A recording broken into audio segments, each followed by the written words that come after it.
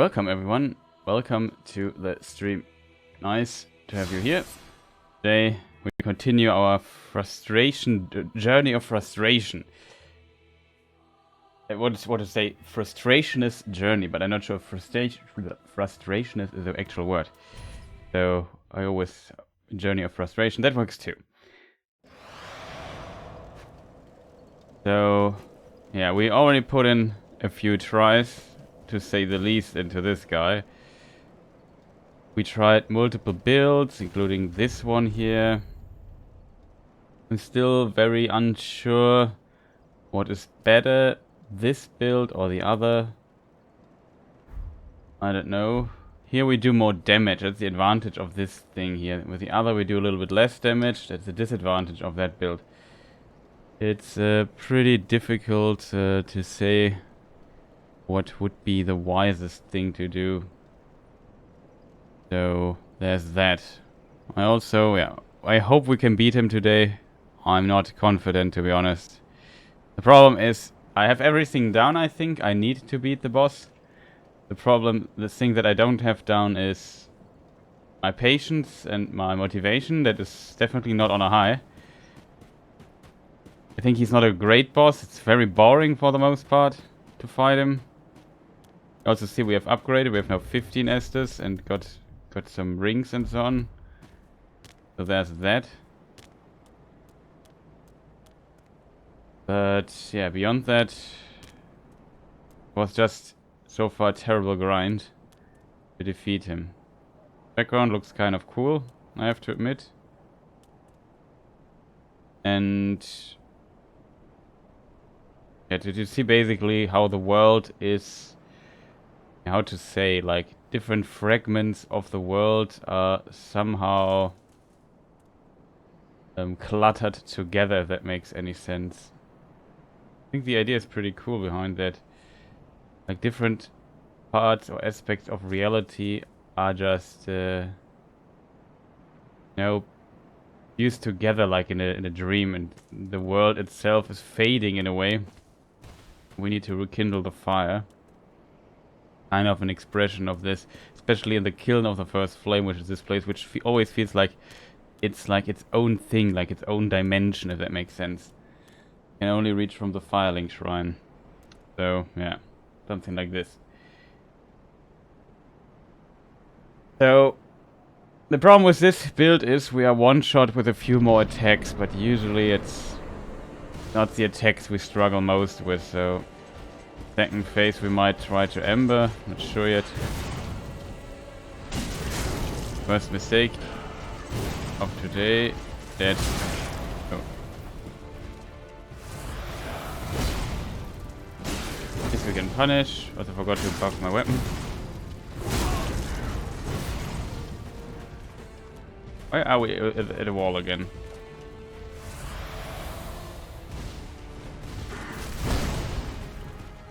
Get a bit away from the walls. Already in this phase. I hate when he does this.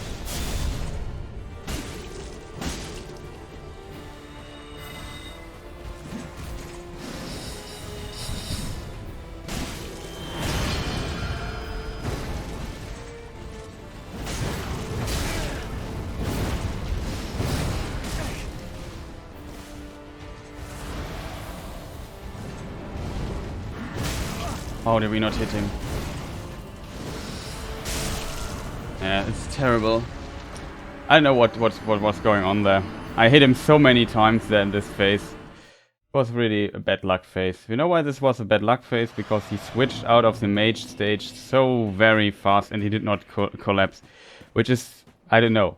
Is this RNG when he collapses or so? I thought it was a certain amount of damage in a certain time. We did a lot of damage to him. Like imagine the collapse bar a bit like the Street Fighter stun bar. Like if you hit the enemy, it goes up, it goes up, it goes up. And if you don't hit the enemy, it slowly depletes again. It's just weird.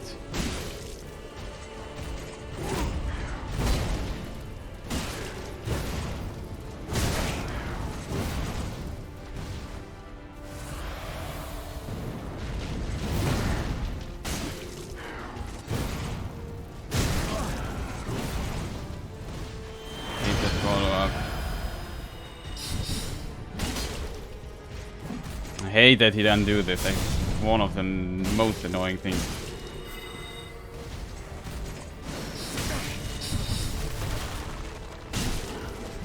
Yeah, now he collapses like he always does.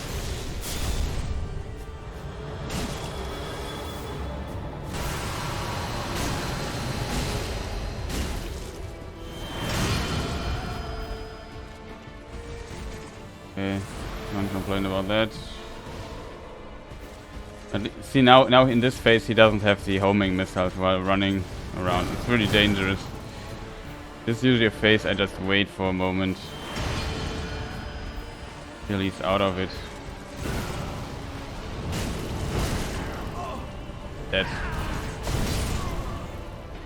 Don't survive this. Very, very rare attack that he did there. Did not expect the attack.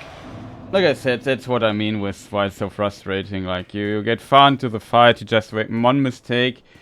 And the mistakes I do are because I have to commit to attacks, and that's just terrible. Like, if the game punishes you for hitting your opponent, then something is wrong, fundamentally flawed with this boss. It should never be the case. And it's not like I'm greedy, I hit him just once. I couldn't even roll in time anymore because it's just so dangerous sometimes to hit the enemy here. Because his follow-up is just so annoying. Like,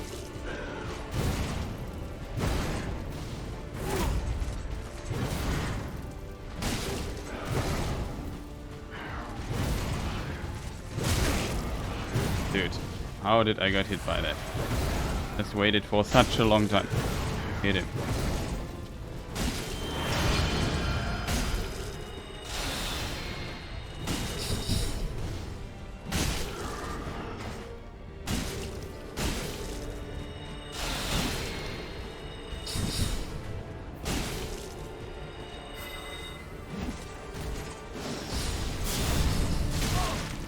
What?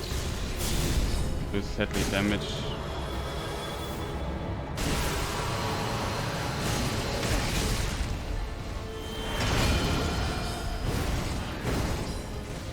Very dangerous situation here. Yeah, nothing I could do there. Like, we didn't collapse. Like, look how low we got him there. He didn't collapse, and he hit me. One thing hit me there, so I lost a bit of damage. Maybe that was what made the difference there. But I hate it when he goes into this phase and has the homing stuff. Couldn't he just transform to spear? Like, this is just so much bad luck. These tries are basically nothing I could really do there. Nothing. Like, I don't understand when he collapses. I don't get this. It feels so random sometimes. I don't know what the underlying cause of it of this. Excuse me, game. I just rolled this attack. Can we maybe not hit me then? I just want to roll behind him as I always do, but for whatever reason I got stuck while rolling against him.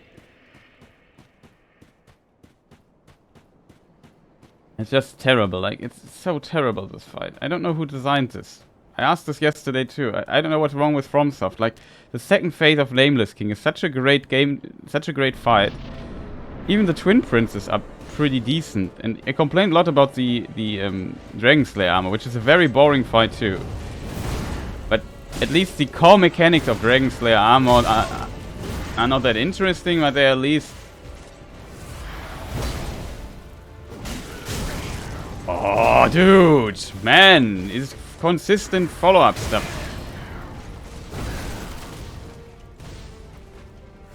I hate it so much. Need to waste so much energy here on healing.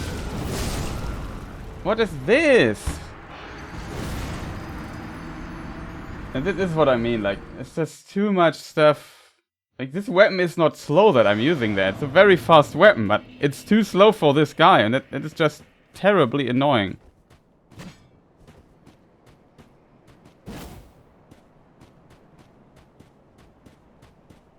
The problem is also I can't wield the X one-handed. I think the one-handed attack of the X is a bit faster.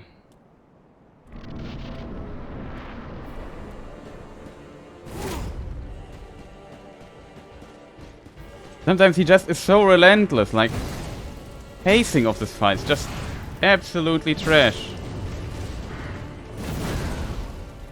Like here you would expect to hit him twice.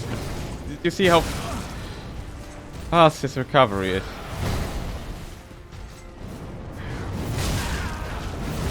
Thought there was a different attack. We have to heal again.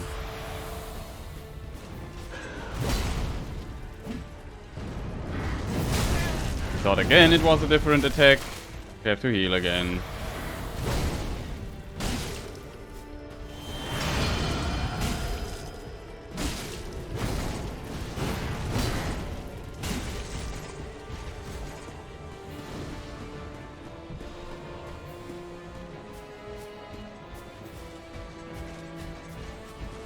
Like, it's highly frustrating, this dude. It's not an interesting boss fight. It's very boring to fight, because all I do is just hit once. I never have, like, a good chance to do things kind of different. I get really the ranges pattern on it.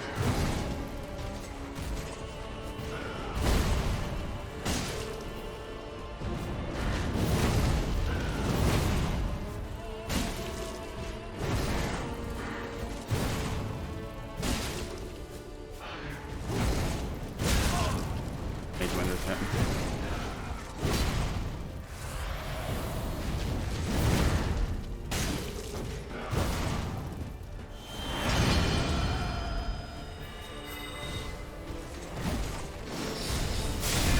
Awesome timing, like.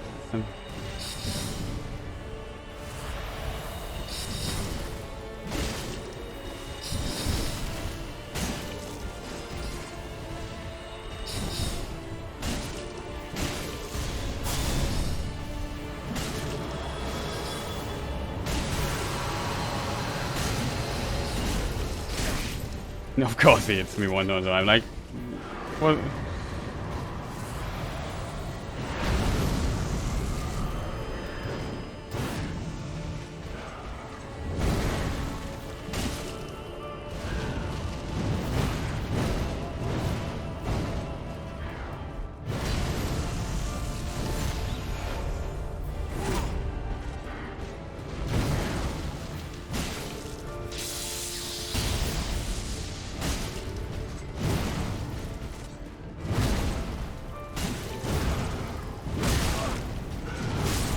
Oh, and we embered up for that.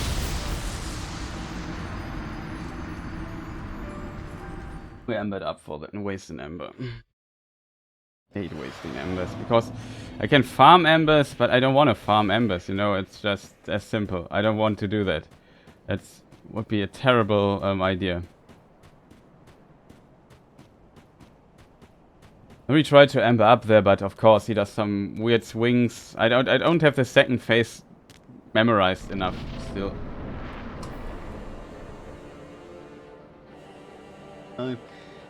Annoying. At least it waits till you have buffed up. That's the only good thing about this boss fight.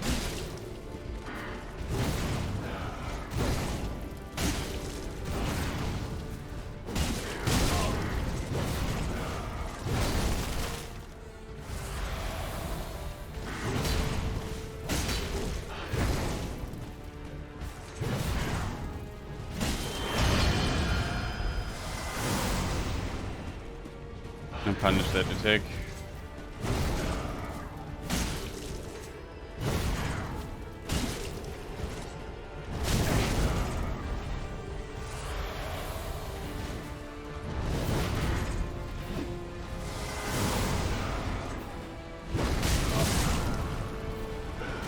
Wait. Going a bit too early too. Also, for whatever reason, we are close to a wall again. Like, I don't get it. Can we not design bosses in a way that they, by themselves, try to avoid going close to walls if you know your camera is bad at walls and it's not fun playing close to a wall? I don't understand this. Like, this is, in my opinion, a big flaw. Also, you see when he transforms to the next phase, how much time we waste just watching him doing weird stuff, because we can't do anything about it.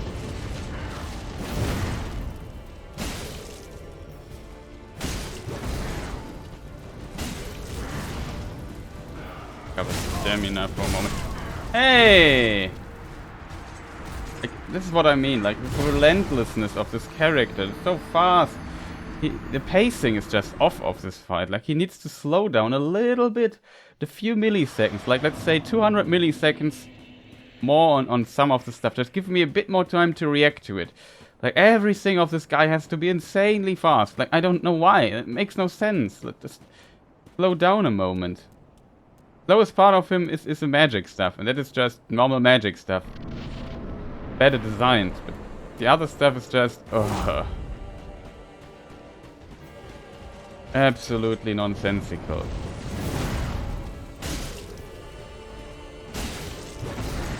Would love to hit him from time, just when he does nothing. Rarely does the third hit. Hate this so much. Like, we commit to a hit and we get one shot. It's just so terrible. Like, I don't want to play passive like that. That's not fun. So unfun. It's so boring to play. It's just hit once and wait and wait. Like, this is... I do more waiting in this fight than anything else. I'm just waiting for attack opportunities. That's all I do. It is waiting for the moment to fight. And then you only can hit once, when you at least had like huge recovery times on some of his hits. That just leads to me not being focused and just, I don't know, man. It's just so boring to fight this. It's insanely boring. Like, it's such a terribly designed game, boss fight. If you play it on as a level 1 run. It's just terribly designed. Like, it's a very flawed fight. You don't notice it that much when you can tank 2 or 3 hits with your HP. Then it's far less of a problem. This is late, this is the last boss. You are amped up pretty much this late in the game, but it just becomes frustrating when you just consistently die to committing to attack. Also, there's some attacks that just are too different, too difficult to...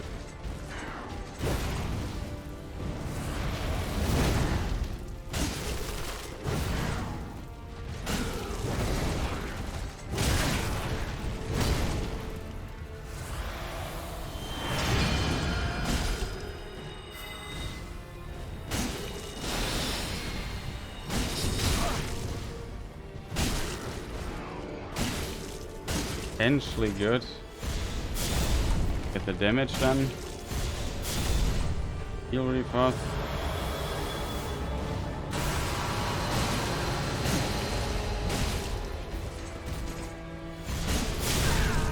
Oh, fast attack.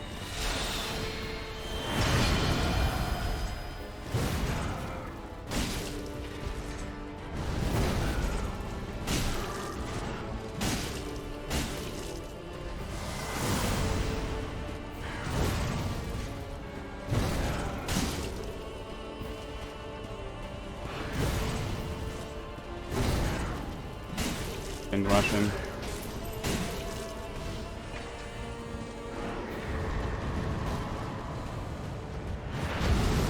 Take another ember just so we survive and stuff.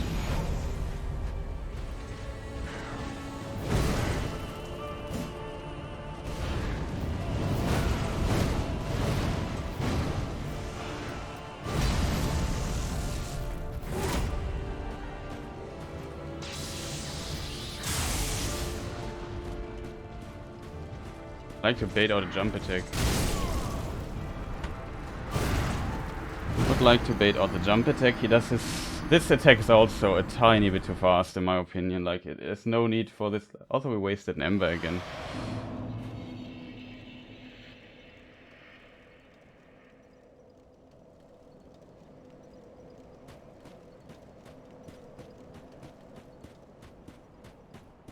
Like, every time we get in this fight, I don't get even a hit in. Like, we missed the hit initially because I can't stay there this long. He's always, when he lands, a tiny bit out of range to have to make a step forward, and then it's very close timing-wise to get to him. It's just insanely frustrating, this fight. Like, He never does this that I hope him to do. Of course, he now has to do this weird, strange, annoying dash attack that's just lightning fast. Why does he have an attack like that?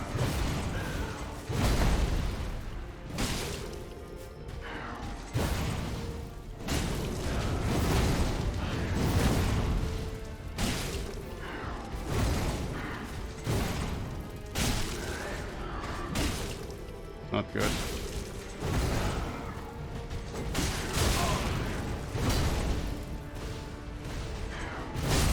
Come on, dude. Can you maybe transform? He's half HP, and did you see this? Like, it was such an awesome fight. I don't know I don't even know what hit me there. Just I needed to recover, and suddenly he just rushes you down. That's just insanely infuriating to me. Like, I don't get it. I really don't get it, chat.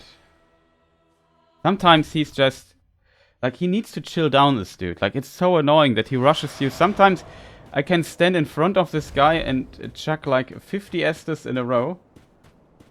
Yeah. Sometimes that is easily possible, and sometimes he just rushes you down relentlessly and when you need to heal. Like, it's so annoying. When you get a distance, and so it just starts sprinting at you. He's also a bit too fast in my opinion. I think he can run faster than I can a bit. He always catches up to me, which is also stupid. I mean, he has longer legs, I guess, but don't play Dark Souls for the realism.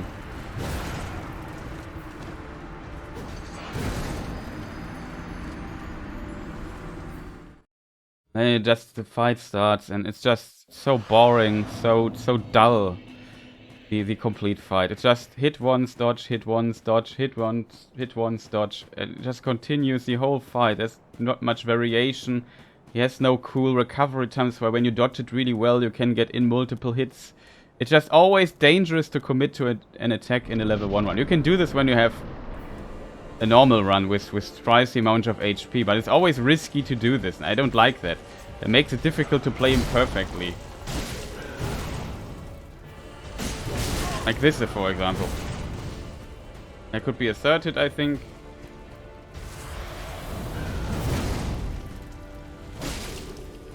Like, when he walks like this, I could attack him, but it's just too risky on this level. I dodged that. I'm dead. Oh, okay, it was lucky. Attack I need to recognize earlier. We could get a second. It's one of the few attacks where you can in theory get a hit in. Also, thanks for the follow. Can't read your name right now.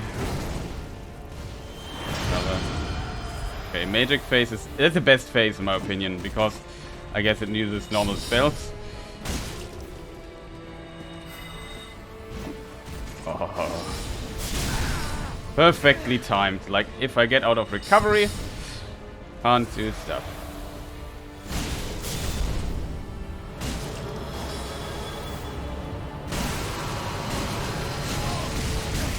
Oh, what an unlucky incident there. We were so unlucky that we got hit there by these missiles. He also did not want to collapse again. I don't have the damage for that. Oh man, it's just frustrating as hell, this fight. I was greedy there, but you can cycle into it and stay between him and the beam if you time it really well. I probably was maybe off. I'm not even sure if I got hit by the beam or by the homing missiles. Also, who thought it's a fun idea to give this guy homing missiles, and when he switches to other phases, they stay? No, don't do this. It's terrible. It adds like almost to the other phases, it suddenly adds almost something like an RNG element. So I think the worst is the scimitar phase. Homing missiles plus scimitars, basically I can just get myself killed and start a new run. It's just that annoying.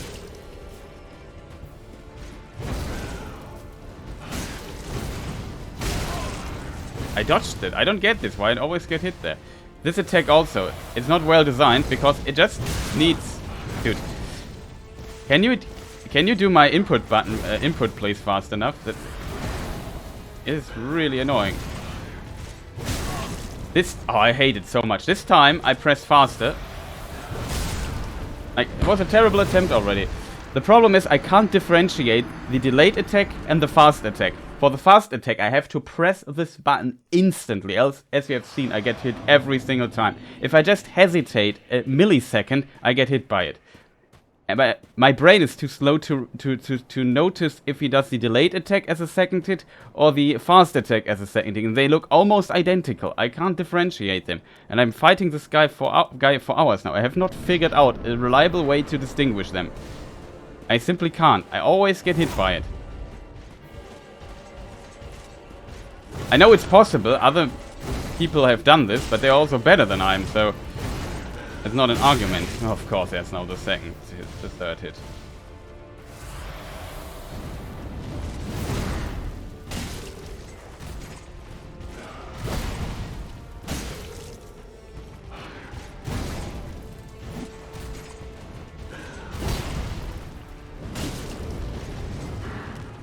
Oh, that was his attack. That was the thrust attack. Now he staggers.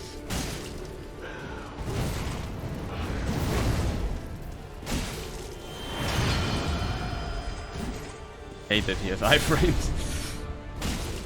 I'm the one with iframes, not you, man. Also, back jumps don't have that much iframes. Just say Dark Souls 3. He has Dark Souls 2 iframes. Well, doing this jump back. Okay, we play a bit safer now. Of course, last hit hits me. Heal here, hope he doesn't do the follow-up. I'm not... okay. Would like to hit him again. Okay, spear face, also an annoying face. Can't attack him here? Yeah, I can attack him. Attack is dangerous. Something cool. That was very close. Just get an extra hit in to show my disrespect here. Amber up now.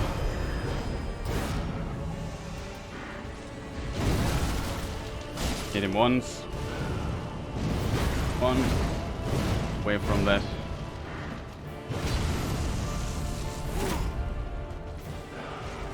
Oh, this attack is just so fast. This attack is so slow. The attack is...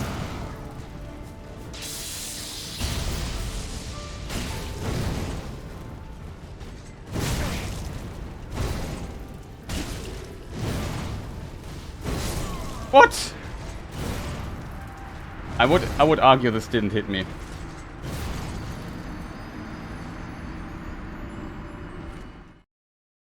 I need to recover there, so I need to get distance towards him, and of course he catches me with this annoying thrust attack. It's too fast. They should have made this attack a bit slower. A tiny bit, like, I don't know, 20 milliseconds or something. Just make it a bit slower, so we have a bit more time to react to it. It's just, I don't know, like an insta-gib. As I said, if you play this normally, there's not big of a problem, because you can play different. You can take different risks. I can't take the risk. If I take a risk like this, now I have to roll back and heal like a worm.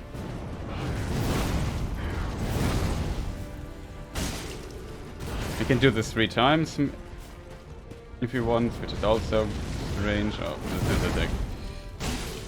And this looks like you could hit 2 times, but every time not every time, but often if I do it, I get hit.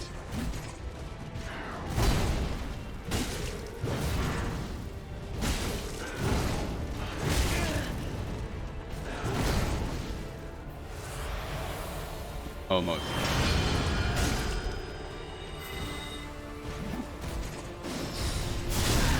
Again, I had to roll the missiles.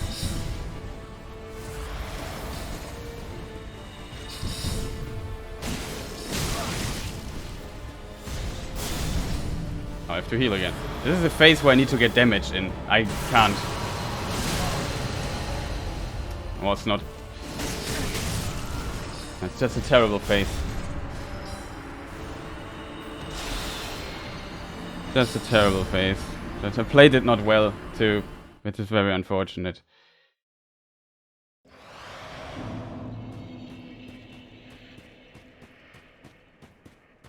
The problem is, if you get hit, like, it's always so terrible. These random missiles shoot out, and you have to dodge them, and then the follow-up. He times it in a way like that should not be the case. You should be able to dodge both of the missiles and the stuff at once, just without, I don't know, it's just too much stuff on the screen going on as a result, and focus on these missiles and the stuff. And that's why, in my opinion, it's a bad idea to give him missiles like that. And I rolled that, man. I don't get it. Why I'm always like a tiny fraction too slow. Also, we're getting close to the wall again, which I don't want. Dude, why are you not rolling, man? What is wrong with this controller here? I don't get it, man. It's the third time again that my character refuses to roll. I don't have the space to take risks like these.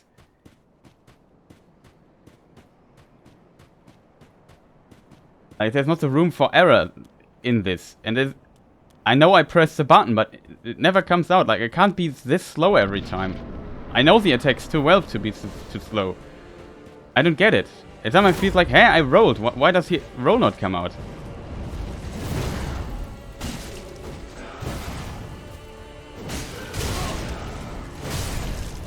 Yeah, sure. Do a 90-degree turn while making a thrust attack. Or a vertical attack. I don't get this. I'm also not playing better, like, because it annoys me already. Like, I just want to move on. I need the second phase practice, and I just do super mistakes all the time in the first phases. It's very difficult to get my mindset up here.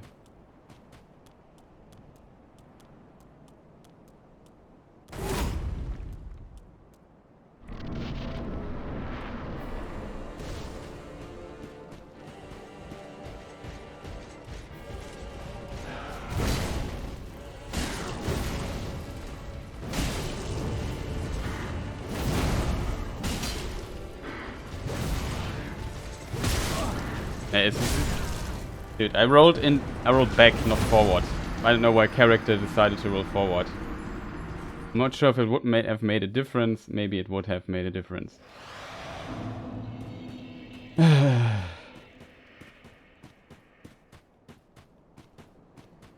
hate the first phase so much. Like the beginning with the stupid swords, it's not well designed. Sadly. Like, the game mechanics are not great. Mechanically, this boss fight is very problematic. It's not awesome. It's a very boring fight.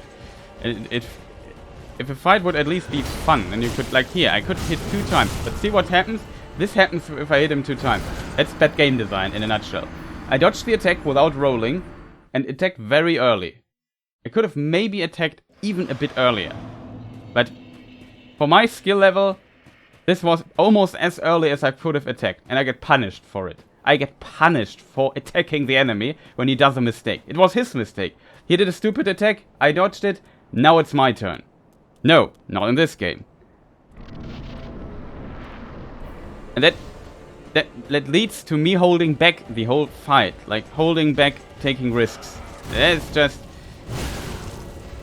makes it very, very, very tough.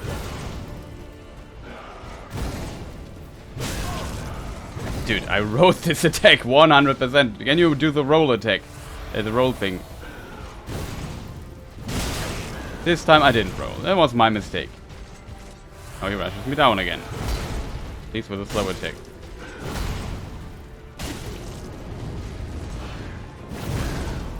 Almost died there.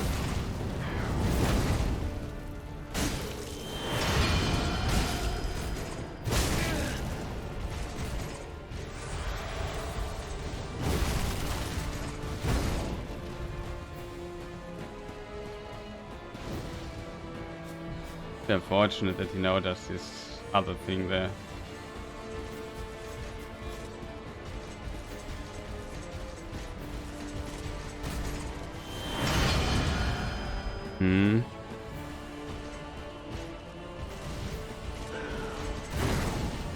What is this? Oh, this is a spear? Yeah, it's a spear.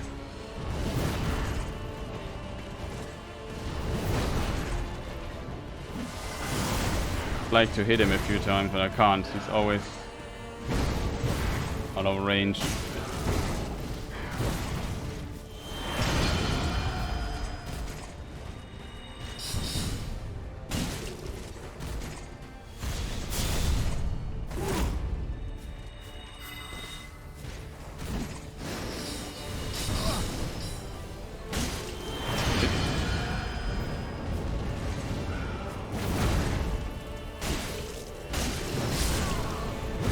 Thought he would collapse. Was a terrible face again. Like, it's so much bad luck. Like, I need a better pattern to fight him. He switched too many things there in a short time. I never could get in really good damage against him. And I thought, okay, I hit him so many times. Maybe when I run away from the scimitar phase, I probably reset the collapsing timer completely, so I should not speculate on him. But in my head, it feels like, shouldn't he sometimes have this collapse? I'm not sure how to call it. His stagger, he's stunned. It would also be cool if there would be a finishing animation for that.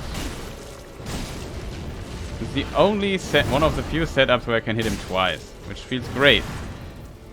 But I know it was just lucky that I could do this. It was not my skill or anything. Kidding me.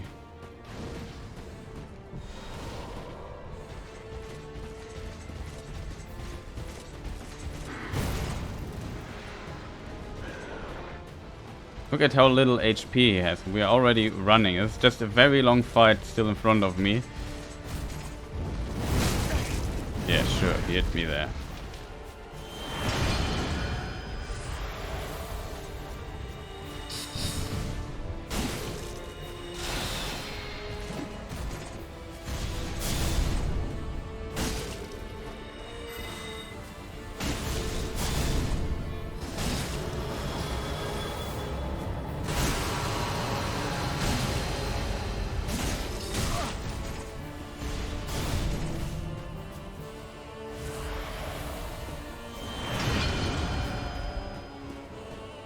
Good.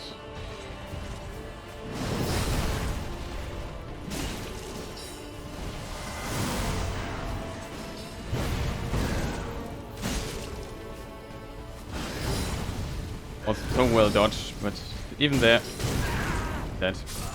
Just a single mistake.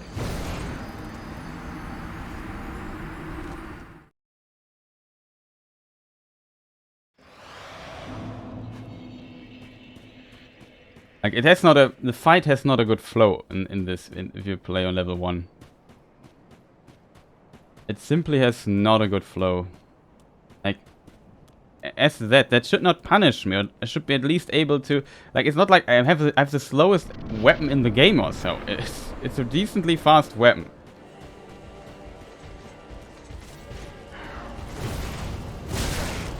Wow.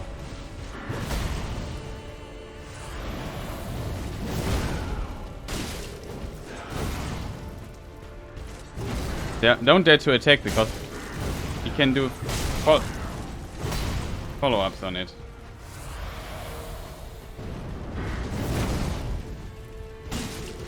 Like, everything has like a weird follow-up that makes it so risky. And when you get a good opportunity, he does his jumping stuff. He can do a follow-up to it, so I couldn't attack him.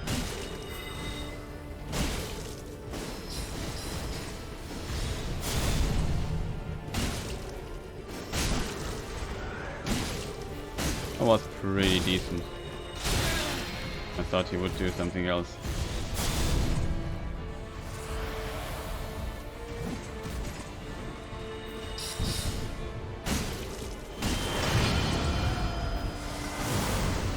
Almost.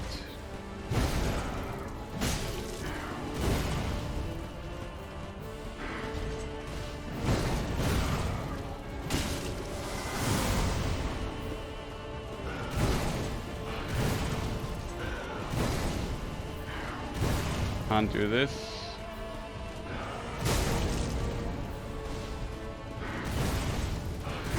Can't even heal.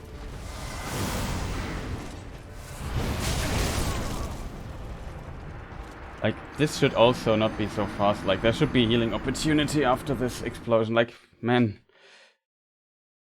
And he did the 2 times in a row, or the 3 times he did this horizontal slash with his fist. Such a fast attack, and looks very similar. The starting up animation of it looks very similar to when he does the spin animation. So I wasn't really, I thought he would do the spin now. I hoped he would do.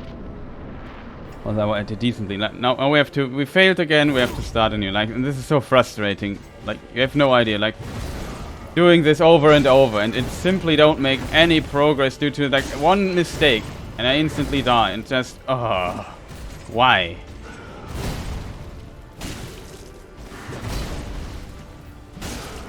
Very stupid by my side.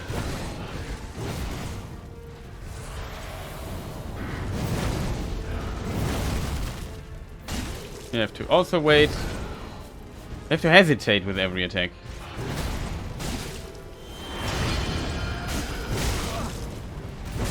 I'm dead.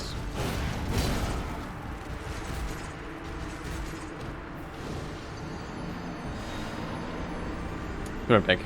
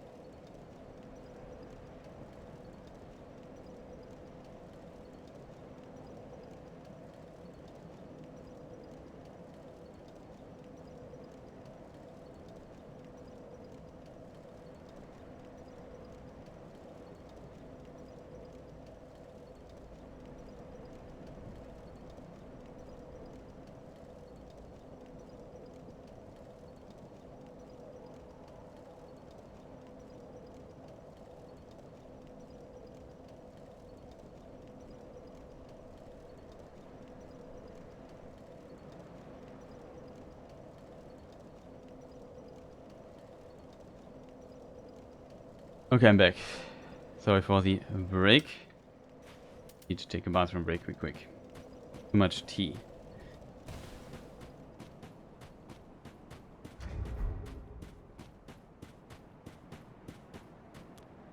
So we just continue. It's just terrible.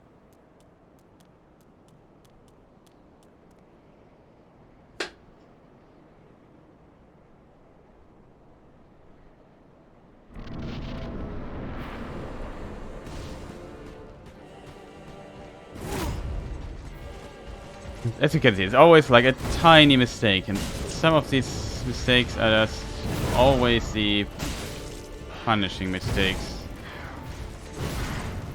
We dodged this attack. Mark it in your calendar. It's happening rarely.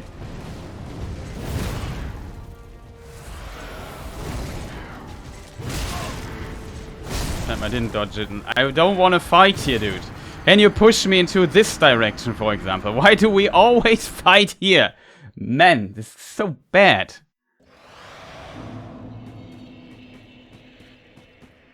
Like, always close to the wall. Like, and I have to think about how to get away from him again. It's just... Don't. Just let me be for a moment. Pacing of this, like, attacking is so terrible in this fight. Like, you have no idea.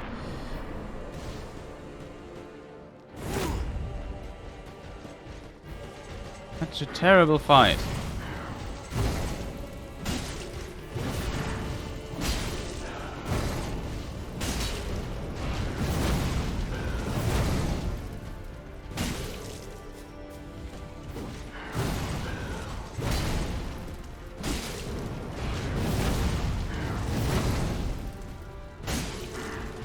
Also, getting close to walls again.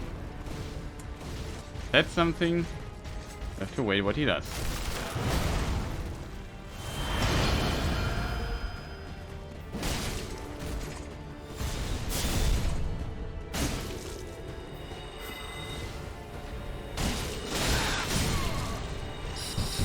How much bad luck can one person have?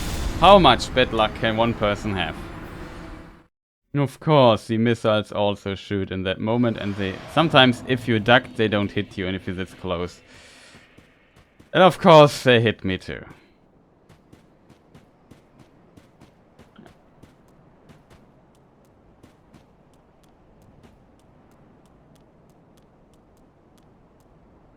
Like when you do a hit with this X here, you always go down a bit. It has like, because in fighting games you would call it attack crouch.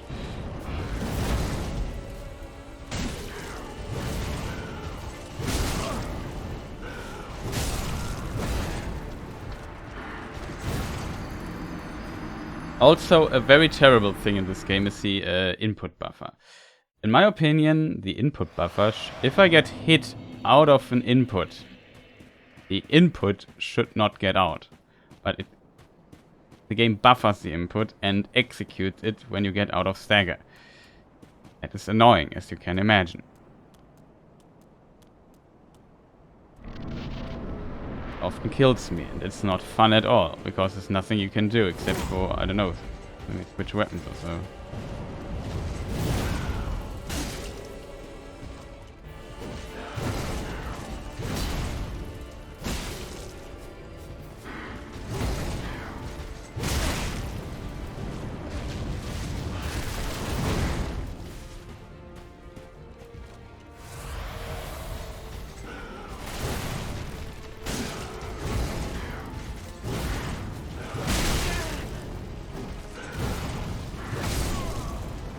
Kill me here.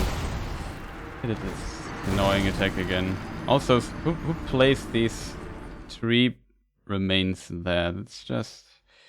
They block your path, they can block your vision. We can also block projectiles, which is kind of neat, but not really what I need in this thing here.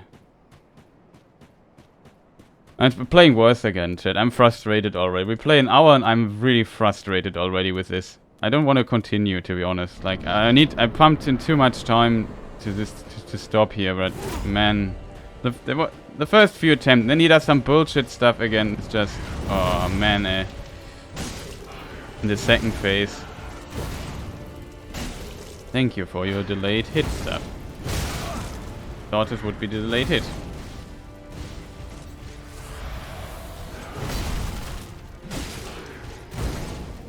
Can do a follow-up to that.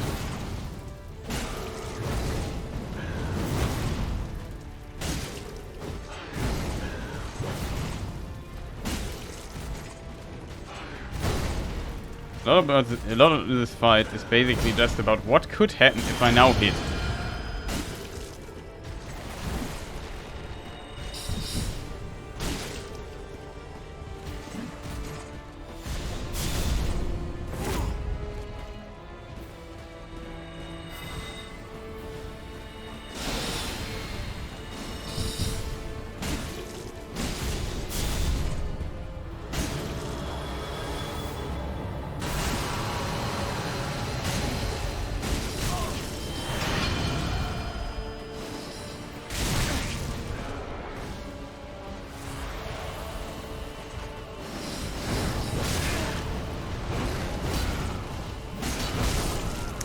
Stagger, please, dude. Why does he, like... Can somebody explain to me why he didn't stagger? Like, this is the most annoying phase, when he has magic missiles in this phase. There's nothing really I can do. You can just hope that I somehow survive it. It's just terrible. Like, if I at least could throw a dual charm at him and they would vanish or so, but no. Even that is not possible. Like, man, just... why? Why do you design this so badly? I don't understand it.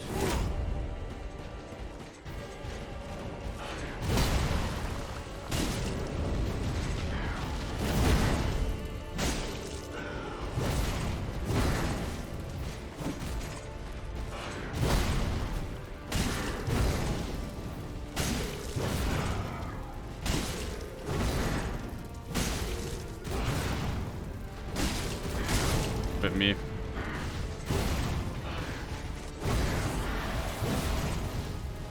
Can you stop being so relentless, please?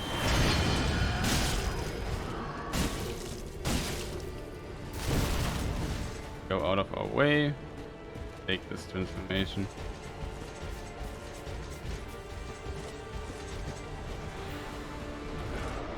We could have punished him for doing the spell there, but yeah, whatever.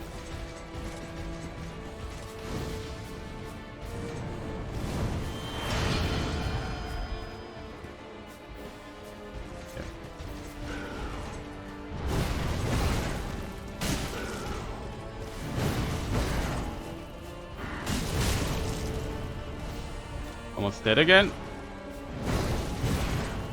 Heal here. Can we maybe get away from this annoying wall there?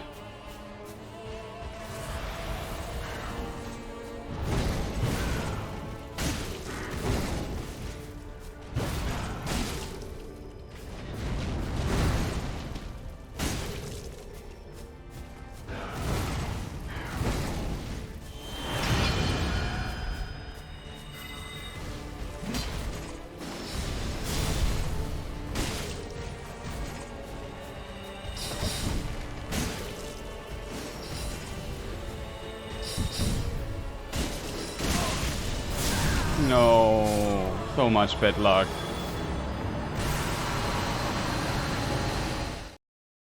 So much bad luck. And then the magic phase.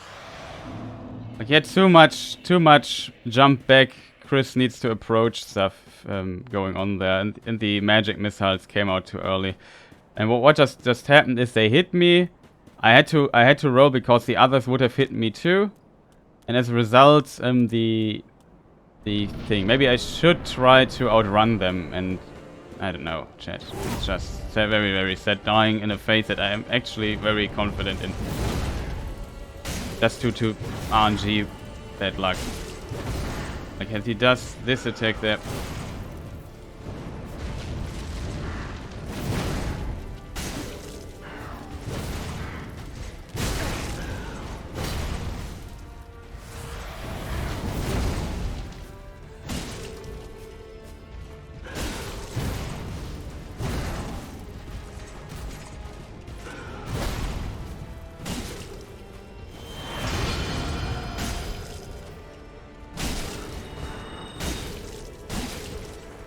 Hope we're lucky here.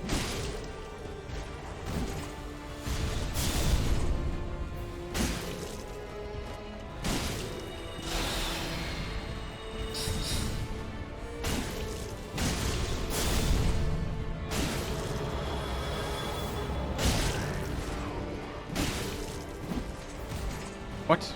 So fast?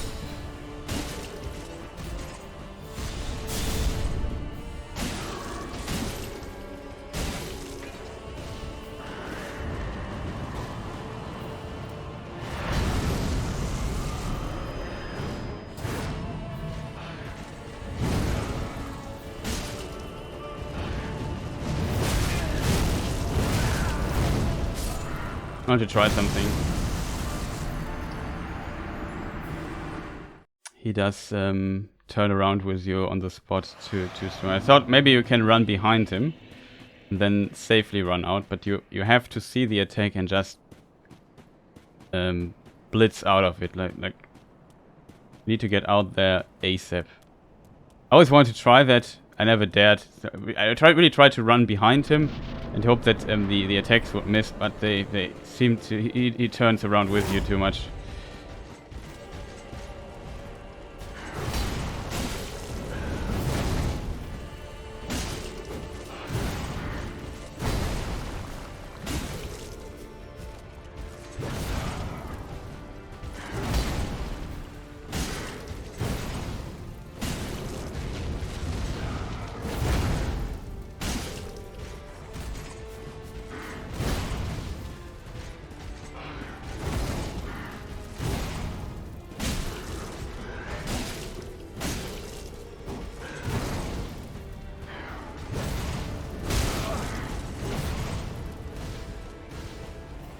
Maybe? No. spear face. Also has a really strange angle.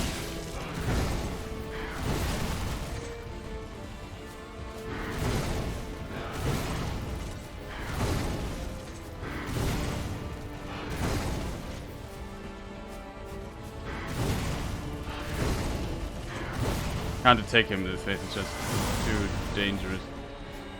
Real.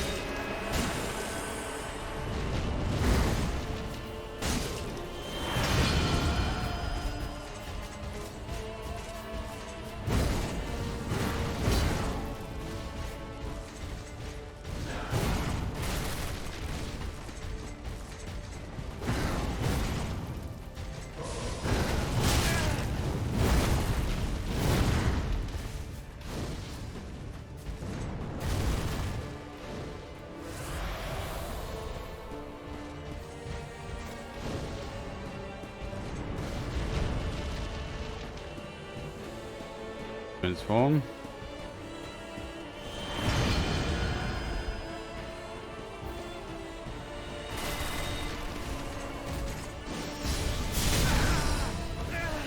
Perfect timing again. Like, this was perfectly timed. Terrible round, by the way. Also did the healing for no apparent reason. Your face was such a such a test of patience. Because I couldn't attack. He does this normal thrust. He can just, if you have seen it, he can does it 8 times in a row, which is, these are the little flaws of this fight.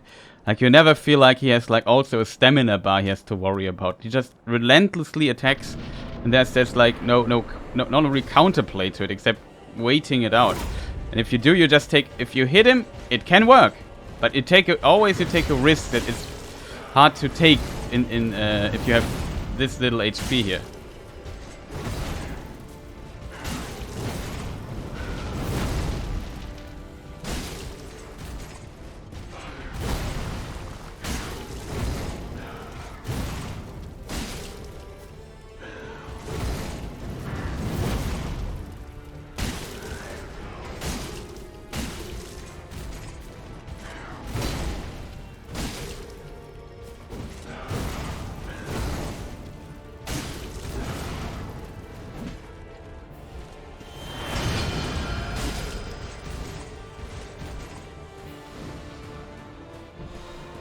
And we lose basically our aggression again. At least he doesn't heal up.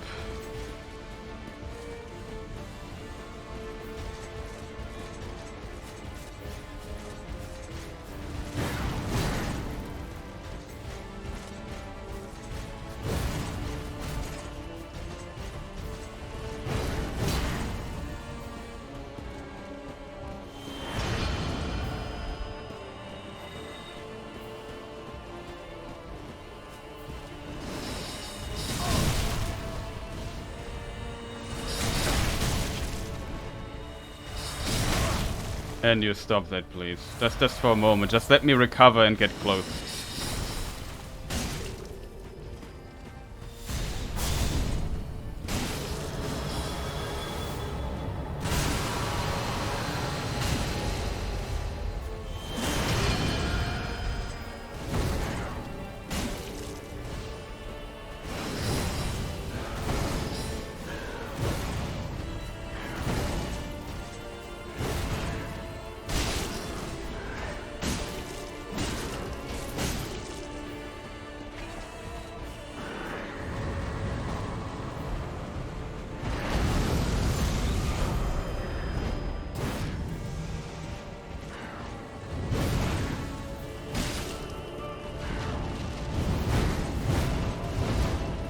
Of this is also kind of ridiculous.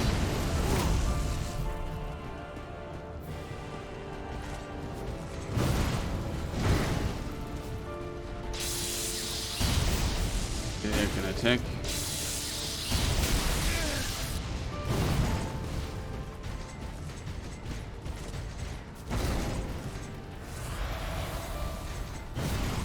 Pretty good for us. It's not good.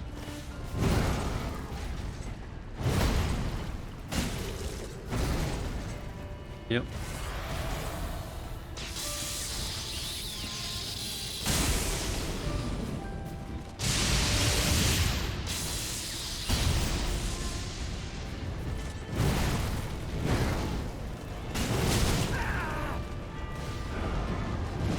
I'm dead.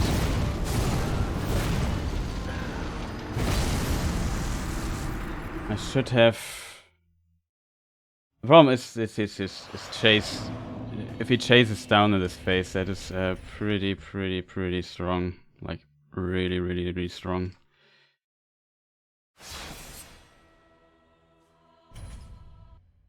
Like, it's really strong. Very unfortunate that it's so strong.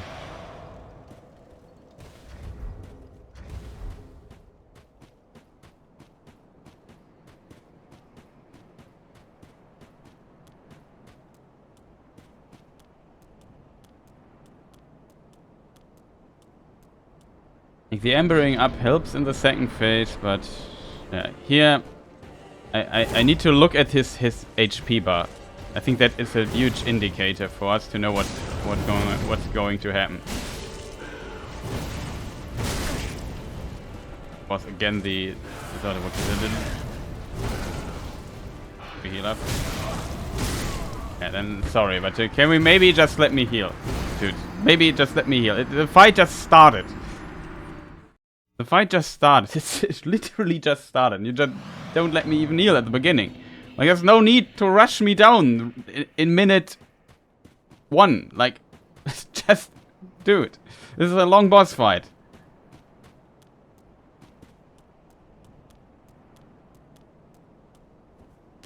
Also, I disagree that this lightning thing there hit me one time. I don't agree with that, sorry, but I rolled that.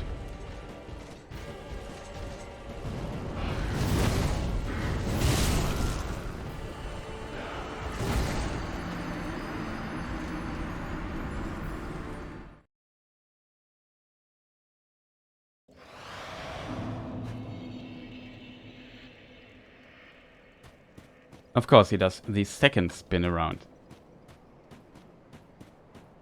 Like, that's when I take a risk. I took a risk, I was wrong. You instantly die. Cool. Like, can he just not do this? Why can he, like, I don't know. Usually in bosses that can add attacks to their combos, you have like a certain degree of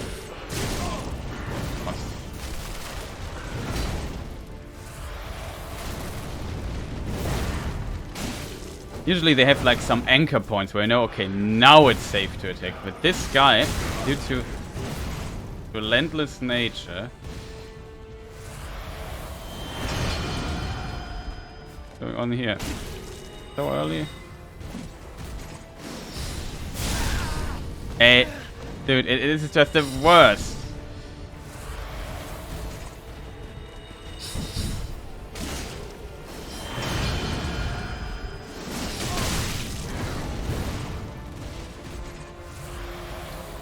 You can try to outrun him, but it's not fun. I have to walk and... oh. Stamina. In slight circles.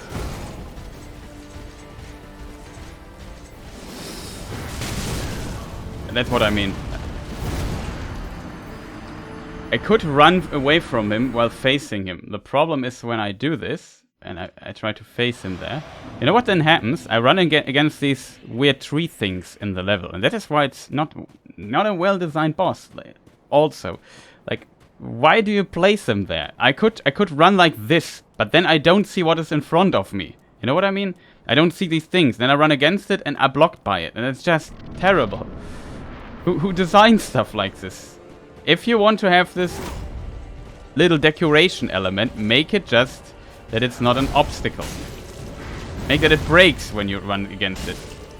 Nobody would say, hey, that's totally unrealistic or something. It's Dark Souls.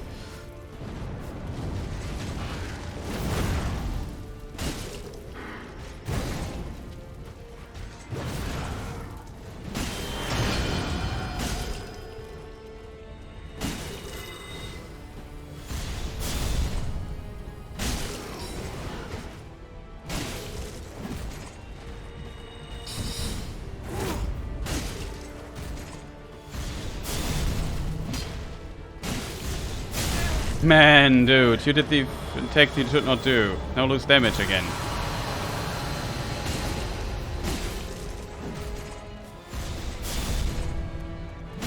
Hit the roll attack focus here. Don't know what.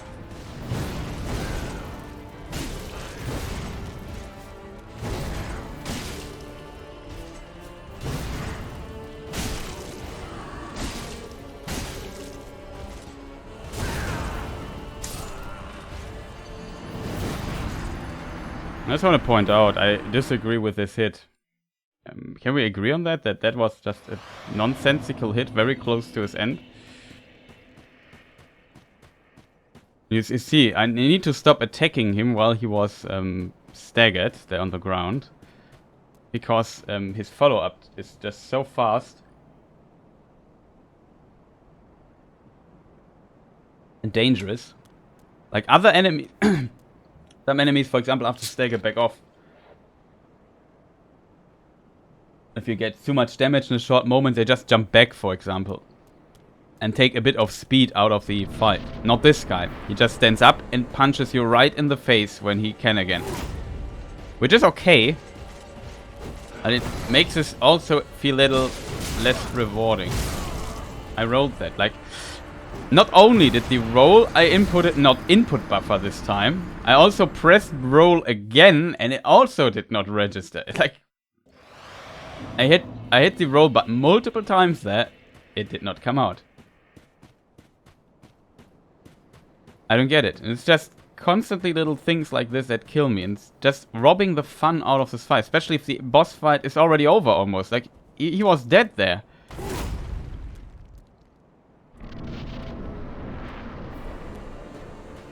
And I do like this weird attack that misses, like the roll the roll attack. I need to doing something. Untalk. I rolled that. But you saw the roll coming out. Maybe I was too late on the roll, but it was strange. But as said, it's also an attack where I would prefer to attack twice, but I can't.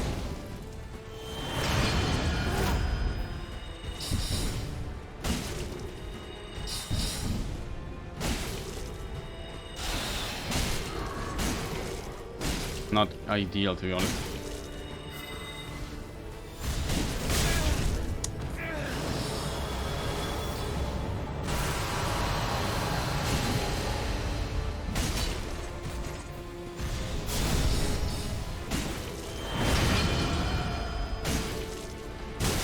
Oh wait, no stamina left.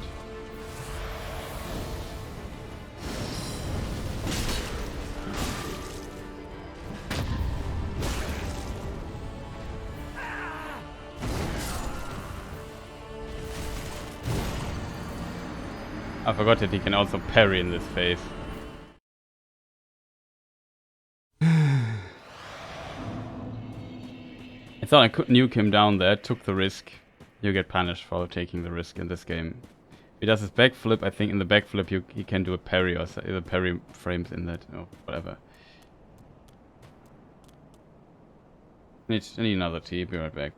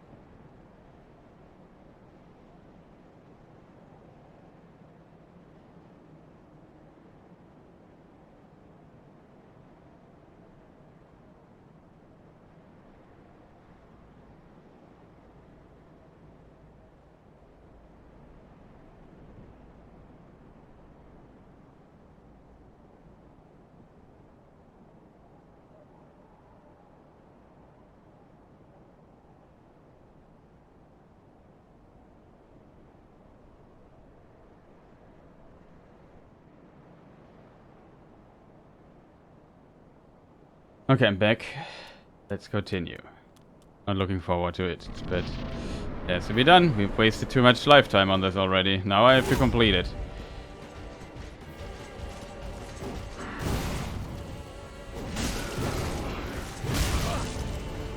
Follow up and it hits me there.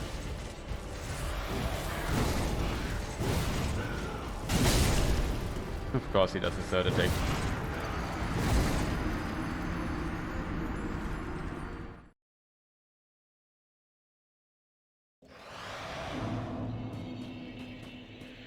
I don't know how the very good players get this so consistently.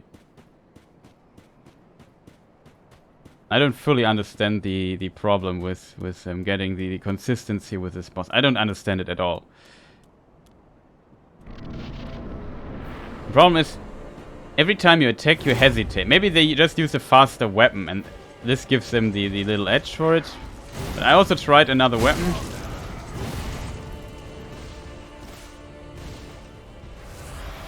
Starting great already.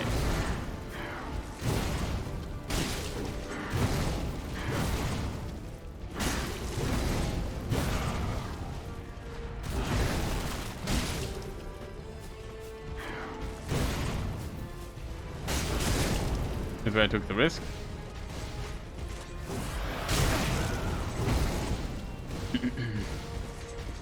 And Mr. Rushing Down man is here again.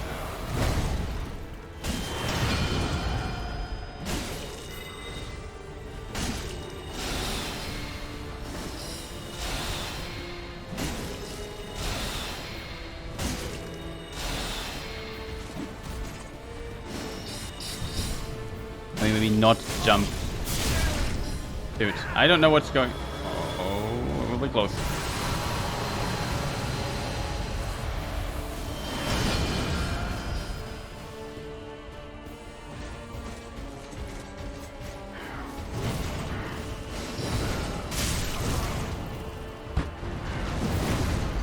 Like, how awesome would have could this fight be when this boss doesn't do back jumps in the direction of the wall? Don't do this. Code something into him or design him in a way that he is avoiding to draw the fight close to the wall. I mean, this arena is big, but sometimes you often end up close to walls. It's so unnecessary in my opinion. No idea why that is the case. It should not be a thing, but it's frustrating as hell.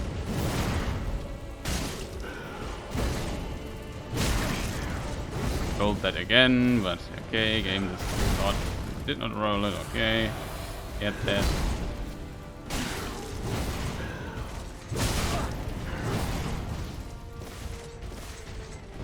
Oh.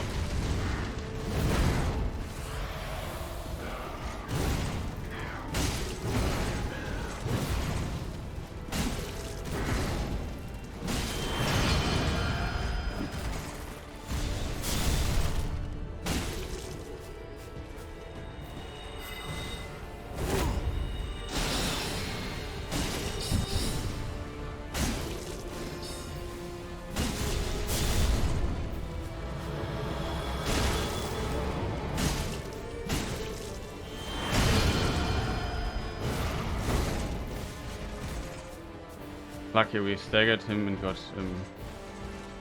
annoying stuff out. So now we can just run away from him for a time. Wait for the different phase, because it's too difficult for me to dodge the attacks here in this phase. Like they have these little micro delays because sometimes he does a spin and so on. It makes it a bit I wouldn't say inconsistent, but something like this. We need... He's also... You see this? He's again getting close to walls. Oh, almost died there, by the way. Okay. You can start doing normal... fight normal again.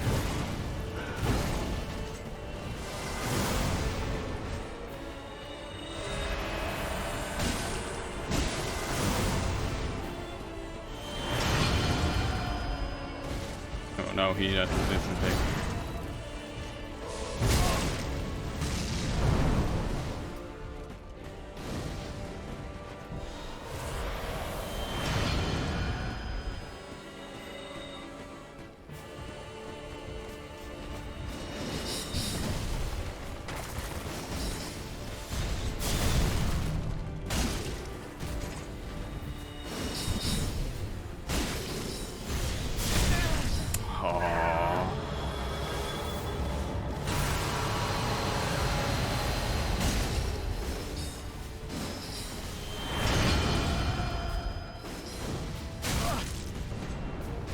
homing missiles. Fantastic design decision. Now he has these magic missiles. I could not collapse him, couldn't get the damage in because he hit me there one time with this thing. Otherwise, in my opinion, I should. That's by the way what happens, why this is a terrible phase. Like this combination, Pyromancer plus magic missiles is a combination I never want to face. Like it's just run ending. I don't know what to do against this, except for being angry at the pattern. Like it's just RNG bad luck times 20. He could have also went to the spear phase. It's not like predetermined which phase it is. The spear phase and homing missiles works pretty well because I have to dodge so much anyway. And as a result, they never hit me, really. Still a thing. I wish they would not be a thing. His attack is also too slow, like. Comparison to all his other attacks. The second swing there's just...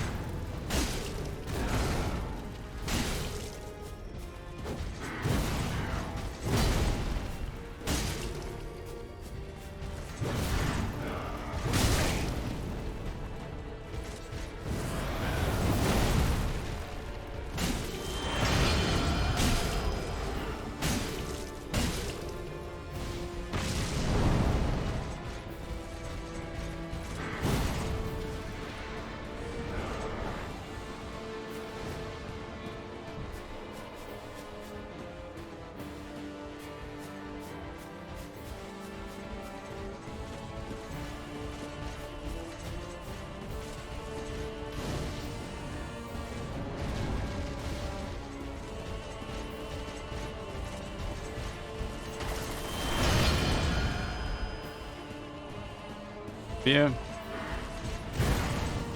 God. It's spear.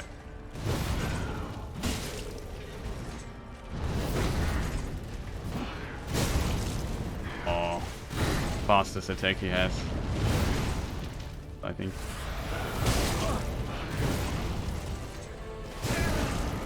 Dude, it was so unfortunate that we couldn't get the recovery there in. Too hot. Yeah. What can I say? It's just bad luck that he did not let us recover there. This annoying fast attack there that he does is just so terrible. Like, man, can it just be a tiny bit slower so it have at least a moment to react, like to realize what's going on. Like this is just a pure muscle memory thing to dodge this attack for me.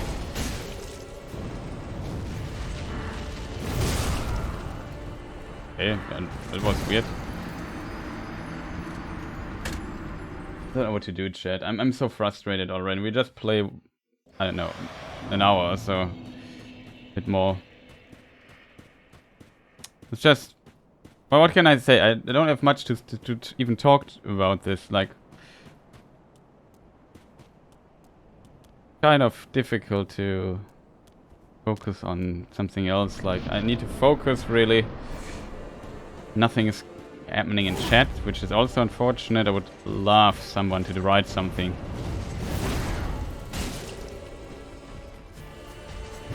Just so we have a bit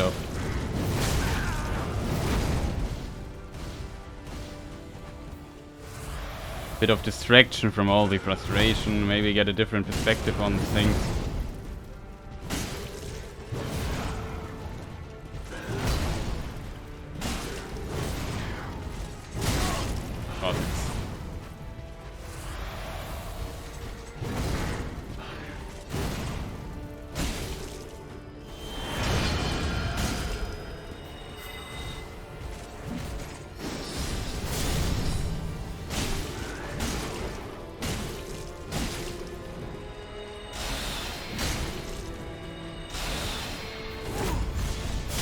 Oh, dude, why no? Man, dude, why? Why can't you just do a different attack or just wait a moment? Man, I just wanted to buff up there so I get the full damage. You buff up all the time, dude. Why don't let me just buff up also for a moment? I let you buff up all the time, man. What's wrong with you? Can't believe that. Why does he have to do his fastest magic attack there? Why? Then I'm also... The problem with his fastest magic attack is that I fly to the ground... And it takes a long time to get back up. It's a hard knockdown attack.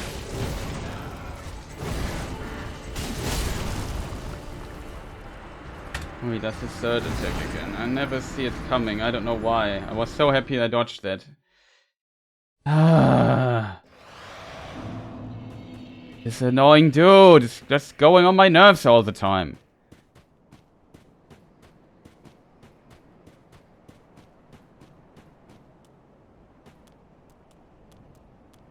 Why does he have to do this annoying magic attack there? Why? Why the fast one? When the moment I decide, okay, he's pretty slow, I do the buff up really quick. And I wasn't back in time again to dodge the attack, I think.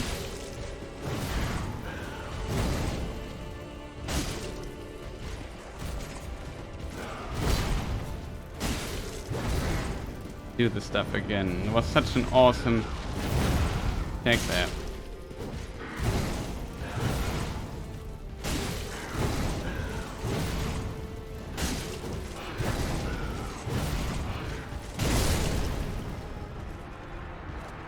Why is there a third attack on this?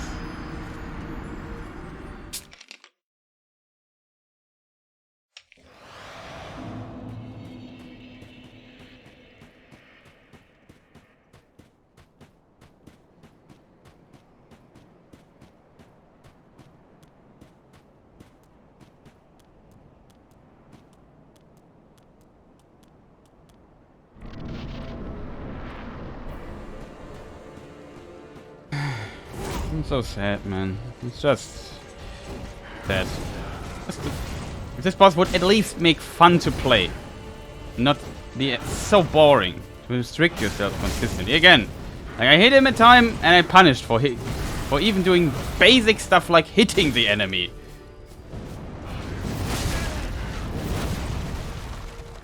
I know why I got hit there. Now he rushes me down again. We're getting close to walls.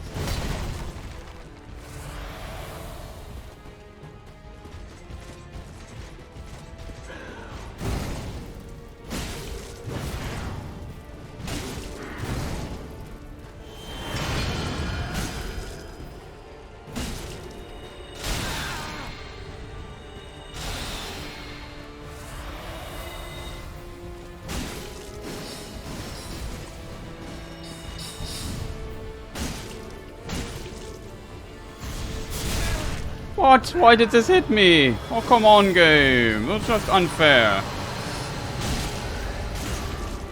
There's so much damage here. Oh, come on, dude. Again, fastest magic attack. Oh, it would transform. Yeah, now it transforms. Now to be really on point. Oh, dude, really?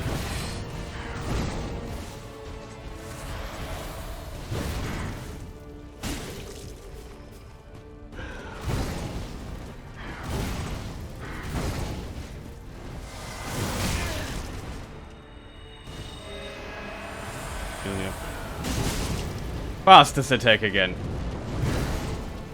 And we stop doing your fastest attack all the time. And this phase. I'm not full HP, so I can't take the risk. Can we heal up, dude?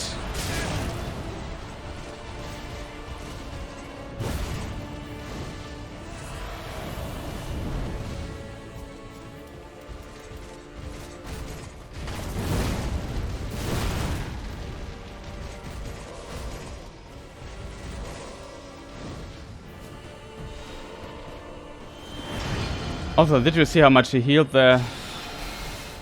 I have to get close in a magic phase.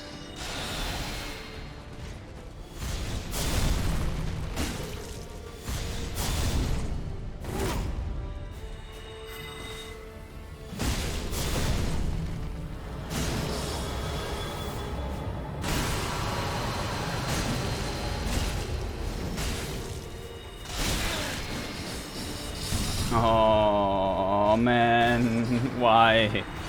Why this spell? Why such a terrible thing? He would be dead if he would have not healed, by the way. Terrible game design decision number 500 in this fight. Don't give your boss and boss enemy a heal ability that you can't prevent. You can do this with NPC enemies because you can hit them with 1 or 2 hits out of it. You can hit NPC enemies out of this animation. I can't hit this guy out of his animation except I would have insane amounts of damage. Then maybe I could. Here I could not. And that is terrible. Very, very, very, very terrible. Because it's like, I don't know.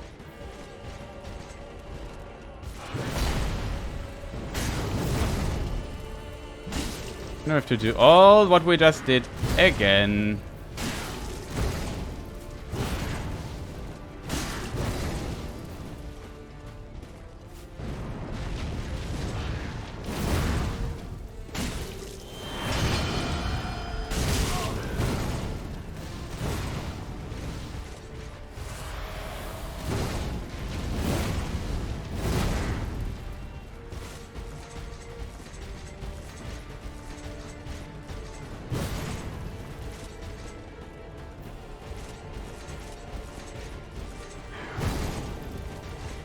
Notice all our stagger build up again.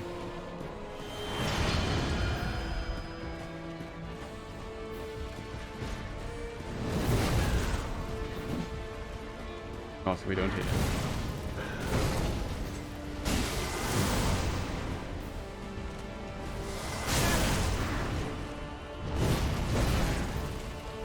Hit him again, and I'm dead. Oh, I survived. Oh, I'm dead. Couldn't heal. Like, couldn't get in the fight. Dodged the explosion wrong. It was the one spell I needed to dodge.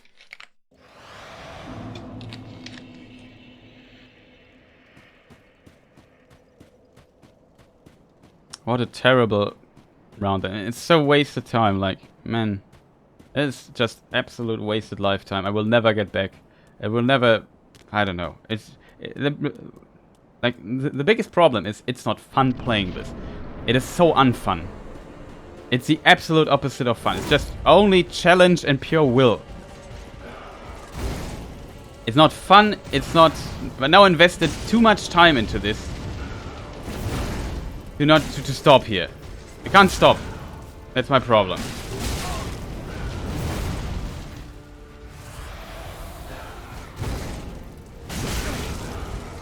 And you stop doing the weird follow-up stuff when I take the risk.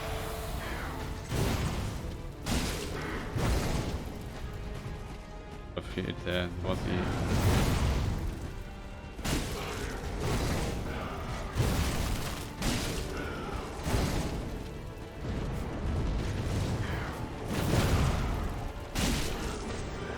Bad.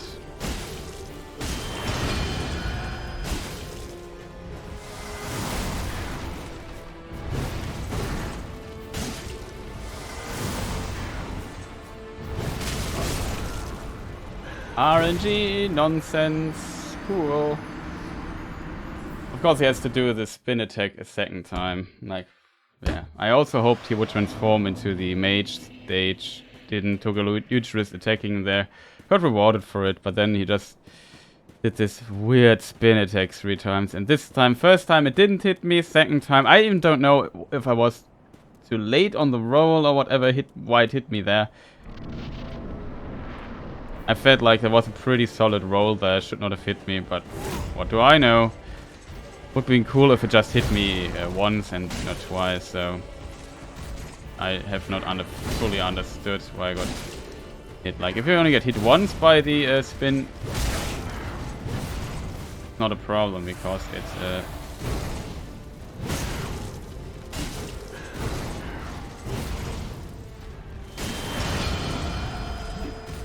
So hate this. Oh, I rolled, dude.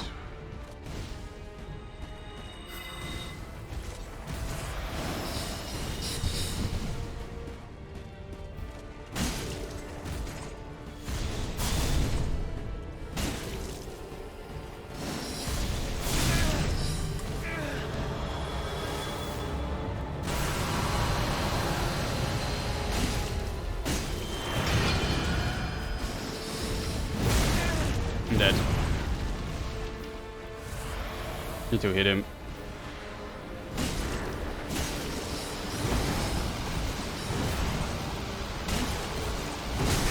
And you maybe get staggered for once, man. Okay, he's out of it.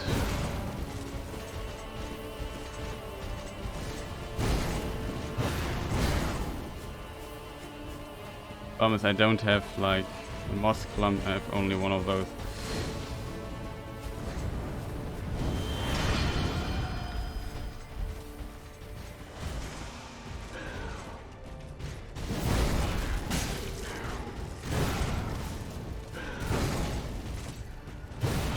Heal up here for full damage.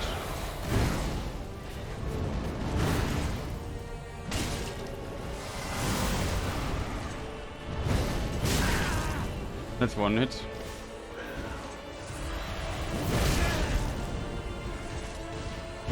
Dude, just let me recover for a moment.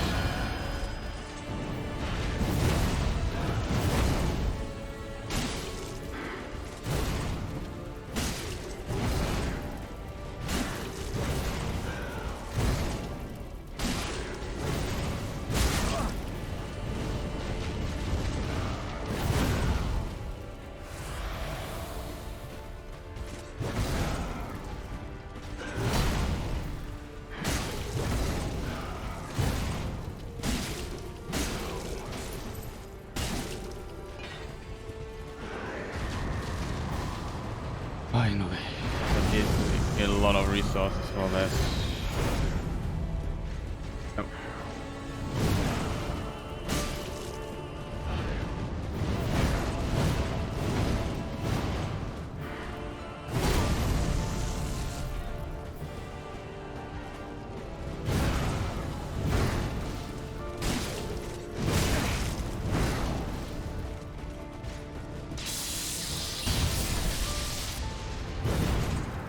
Up for the grab. That awesome. That was cheating game. That was really cheating. Getting me into the second phase, all hyped up. And then stuff like this happens. Cool. Of course I get hit by this weird follow-up swing there.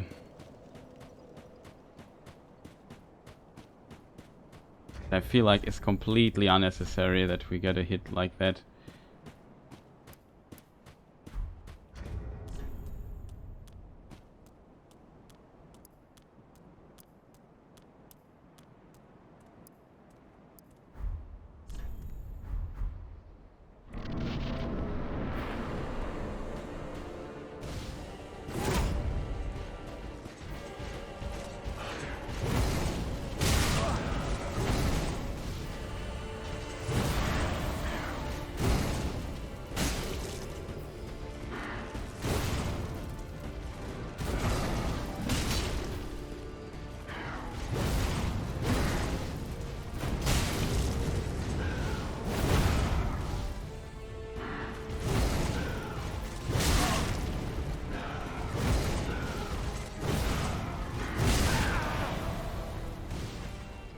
How much space does he cover with this attack?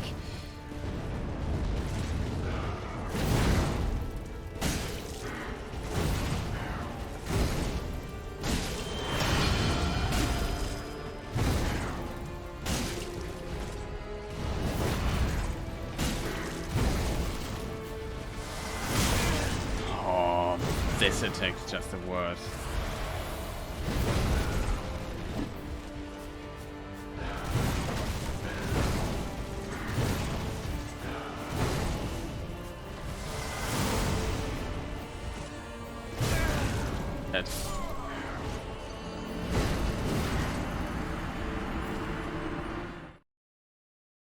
Oh, my roll timing was off by 2 frames. I instantly died. Cool. So much fun.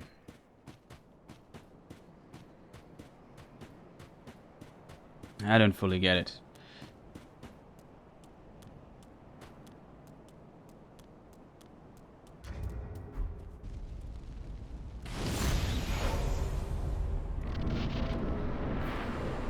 Right, with an Ember this time.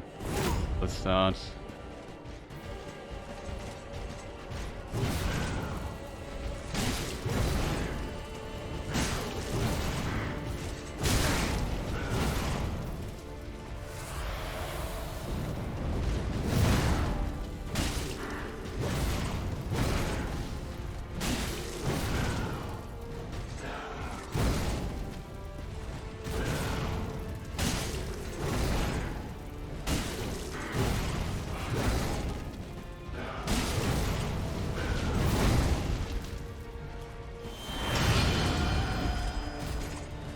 Was a hit, in my opinion.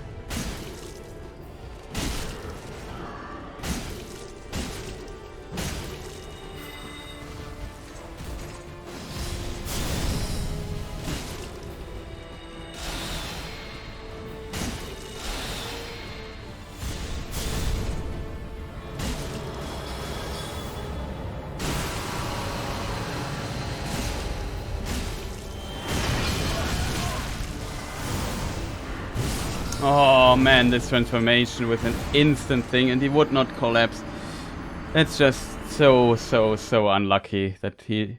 Usually I like it when he does the magic missiles very early in the fight, because when he does these magic missiles, I can bring him to collapse. I got so many hits in there, he still did not collapse a second time.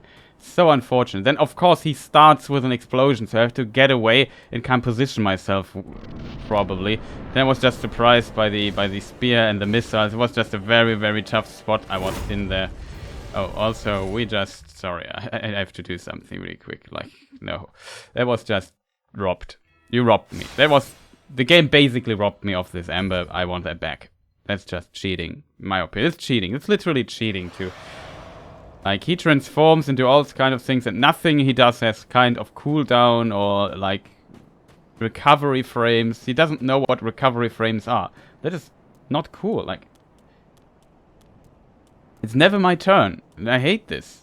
It's never my turn in this fight. That makes it boring. Makes you play very passive. You can't even block his attacks. I tried it once with Harvard's shield. He just depleted my stamina in one go.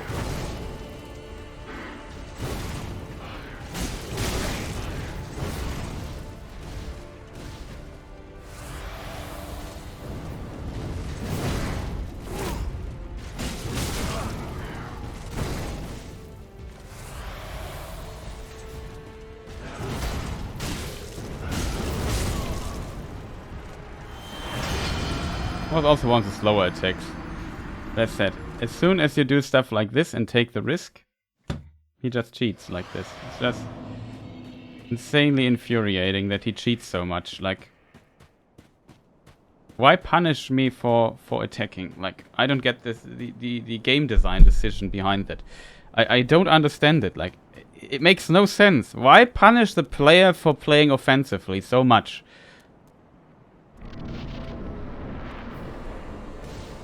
I always try it and hope I get, I can get away with it, but it never can.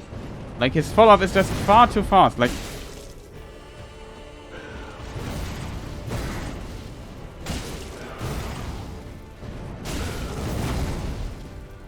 to recover here.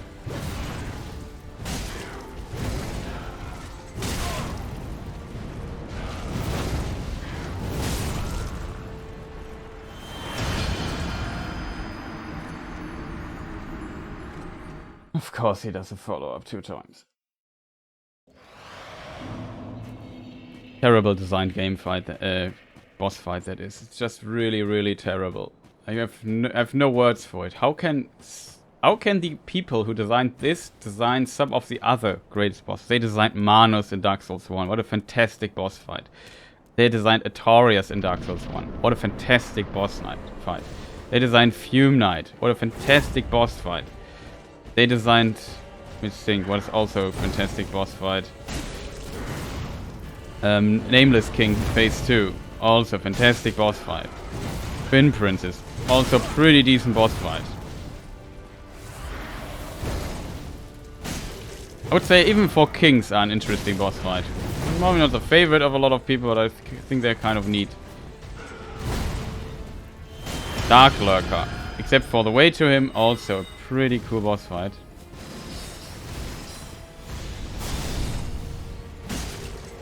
And of course, he jumps away.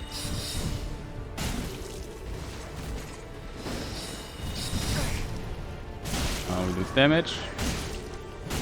Have to live with it.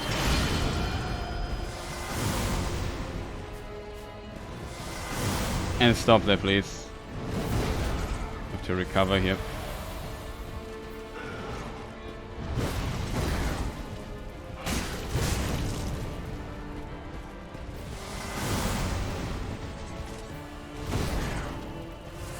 And we're close to wall again.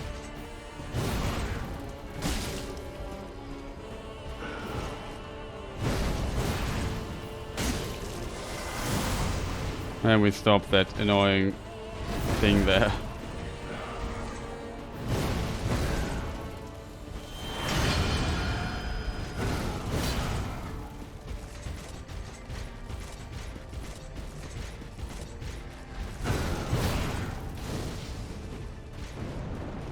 Dancer in Dark Souls 3. What a fantastic boss fight, except that the arena is a bit too small in my opinion, but the fight itself is fantastic. Like, what an awesome fight. Get too far away from him in case he transforms to magic. I want to be close.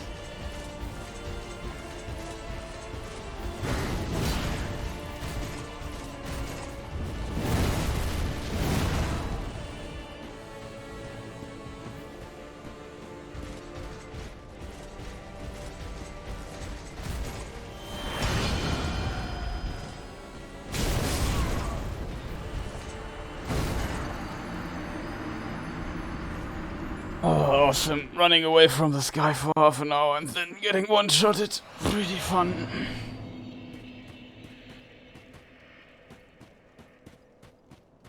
Now let me think, what other fantastic boss fights are there?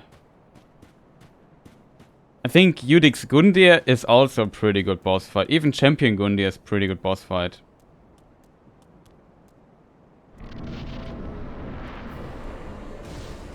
But this boss fight is just poorly executed. In so many little levels. And you only notice, I guess, when you play it in a challenge run like this, but that.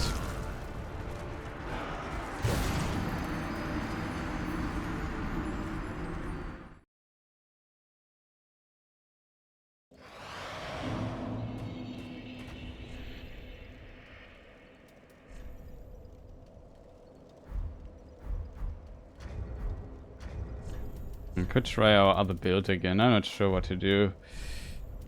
I'm not sure this really helps, but we survive some of the other hits as a result. It's my book a plus.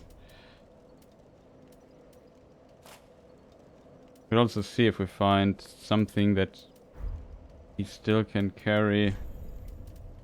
Lose, of course, damage now, which is the biggest problem, I guess.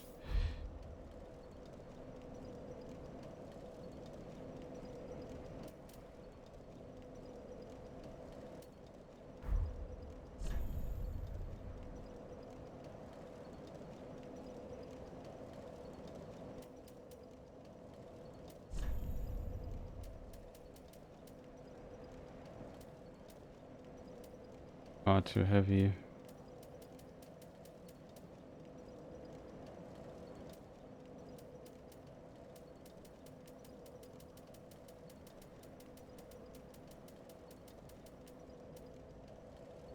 The lead knight is still pretty good. Like for this weight, get this amount of protection, that is just pretty strong.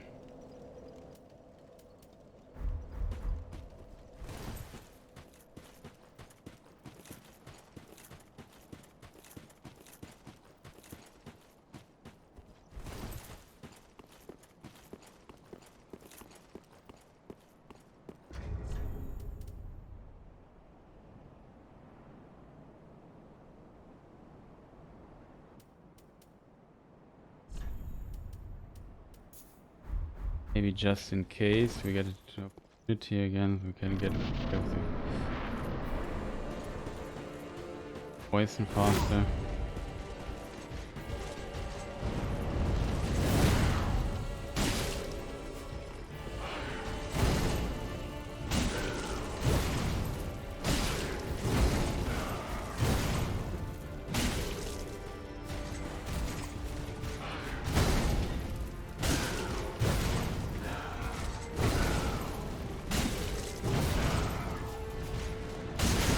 First mistake. Hesitate too long.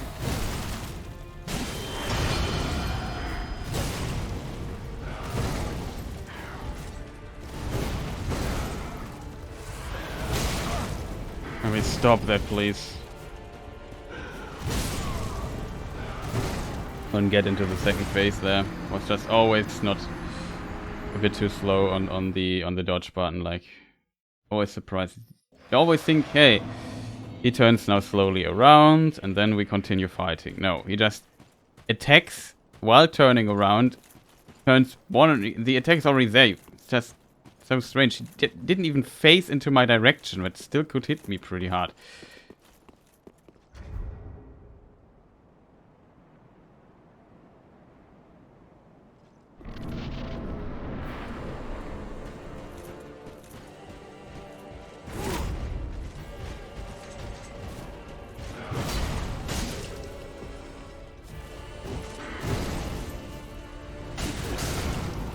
That's my mistake again.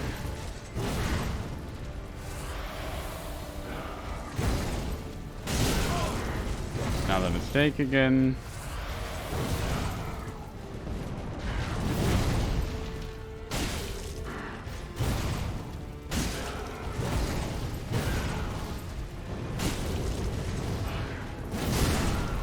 Oh man. I thought it was the other attack.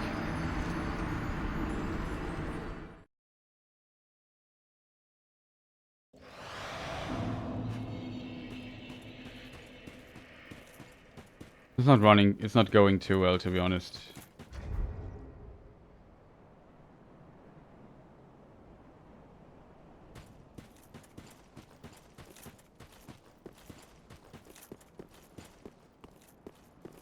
There's too many mistakes I do. And on top of that, it's like restraining myself from being greedy, because this fight is just so unfortunately designed. Like this should no hit there. This should not.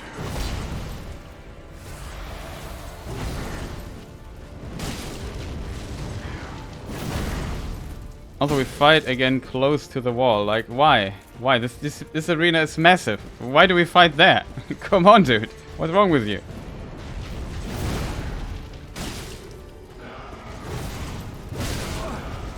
I hesitated again with a roll because I thought it could be the delated. That's too difficult to differentiate these hits. If it's a delayed or the fast one. The fast one is so fast. In my opinion, it should be... Okay, mage race. Oh, that's very unfortunate. In a way, it's fortunate, but it's also unfortunate.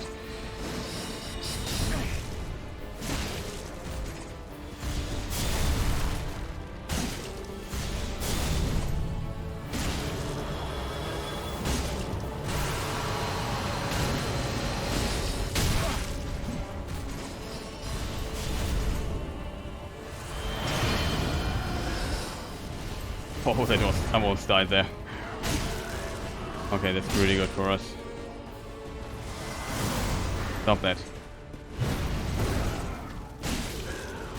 Oh, this attack is so fast.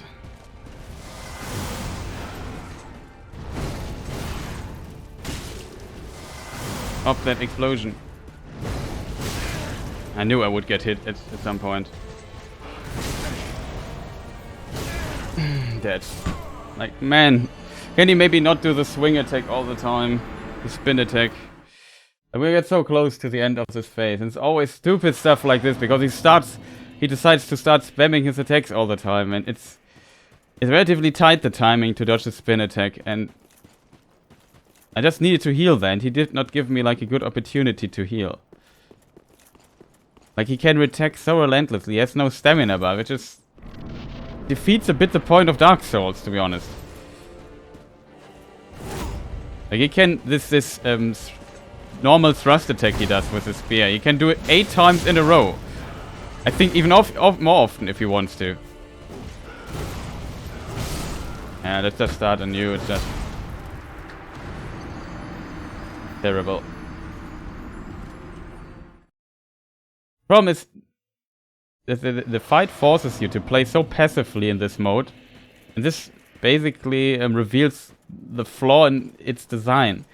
It's so unrewarding to attack this opponent, because you always take, like, every attack you take a risk. Like, there are only very few attacks where you can safely attack, and this puts you into a waiting position. I'm waiting more in this fight than anything else. Just dodge. Now I know I can attack once. I can't attack twice though. There's never like something going on where I have the opportunity to attack twice. Here I hesitated because it could have been also these objects here behind me. They're, in my opinion, what is going on this screen? Yeah, I don't see it either, because camera. If you know your game has problems with the camera close to walls, why would you place objects in a boss arena like that? Why? That makes no sense to me, to be honest.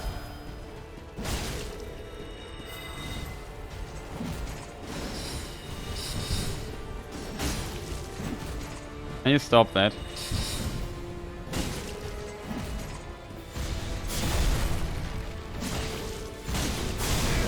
I took the risk here, got not rewarded for it.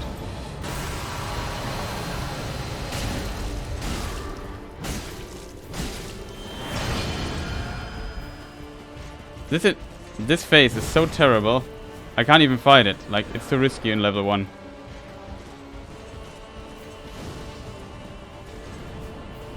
We just run till he switches weapons again. And this is just waiting. Yeah, sure, I could attack him. You can punish his spellcast, though. That is definitely possible, but I die in 2 hits when he hits me there. He also has a built-in parry in this.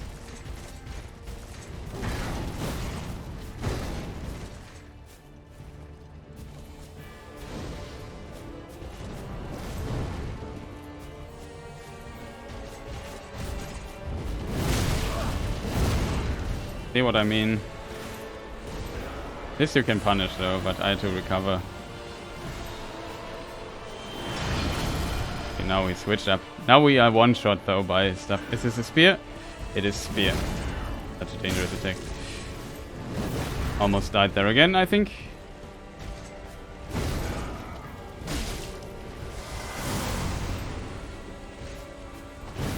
And so if his explosion would be just the only spell he has in this space, but he can also heal.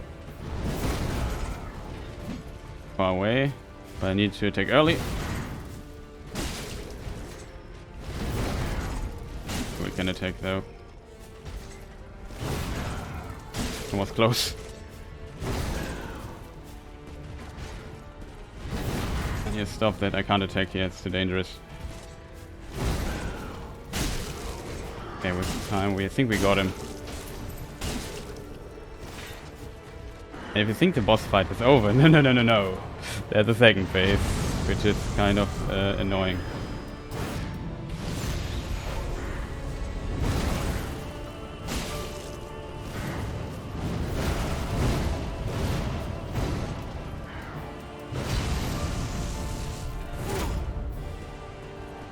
And we die. I have the tendency to insta-die here.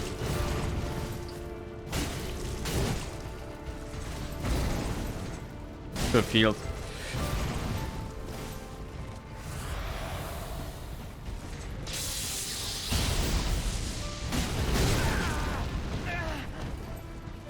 Okay, now we have to... I can heal, I think.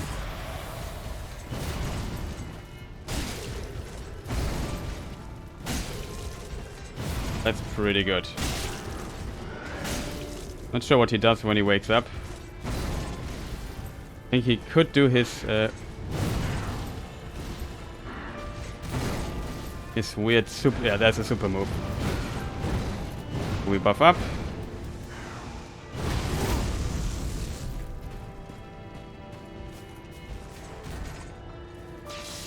Uh-oh.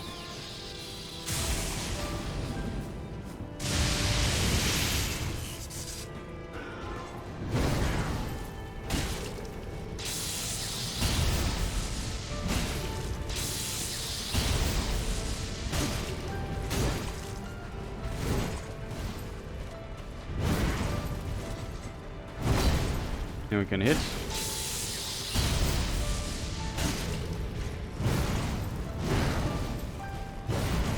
Got him.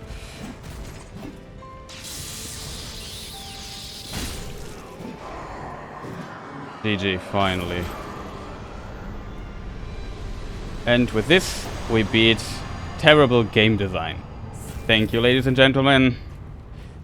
We completed this guy. Was pretty solid in the end. This is the end of Dark Souls 3. We still have the DLCs. GG. It only took, I don't know how many hours. Oh, many. Like, I also tried it yesterday for many hours. Let's not talk about it. So, Link the First Flame, no. Is there anything... we now see the credits. And the credits, I can relax a moment. If there are any questions, feel free to ask. How do I feel? Empty. Like, this took too much time. I wanted to defeat him without embering up. I think we could have made it this run. This was pretty solid. I think I never... Did I got hit by something that would have one-shotted me? The kicks, I think, were the only ones. The kicks don't one-shot. The kicks are also so fast. Like, my... Boy, are they fast. So... Yeah. All I can say is... GG. The game is fantastic, though. And if you play it normally, this is the boss seems less flawed. But in this mode, you notice that many attacks are problems. Let's see the ending. This is the classic Dark Souls. It's not a special ending. We Link the First Flame, and it's the classic. It's called the good ending, or whatever you want to call it. Depends on your interpretation, I guess.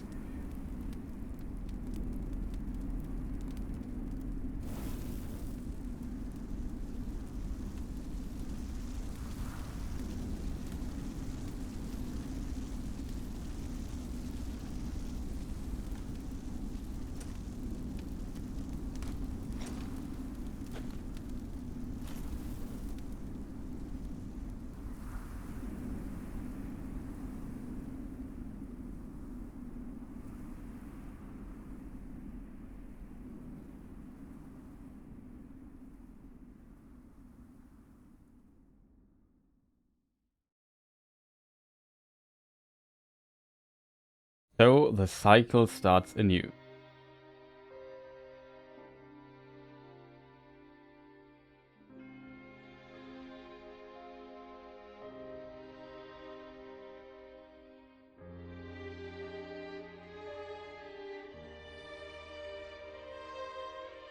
Really weird tearing going on with the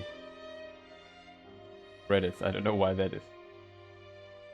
I did it, yes. Nice to have you here, Valdemis. You are the witness.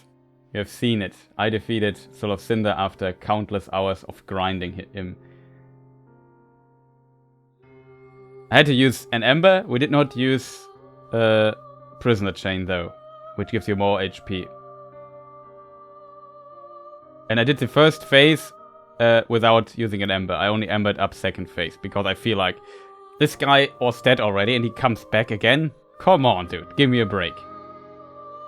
You also see weird tearing?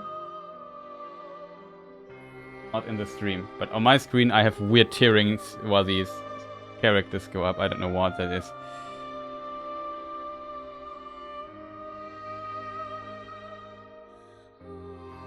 I know why. My monitor runs on 120 Hz, the game only on 60.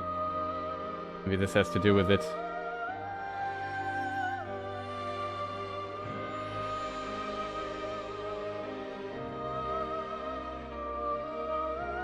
But yeah, what can I say about this fight? So, first of all, like most stuff in the game was pretty great. The beginning of level 1 run is easy, I would say. Very durable, but it becomes brutally hard later in the game.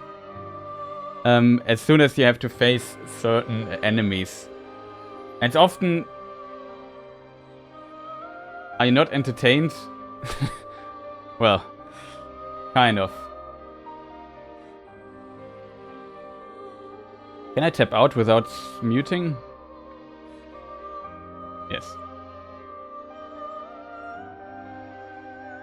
If it goes with the bosses. So the first boss is of course very easy on a level 1 run.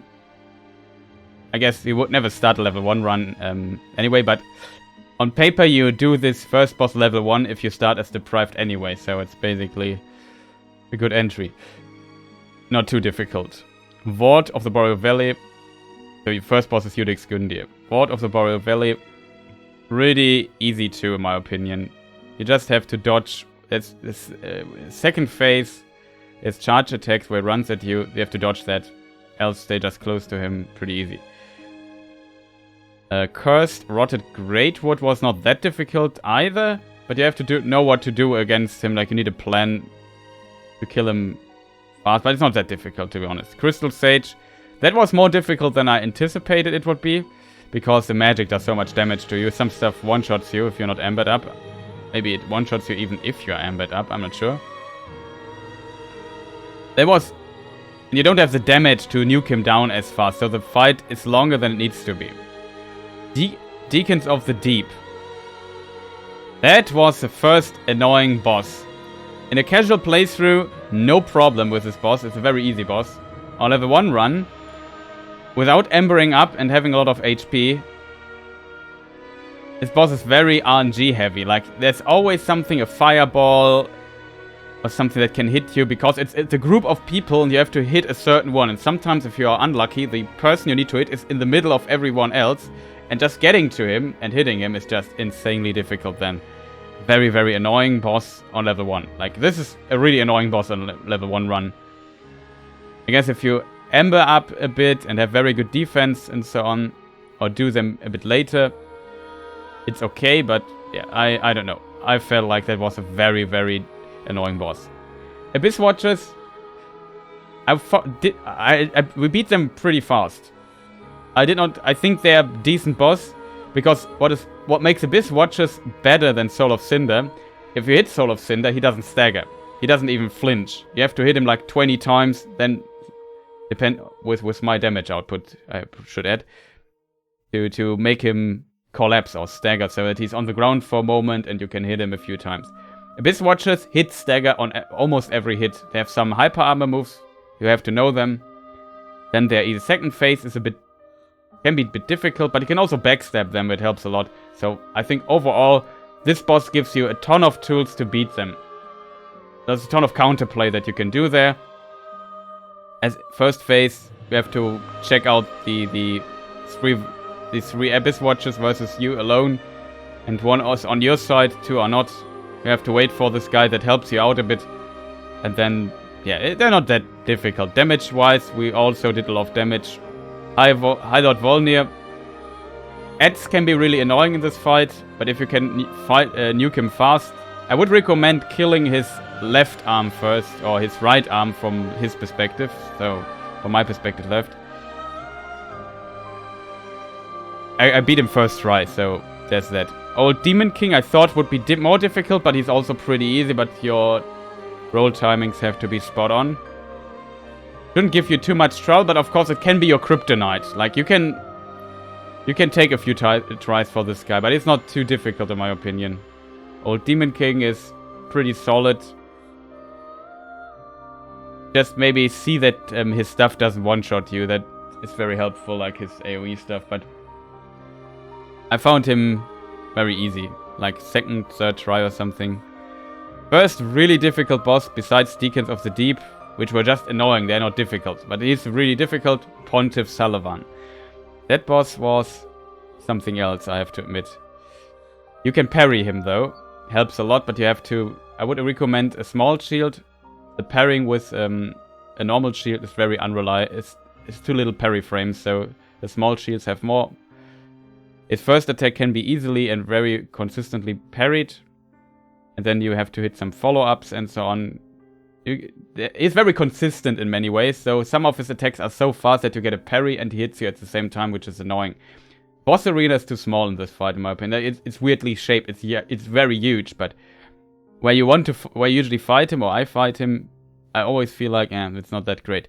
Some people try to end his mirror phase, his second phase, a bit, and then when Pontiff is mirrored, there's like 2 Pontiffs, and the spirit does something, and the actual Pontiff does what the spirit does, just a little bit delayed. I think that's an insanely cool mechanic. It's one of my also favorite bosses. It's a fantastic boss fight too, except that the boss arenas, they're like chairs and benches staying around, and what do you call this, where you put candles in the candle holder? I don't know what the English term is for it.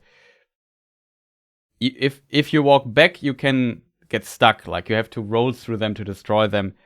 That's unnecessary. There's also a lever there that can't be destroyed or rolled through. So there's some places where you sometimes get blocked, and that was annoying with Pontiff, I have to admit.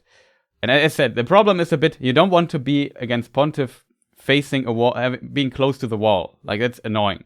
And the boss arena is shaped like a small T, or like a cross, basically, which makes sense for fighting in a cathedral. It makes totally sense to shape it that way, but the problem is there's always this phase where you have to basically the wall at your back, and then you have to somehow turn around and get to the other side and then fight him, because in my opinion it's better to keep some distance to him and not get close to walls. And his wings and his attacks are so fast that you get pushed to walls pretty fast in this game, just naturally. It happens.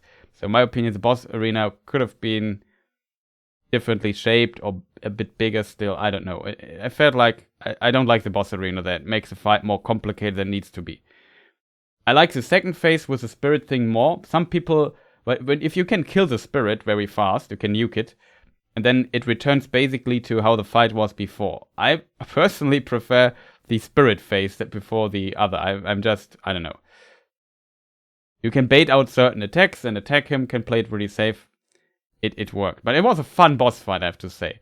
It took me, I don't know, I was stuck there maybe over for an hour or two with Pontiff too. And it took me many tries, but it was fun playing him. That was the difference. Sometimes if you get a half parry and get killed by it, that was annoying. I complained for sure a lot, especially about the camera. But that was, I think in a casual game, it's a very cool boss fight. That it's also quite challenging. I think it's a well designed one. Aldrich, the Devourer of Gods. That guy is, in my opinion, maybe the worst boss fight in Dark Souls 3. The idea is cool, but I don't know. Here's like if you have a game where you know when you get close to. Let me also go back to Dark Souls for a moment. We won't start New Game Plus here and just. Let's just here go back to the filing shrine. Begin your journey 2 in current state. Journey 2 can be initiated from the shrine bonfire if you do not wish to begin it now. Do we want to begin in current state? No. We don't want to go to NG+, because we still have the DLCs. Pretty cool that this option exists.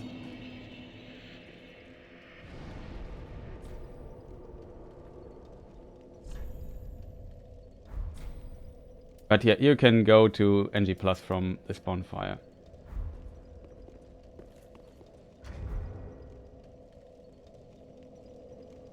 So, yeah, Aldrich.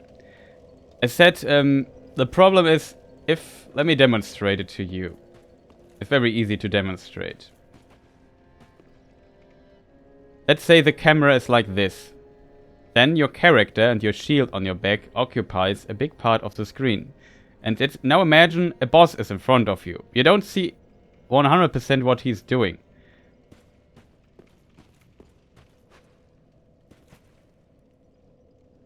Like, especially if he goes up or something, camera angle could be like this or something. You just don't see anything what is going on with the boss. And Aldrich is a boss who teleports from corner to corner of the level of the boss arena. So you always fight him in a corner.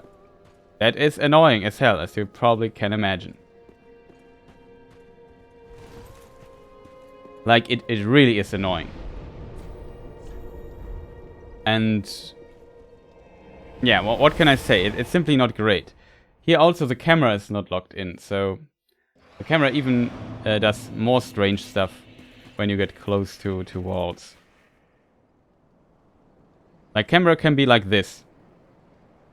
Now you have to fight a boss. And you don't get out of the corner because in front is a boss. You can't move there. And then you just have to hear and hope you dodge something by accident. I'm just curious what happens if I return to the kiln of the first flame and maybe something changed. Well, we know that that's a bonfire for the DLC for the second, in case you search that.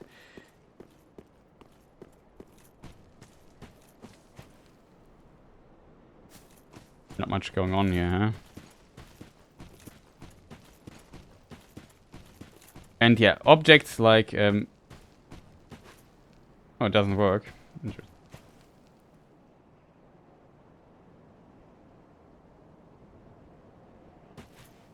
Because if there's an object, the camera gets closer to your character. Look at this.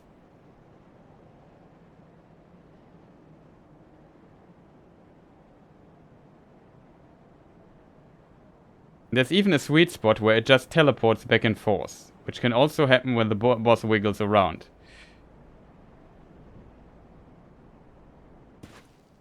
And yeah, in the Aldrich fight, you have it all the time. All the time.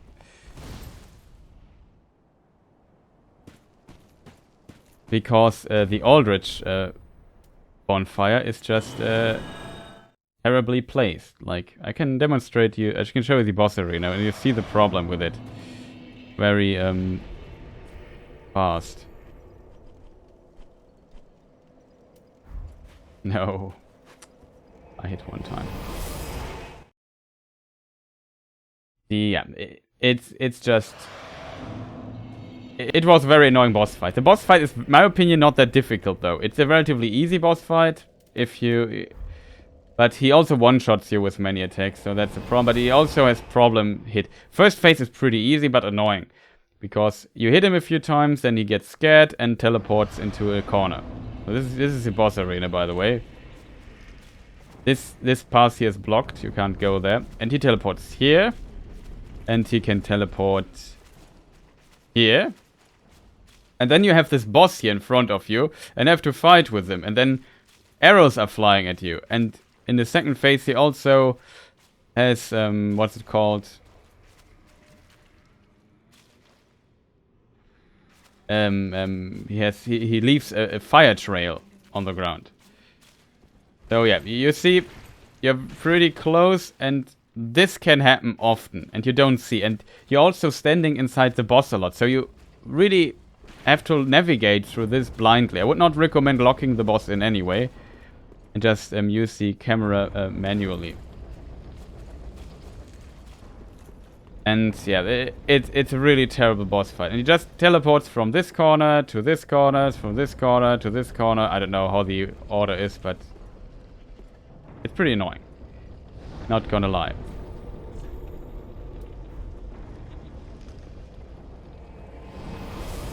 A lot of noise here. It's a terrible decision. If you know that you have problems with the camera and that it becomes unnecessarily difficult to fight your character. Like, look at this. This is a scenario that can happen in a boss fight. You just now imagine a boss is in front of me. You don't see anything. And yeah, it's just annoying. Let's put it that way. You have to basically learn to play, to learn the sound cues and play it blindly. Almost like not, it's maybe an overstatement to be honest, but it simply is unnecessary. And how can you prevent this? You just make the boss arena a bit bigger. For once. And second, you just not make him teleport to the freaking corners. Like, why would you do this? Like, that was pretty annoying. So, I would say, if you fight him level 1, check what his weaknesses are. You want to have a lot of damage against this guy. And if you have the damage against this guy, he becomes very easy. Like, if you can just shorten the boss fight, there's not much room for error for you to make and so on. Second phase, you have to look out for the fire, though. It does a lot of damage. I did him Ambed, I think.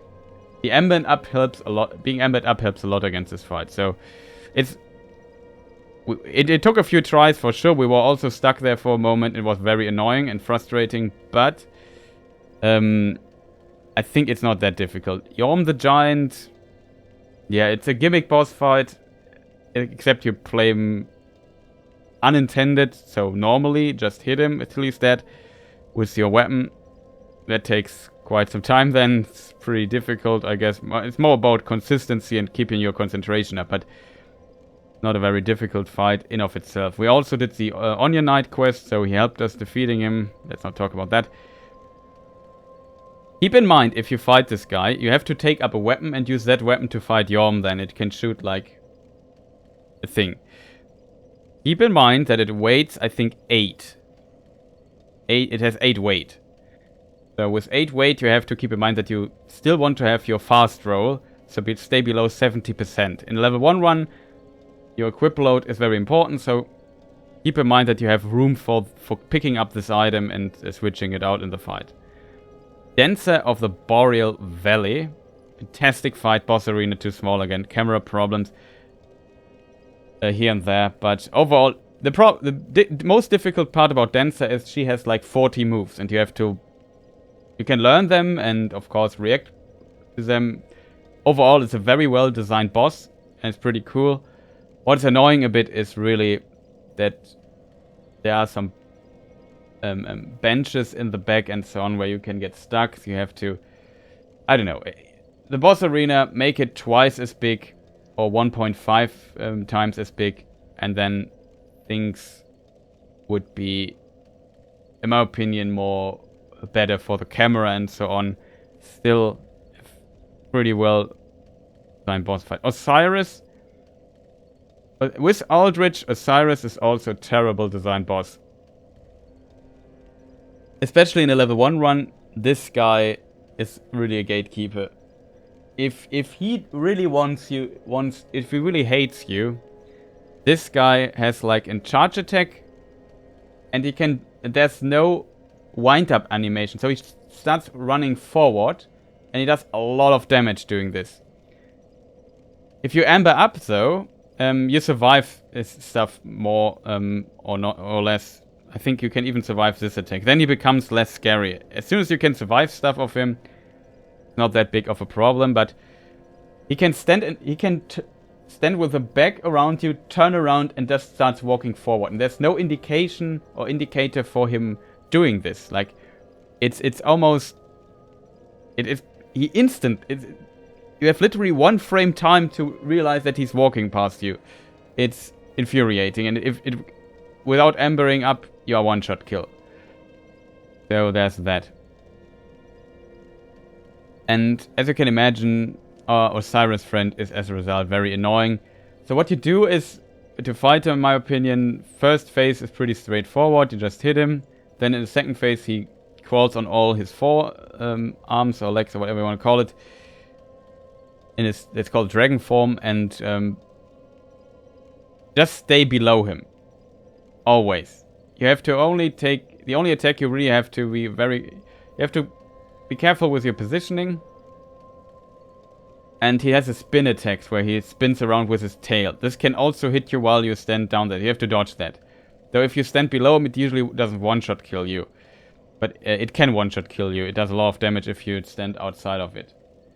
And then just run past him, stay below him, hit him, have good damage. He dies pretty fast. Way to him is also pretty long and annoying. Like the path to him is unnecessarily long and annoying. Champion Gundyr, you can parry him. Pretty solid fight. Quite fun too, in my opinion. He has some annoying follow-ups though, as Champion Gundyr compared to Udix Gundyr. It's a bit more agile here and there. You have to deal with his charge attack. You can parry the follow-up of it if you see it coming. You can parry a lot of attacks too, and that makes him pretty reliable to defeat, I think. It's not that easy, it's definitely a challenge, but it's also a pretty well-designed boss fight in my opinion. Ancient Wyvern, yeah, that is a gimmick fight, not much to say about that. I try to jump, you have to jump on his head and insta-kill it, but I jumped, the animation for jumping on his head didn't work 3 times in a row, so I had to walk this path several times, which was very annoying.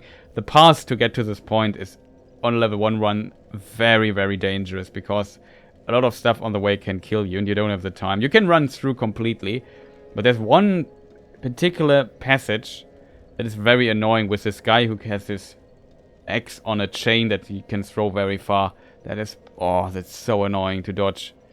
There are also fireballs flying towards you and whatnot. It's terrible. Once you're past that, usually you have to climb up that ladder and then you're basically safe. Just make sure you hit the head, not as I did. There's one passage you come upstairs and there's one dude. You pass this dude and then always, like, one of the enemies jumps out, like he makes a huge leap from the side and stabs you. You have to dodge that. Helps a lot when you dodge that. Nameless King will probably a very tough boss for a lot of people, but I grinded him years ago, so my muscle memory was there. Still, we needed over an hour for him or something. But second phase is one of the best bosses, in my opinion, in Dark Souls 3.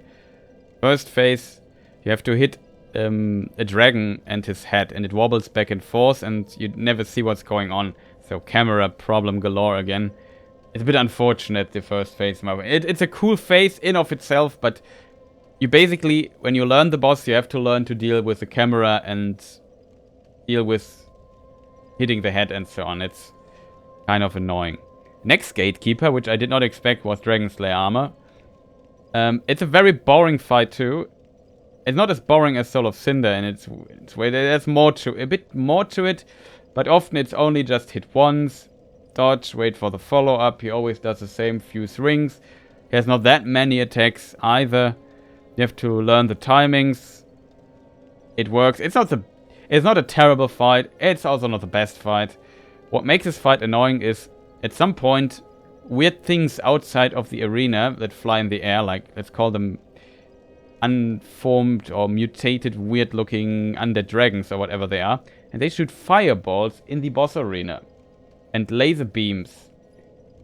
And there are two kinds of fireballs. A lot of small fireballs, that's usually easy to dodge, no problem with that. And there's one big fireball that one-shots me. Like, this big fireball can one-shot me. So you have to imagine you're doing pretty well fighting this dude, and then you get hit by something, you just die. And you couldn't even see it because it's at the side flying next, left and right to the boss arena. So you don't see what... You can't put your camera there because you have to keep an eye on the boss, because he also likes attacking, and he can shoot like it's called an X beam or whatever you want to. No. So he has an X, it's his weapon, and he can shoot like a beam towards you. Like, I don't know how to call it. Like, it's a missile that he can shoot, made out of air or whatever. Hard to explain. It also goes through terrain, which is, in my opinion, stupid, but whatever.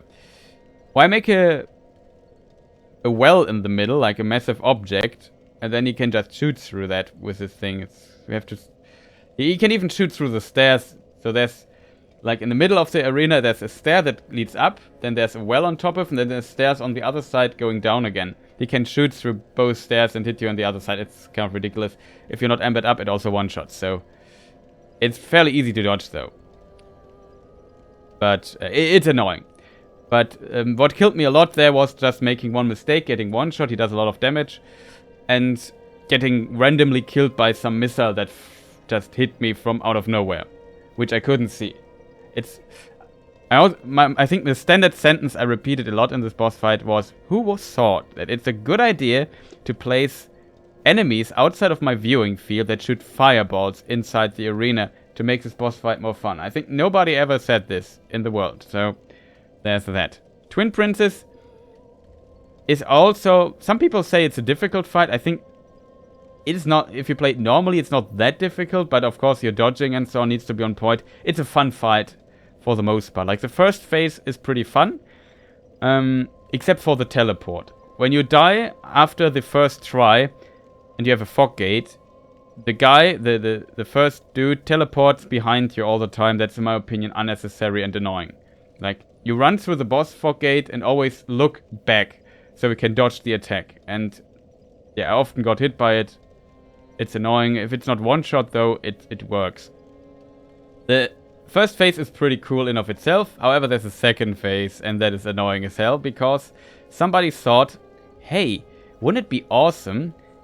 And this is probably also a thing that they made with Aldrich. Aldrich is also a pretty boring boss in of itself, but he has the ability to summon little sparking magic missiles that hover around him for a time, and then at some point get released and fly towards you. They also made this mechanic in phase 2 of the Twin Princess fight, so... And these things, usually if you have a lot of HP, and you get hit by one or two of those things, that's not a big deal. In level 1 run, you're dead pretty fast, so that makes it highly annoying dealing with those missiles. Speedrunners also have a weird strat for the second phase. They go to the fog gate and just run towards it. And then he does always, and they basically do this. And then he always does the same attack. Then they roll 2 times and hit. And they run, and he always repeats until he's dead the same. So as long as they manage the stamina and keep the rhythm, it's a pretty controllable boss fight, and there are no sparks or whatever going on. It's pretty fascinating tactic if you ever see like it was in a no-hit run, I should say. I checked this after beating him too and thought, oh, that is how you beat him in a no-hit run. Interesting. But yeah, the phase would be pretty decent in my opinion if it wasn't to the thing. So what you do is, I have to survive the initial stuff that's going on, and if you stay close to the boss, he never does these sparking magic stuff. So you want to stay close and dodge everything, the normal sword swings of the guy. And then you're pretty safe. You just have to get into the rhythm, and at some point he will teleport away, then you have to deal with the sparks again. But if everything goes well, you can have a fight where you only have to deal with the sparks once or twice. These flying magic missile stuff. He can also shoot a magic missile directly at you, and this does a lot of damage, like it one-shots you. I think if you're fully ambered up, I probably survive it, but if you're not, it's one-shot. And there's also an charge attack where it basically charges up it smashes the sword on the ground and releases like a white beam. A beam that follows the ground towards you or something. It's just a straight line though. And the hitbox of that is kind of strange sometimes. And after that he shoots a magic missile after it too in the second phase. I often forgot about it, died to this. And this is basically all the bosses of Dark Souls 3, except for Soul of Cinder, and we talked a lot about him. Terrible boss fight. Casually it's okay, it works, but on this here I found him very flawed and very boring to fight, because all you do is just wait for his hit, dodge it, attack once. If you're sure you can attack. You have to restrain yourself a lot. Like, sometimes it feels the boss gives you an opening that you can maybe hit once or twice. Not only once, but also twice. But you get punished for taking the risk all the time, or very, very often. Some of his attacks are simply too fast. He has no recovery, really, on many hits. He has no stamina, so he can attack pretty relentlessly. And that, in my opinion, I don't know, makes him not that fun. Then some of the buffs he has are annoying. Like, he can heal himself, and if you don't prevent it, he heals him up again. You never want that from happen, because it kind of feels, okay, now I have to hit him again because he just healed up. Why make a boss that can heal itself? And you can't... Normal enemies, like if I play PvP and somebody heals, I can hit him out of it. He does a heal spell. It takes the time till the heal spell comes through. But I can't do this with Soul of Cinder because he rarely staggers. I get maybe 2 or 3 staggers in a complete first phase of the fight. And then I would get the stagger the moment he does the healing. It's a very short window. It's impossible to. And as a result, he always gets the healing, and in my opinion, that's not that fun. Spear phase has some very fast attacks. The sword phase, he can add a lot of attacks. So you always have to hesitate hitting him, which is very unfortunate, because you think, oh, I just dodged this huge swing. But he can add often 1 or 2 attacks to it, and that makes you hesitate a lot. But his attacks at the same time are so fast that hesitating is... you get hit when you hesitate going for the dodge. And some of his stuff is then very delayed again. Terrible, terrible boss fight. It takes a long time. And yeah, I don't know.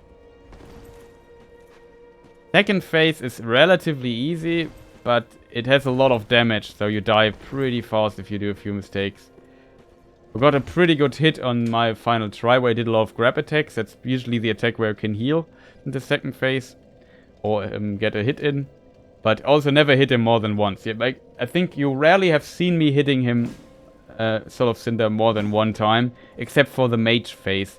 Or when he was staggered. Like in the mage phase, it's usually it's damage time for you. But you have to deal with these homing missiles that he automatically shoots at times. Very annoying. So next bosses would be Sister Friede, Champion Grave Tender, and Grave Tender Great Wolf. Not sure if I do Champion's Grave Tender. That's a very annoying boss fight, I assume, on level 1.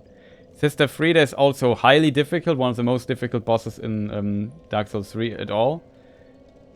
But I grinded her like years ago. Also made a no damage taken approach with some explanations. I have it on my YouTube channel. And also a little video how to get better through the first phase. A technique which we also will use in this, I think. Even though it's probably not necessary by now, but... yeah, we will find out. She's very fast. Very fast. Also has some flaws in my opinion. It's a very, very, very long boss fight. That makes probably the biggest difficulty spike here. Because you have to play flawlessly. But she has a lot of... still enough counterplay to deal with her. There's some very strange things which we will talk about when we probably fight her. And yeah, the Ringed City DLC might be also a gatekeeper. I'm not sure. I think Media I can beat. But the Demon Prince, or the Demon Princess I should say, might be too difficult for me. Like, maybe it's not as difficult as I imagine it. But it's a long boss fight, plus it can be quite chaotic at times, so I'm not sure. Dark Eater Media, like I also have a very guide on YouTube, a media guide. So I grinded him too a bit and know him pretty well, so I think I can beat Media. Slave Knight Gale, I don't know too well though. That might be a problem. And what is it called?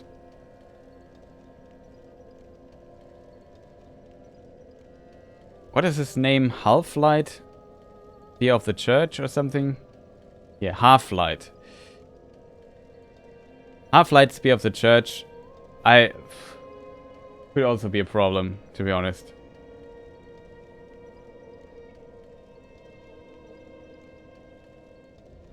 That dude could be a problem.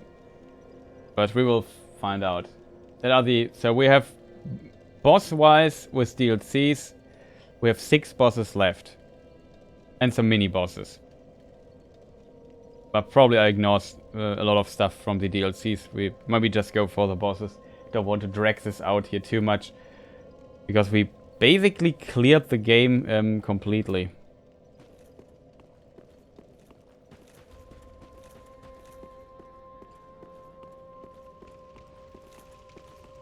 But yeah, it really looks like this. How would you rate this playthrough? Before the before Soul of Cinder, I liked this playthrough quite a lot, I have to admit. But now after Soul of Cinder, my enjoyment of this playthrough really went down. Like, I'm not sure how entertaining this was because I wasted a lot of lifetime on Soul of Cinder. Like, by far, it was a boss I don't know how many hours. Like, it was the longest it took me to defeat a boss in this level 1 run. We got a lot of knowledge though over time, but yeah, finally I can say I played through Dark Souls level 1. That's pretty good, awesome. Also here there's a proof we are still level 1, as you can see. Level 1.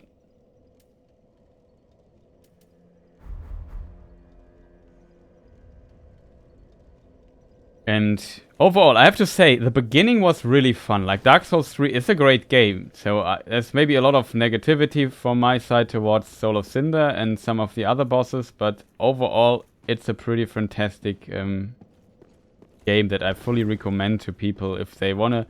The problem with Dark Souls 3 is, in some areas, it's so great, it's so good, that if you play this, you might find Dark Souls 2 or especially Dark Souls 1 outdated in a way, if that makes sense.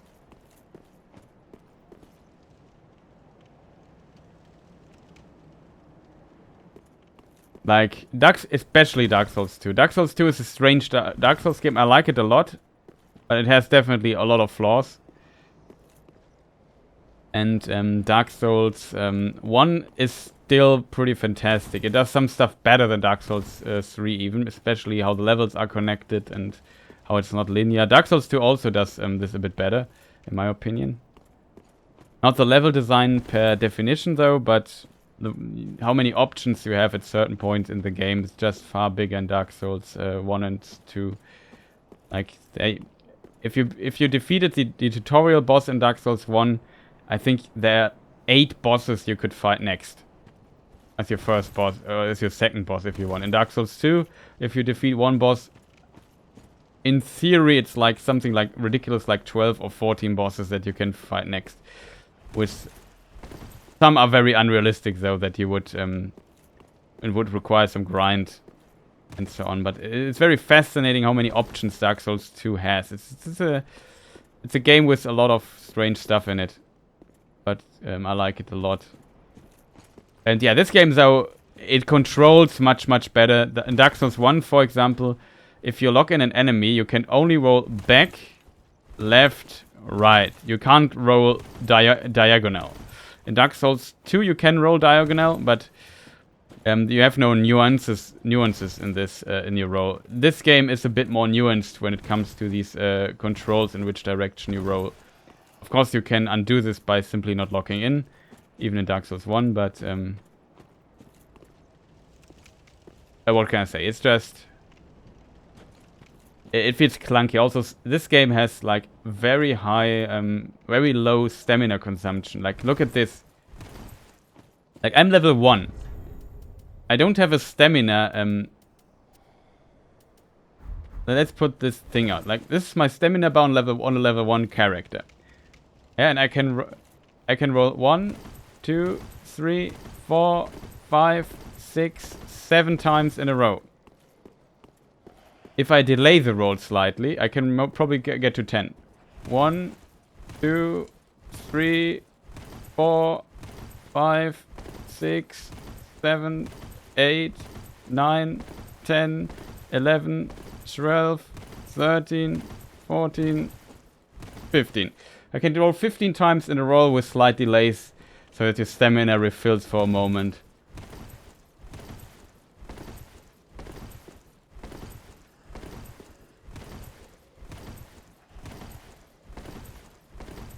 On a level 1 character. This is level 1. We have not put a single point into endurance. 10. And I roll this often. In Dark Souls 1 and in Dark Souls 2, you roll literally 3 times and you're out of stamina. That's the difference in roll there. So stamina management is a lot less present in this game. Like, here you see this is how Dark Souls 1, or especially Dark Souls 2 rolls work. 1 roll, 2 rolls, 3 rolls, out of stamina. So here, the attacks, of course, also take a lot of stamina in the other Souls games, but there's like a difference in pacing here. As a result, you can often roll spam a little bit in this game. I try to avoid this myself, but we have seen it a few times in the Soul of Cinder fight. When you did the spin attack, I did this roll, and sometimes just for security I did a second one.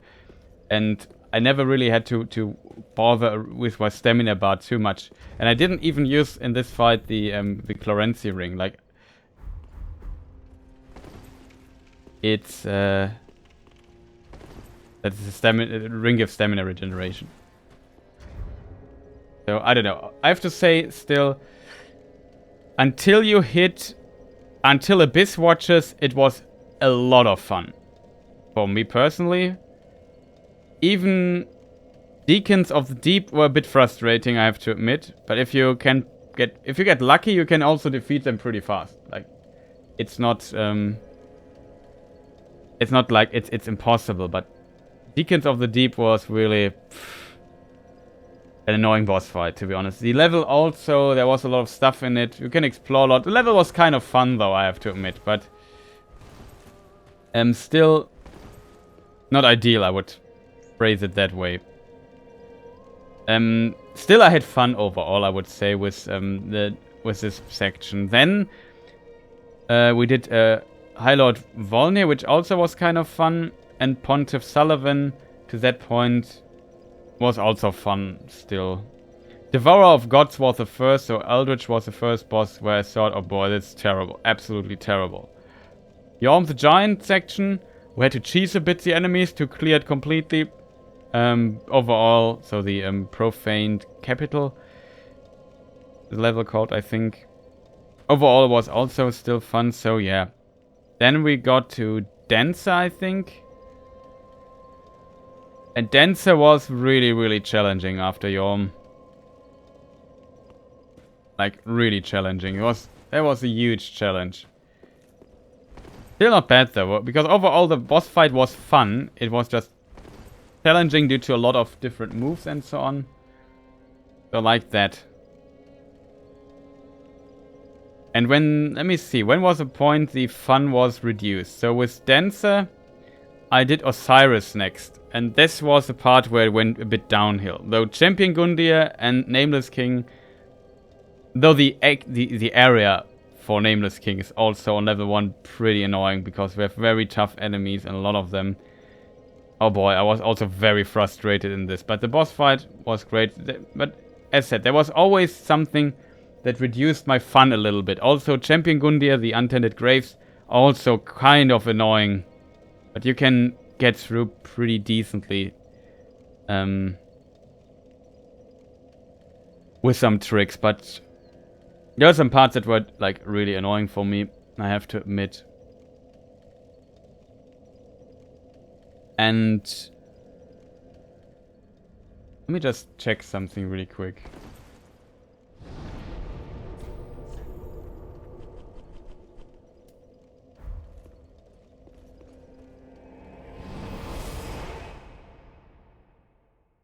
Let me think. Yeah, so there, yeah, my fun went down quite a bit. Like, Champion Gundyr area, even though the boss was great. Ancient Wyvern annoyed me a lot, even though it's easy, but just it felt like almost like buggy. The Nameless King was fun, except for the first phase. And then Dragon Slayer armor, Twin Princess was also pretty annoying. Soul of Cinder. There it basically, so the very late game felt a bit annoying and very, very difficult in this level 1 run.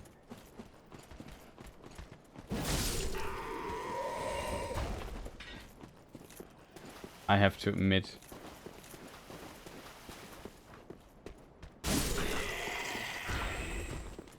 Just out of curiosity.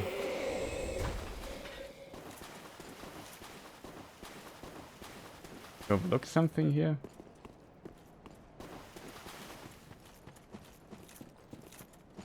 But yeah, playing this game casually, or maybe even with a randomizer, I can definitely see, but probably don't see myself doing another level 1 run anytime soon, to be quite honest.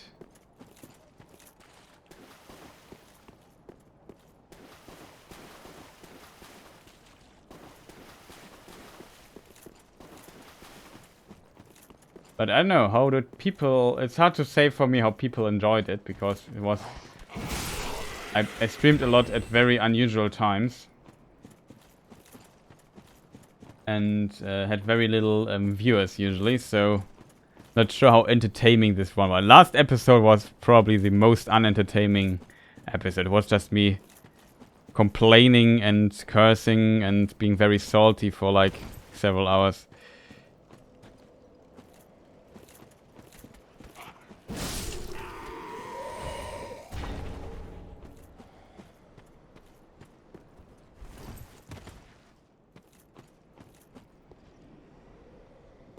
Didn't get to see much of it.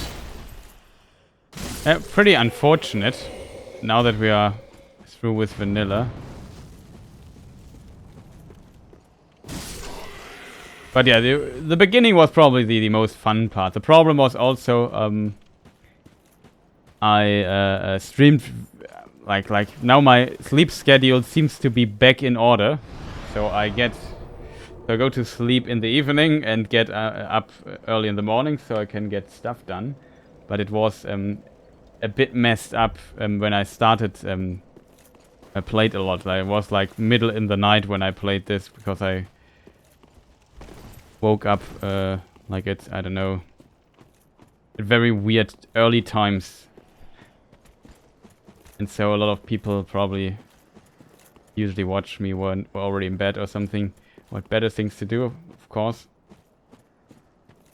But yeah, happy you found it interesting. I need to drink something.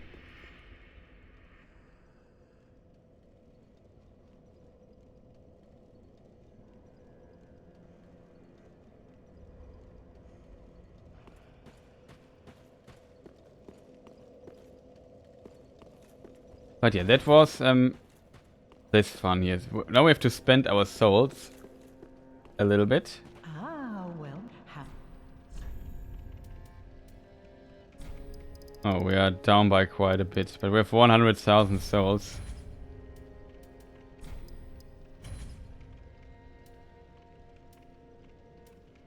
What else did I spend?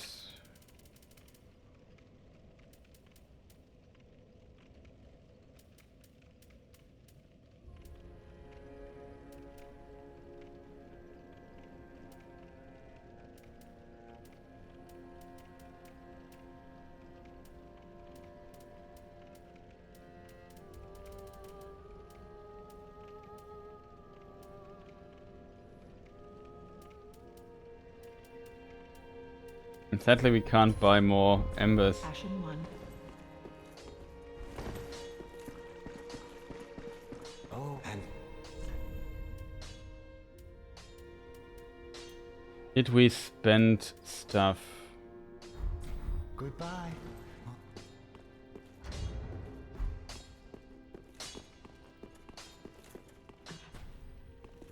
Have you ever, I forgot again. I think we talked about in a past stream, Valdomies. How is your name pronounced? Is it Valdomies? Valdomius? Something like this. But did you play other Soul? Have you played the Souls games? Soul game yourself? Or are you just watching? It's complicated.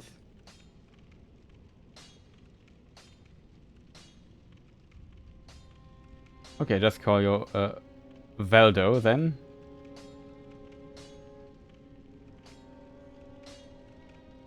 Maybe it's Valdomier, like a bit French or something.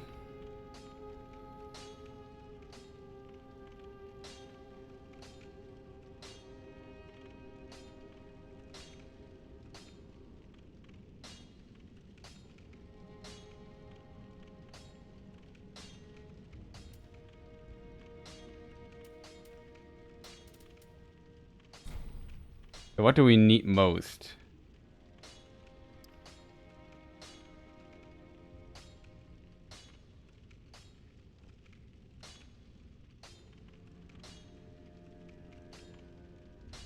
So the I is the same as an in.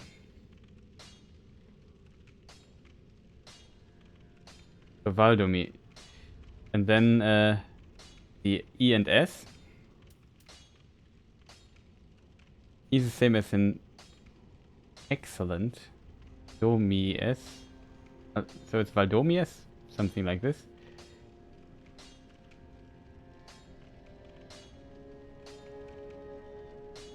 Adomius. Okay. Okay, got that. That's pretty straightforward, I think. That's how I would pronounce it in German, to be honest. 46.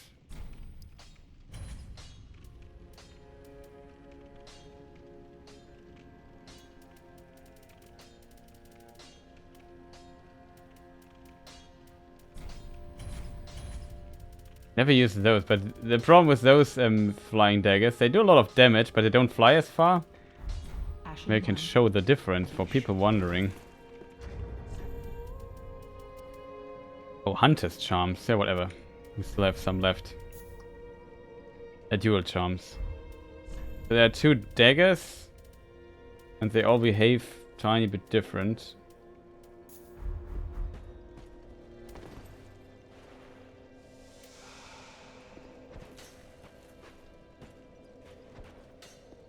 See the difference in speed.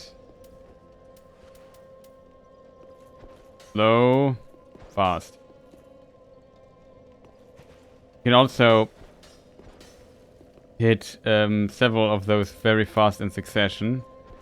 This here is as fast as I can throw them. It's a much slower affair. A little more damage though, but against fast enemies you often don't have the time to do this.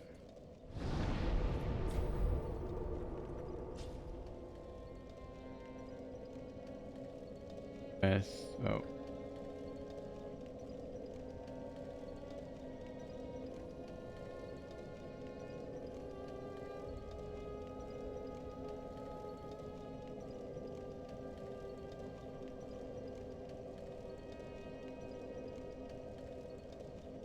Okay, we got this.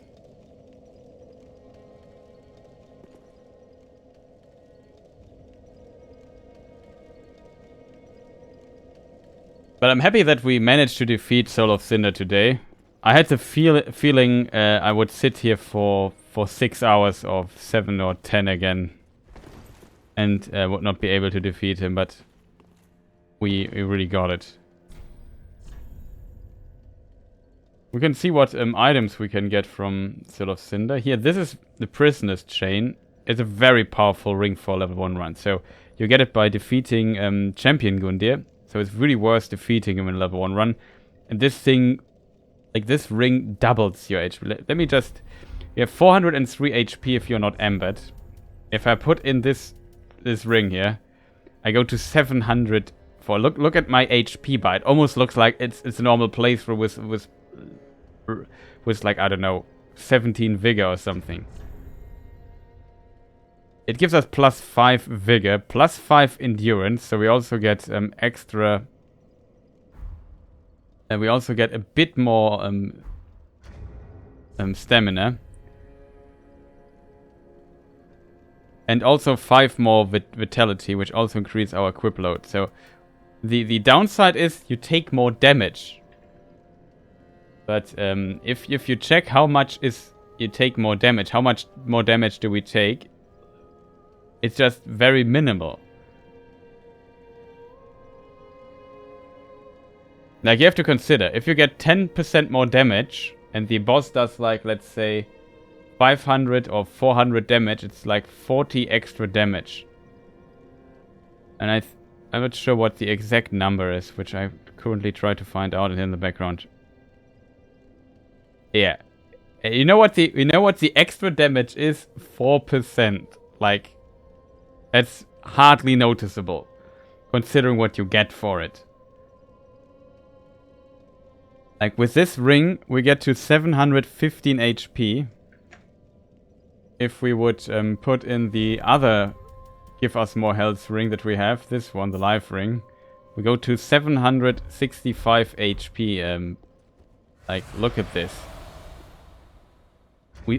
Without embering and without these rings, we have 423. We have 403 HP normally. So it's almost doubled with this setup. It is pretty good.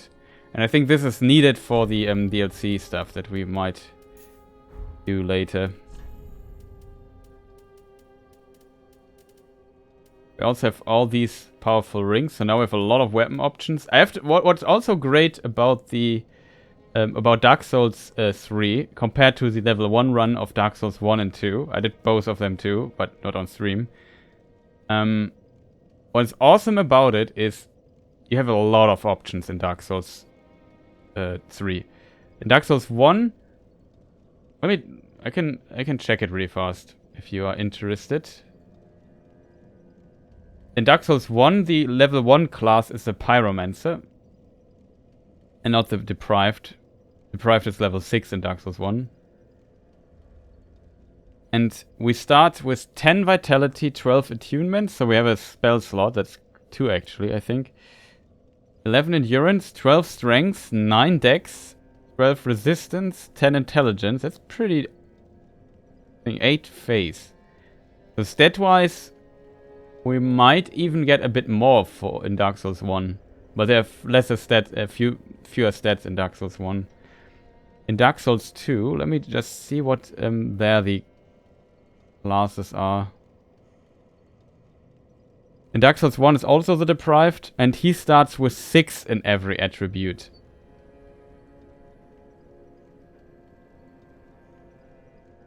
So, as you can see, that's already, like, a huge difference. Is there a total number? Yeah, we have a total of 90 points in Dark Souls 3, but we have also a stat more than Dark Souls 1. Actually...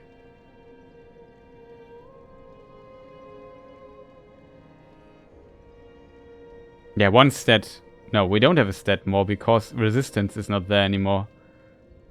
The same in number of stats. 1, 2, 3, 4, 5, 6, 7, 8 stats.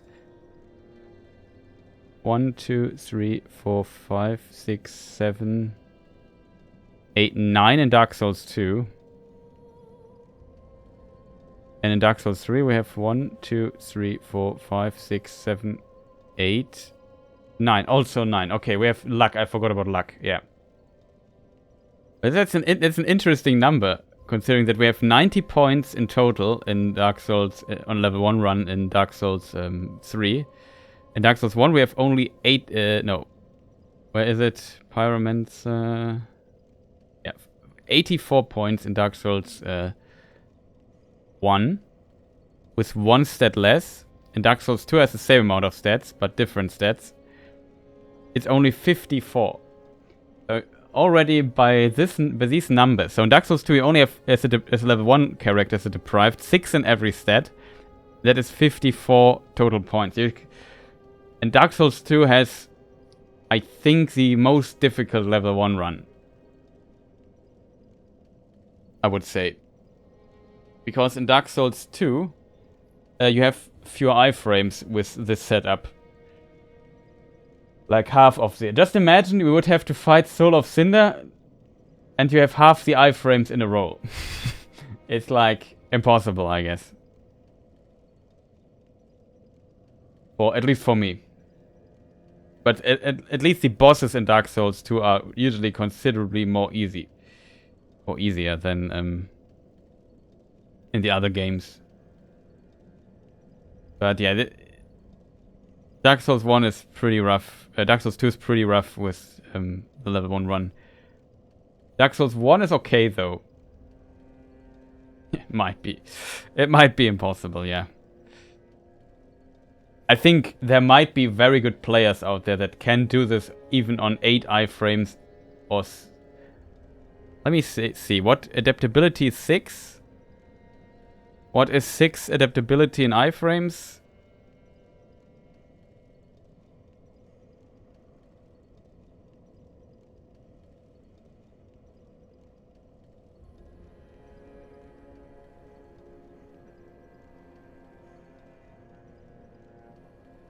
I think roughly 86. 86 value, 8 iframes you have.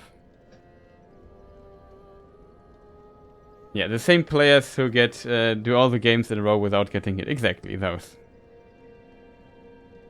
There is a run, a level 1 run. All 3 games, Dark Souls 1, Dark Souls 2, Dark Souls 3, as a level 1 run. By, I think the streamer is called Skiller or Skiller. I think Skiller. Like, he's pretty good. Like, pretty good is an understatement. Also, I'm not sure if Happy Hop also did level 1 no hit once. But it's pretty insane doing that. Dark Souls 1 level 1 run is, I wouldn't say easy, but it's not as difficult as, it's probably the easiest of the bunch. Also still a challenge, but definitely easier than 1 and definitely easier than 2 and 3.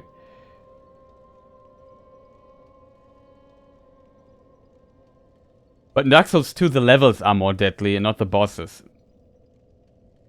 So if you can, like the boss fights in Dark Souls 2 shouldn't concern you too much. There's a few boss fights, I guess most of them are optional anyway, that might be scary in a level 1 run. For example, Dark Lurker or something like that, but the standard bosses, there's also a lot of stuff that you can do. Dark Souls 2 is an interesting game in that regard. Like, you need to kill 4 lords to progress through the game, like in every Dark Souls game. This one is also 4 lords, I think.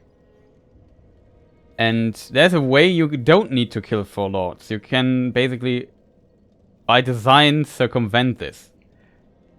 I don't want to spoil how this works, but it's possible. This makes it quite interesting. There's also a possibility in Dark Souls 2, which is pretty awesome in my opinion.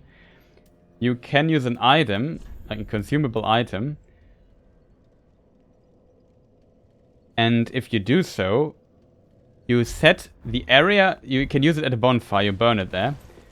Basically I go to a bonfire, select burn, and burn this item there, and then I set the region of this bonfire into NG+, or NG++, or NG+++, and so on. So all enemies respawn there are stronger than, and so on. This sounds like a stupid idea on a level 1 run, or in speedruns or so, but you can abuse this in some way to play through the game pretty fast. It's some very fascinating ideas in this game, in my opinion. But still, I would say the Dark Souls 2 is very, it feels very experimental in many areas, if that makes sense. Still also, like I said, if you have played Dark Souls 1 and Dark Souls 3 and you play Dark Souls 2, you probably won't like it. Because it's a really, it feels a bit off. I mean, it doesn't look so great. The bosses aren't that awesome often. Presentation in Dark Souls 2 is not that great, sadly. But it has some interesting ideas. If you like PvP, Dark Souls 2 is pretty good. I'm not sure if PvP base is still active there, but on release it was pretty awesome. Like, they have a lot of builds. Dark Souls 2 has a very long game. DLCs are pretty good too. And it has tons of armors and spells and whatnot. Like, a lot more. Like, also even more than Dark Souls 3, I would say. Maybe Dark Souls 3 with DLCs has more than Dark Souls 2 with DLCs. I'm not sure though. It's probably pretty close. Because there's so much weird stuff in this game.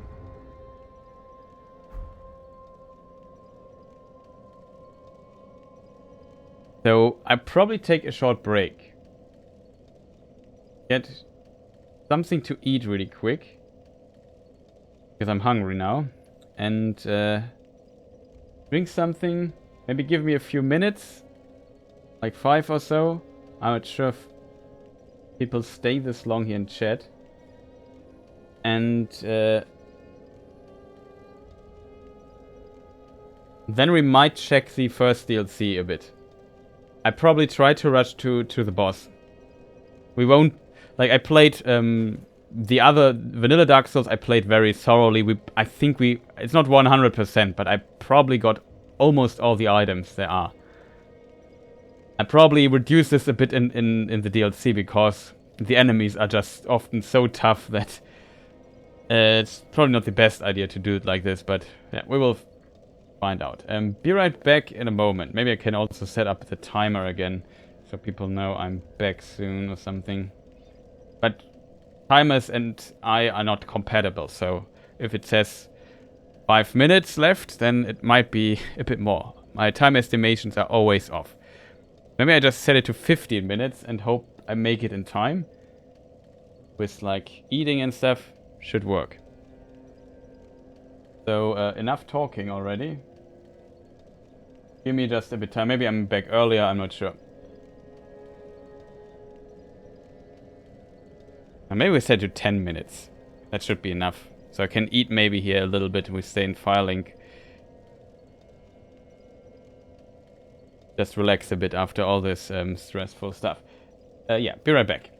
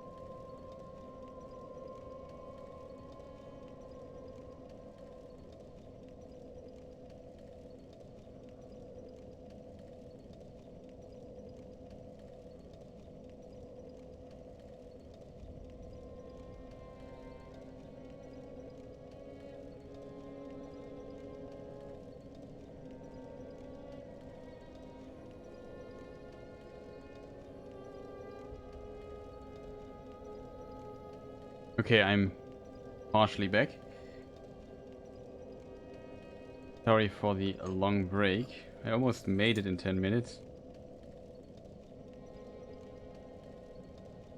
So yeah, next area will be the area of the Ashes of Ariandel DLC.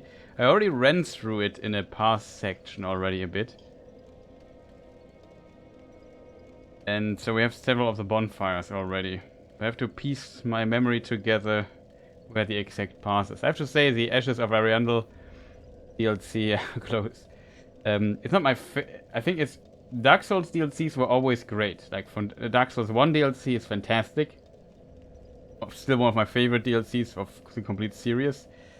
The Dark Souls 2 DLCs are also pretty great, except for some like in the third DLC there's a section that is very annoying because it's designed as a co-op arena, but if you play it co-op, yeah, place for co-op, but if you play it solo, it's just the most annoying place imaginable. It's very unfun and annoying. And as a result, it's not very popular, but overall the DLC is also not bad, but probably except for that area, not like that. That area is not liked that much. In the second DLC, there's also an area that is annoying. First DLC is probably, maybe, yeah, it's also pretty good, but the bosses are pretty awesome. No, we defeated Soul of Cinder. Nice to see you, Sage, that plant. Just defeated him like half an hour ago or something. So maybe I should update the title, right?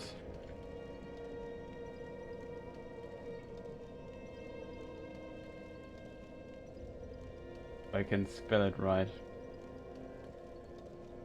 First, I've seen and heard Dark Souls 3 is supposed to be a lot more towards Bloodborne. Yeah, which I enjoyed a lot. Yeah, remember, you were the Bloodborne person.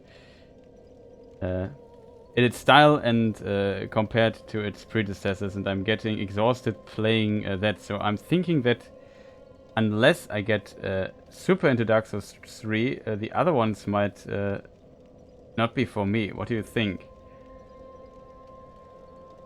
Yeah, definitely. I would say like it's kind of interesting in many. I guess a lot to it. Like the Bloodborne development, somewhat happened almost in parallel to when they worked on Dark Souls 2 and the DLC for Dark Souls 1. So in Dark Souls 1 DLC, you see some stuff that seems like could have also been from Bloodborne. There's like what is his name, Jester something.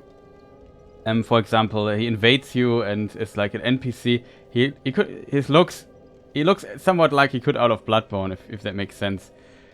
And also how the bosses are designed in this, like there's some interesting aspects to it. I think you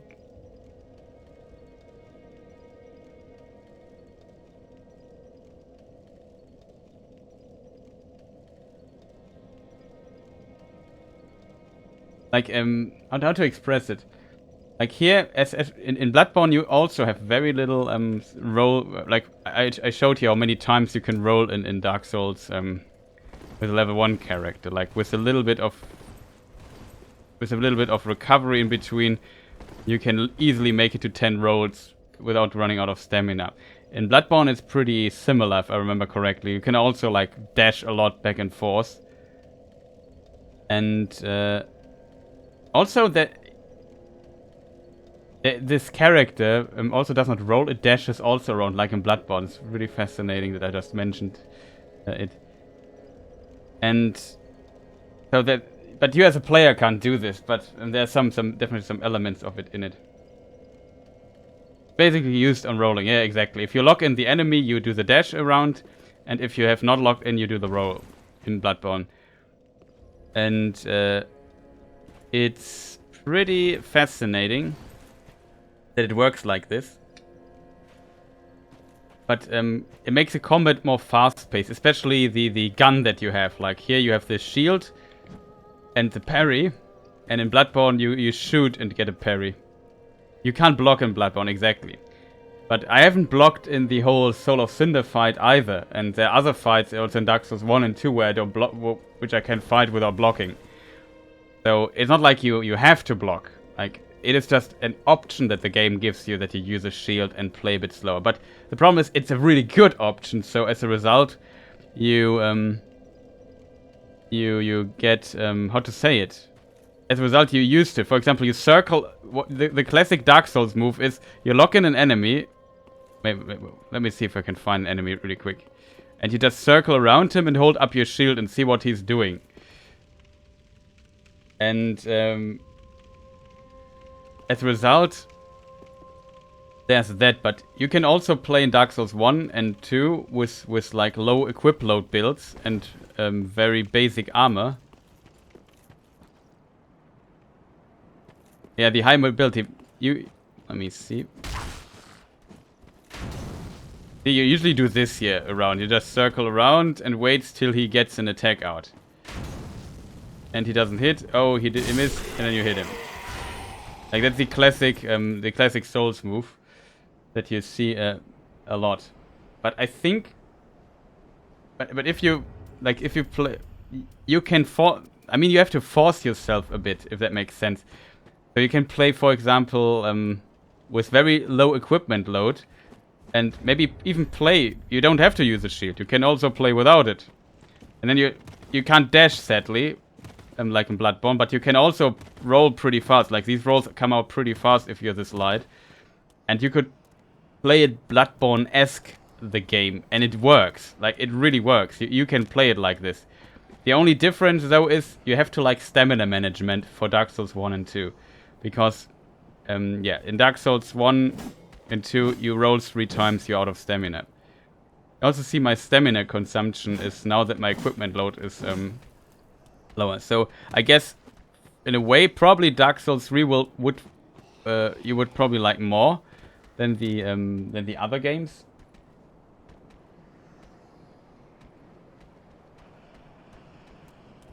Yeah, that is true, but like I said, you can even in Dark Souls 1, you could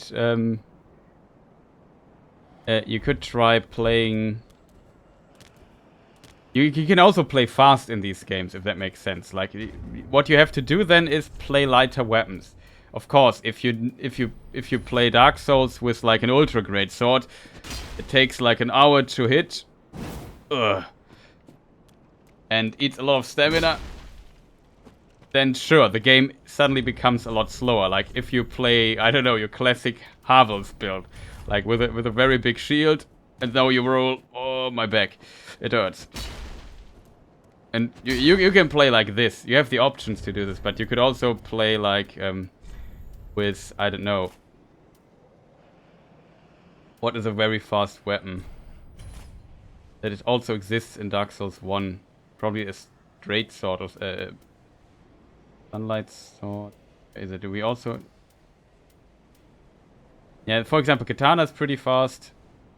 Of course, the dagger, classic, also exists in Dark Souls 1. But of course, you do little damage then. It's still a bit slower than Bloodborne, I guess, from the combat pacing, because of the stamina management. You have to keep an eye on your stamina stat then, but my opinion, it's possible. Where's the? There must be a classic, the longsword. Yeah, it's pretty fast. You can hit a lot. One thing though that Bloodborne also does really.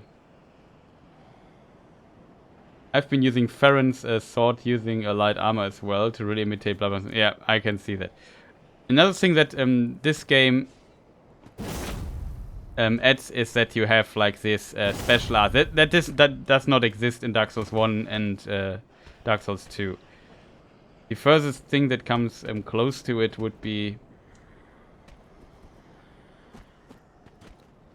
the first thing that would come close to that would be in the DLC of Dark Souls 1 there are some for example these daggers, and they get like a unique movement set. I think they even have a like on the block button also have like a strange attack or something. It's basically an early version of this stuff here.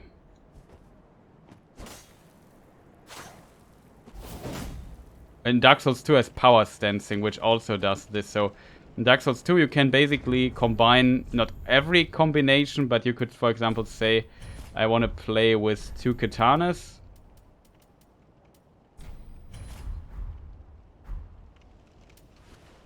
Like this. In this game you also get like a special attack on the parry and so on.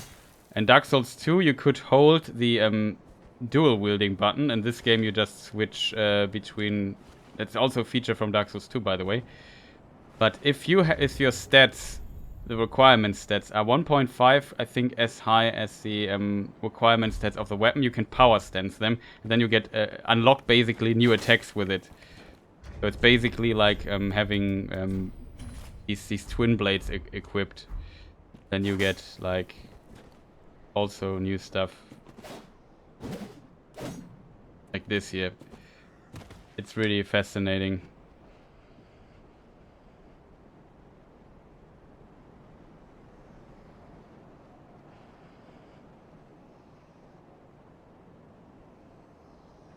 But yeah, I can see that you would have to imitate it a bit. And as said, the stamina management is much more prominent in Dark Souls 1 and 2.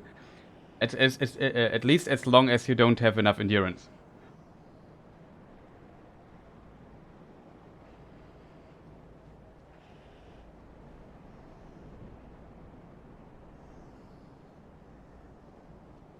But yeah, Dark Souls 2 might be then the game you will like least. The reason for that is there's this. I probably don't want to spoil it, but for example, drinking Estus, like in Bloodborne, is really fast. You just ram your blood vial in your, I don't know, leg or wherever you do this, and then get HP. It's pretty fast. In this game, it's also relatively fast. But in Dark Souls 2, it's very slow. And also, it does not regenerate instantly, but slowly. So by design, Dark Souls 2 is a much slower paced game. Just because the healing, for example, takes so long. And you can increase the healing time. There's a stat that increases healing time and increases iframes. 2 stats actually, but there's 1 stat to be precise, but 2 attributes that influence that stat. And it's quite mysterious at the beginning. Also makes Dark Souls pretty tough at the start.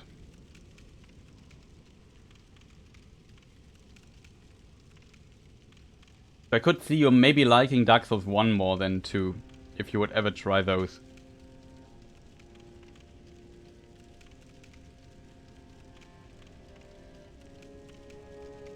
And of course Dark Souls 3.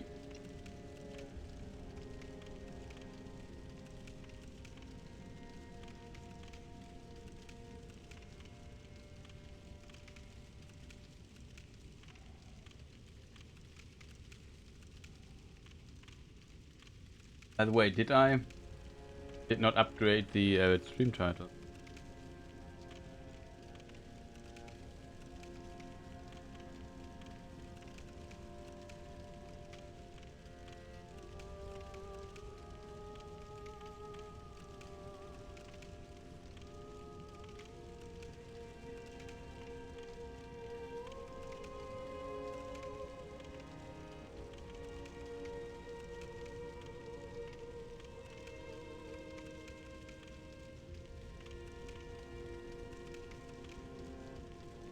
I should get back into Dark Souls 3 and experiment. Yeah, maybe.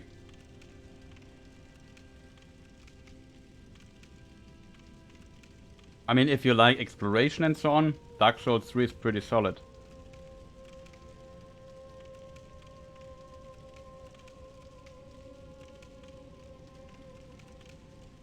And Dark Souls 1, of course, is king when it comes to exploration and finding passes and how the levels, the world is connected.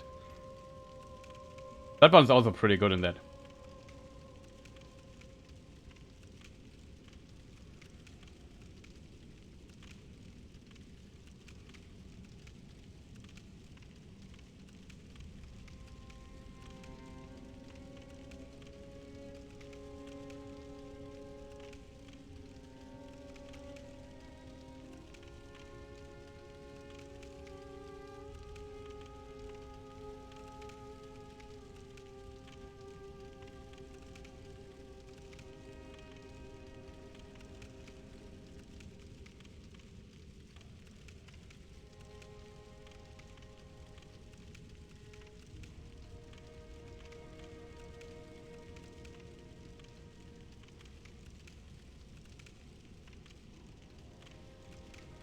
The only thing, yeah, that is a bit annoying in Bloodborne are the loading times. Do you have an SSD for Bloodborne?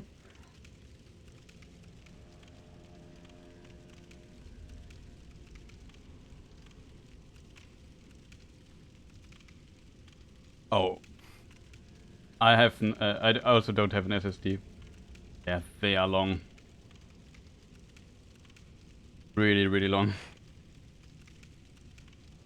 I played it back in the day I had a friend and he was on vacation for a couple of weeks and he had a PlayStation 4 and he didn't need it while he was on vacation, so I borrowed it and played Bloodborne through it on it. Sadly, I don't have the save game anymore. But by now I also have my own PlayStation 4. So back in the day I had not a PlayStation 4, but I want to play Bloodborne, of course. It was a pretty happy incident that was the case. And yeah, that's how it all came to be.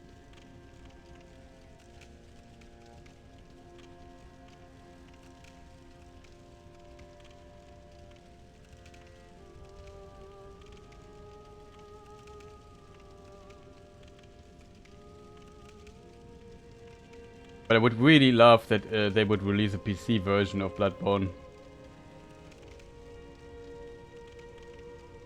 Or even a next-gen version.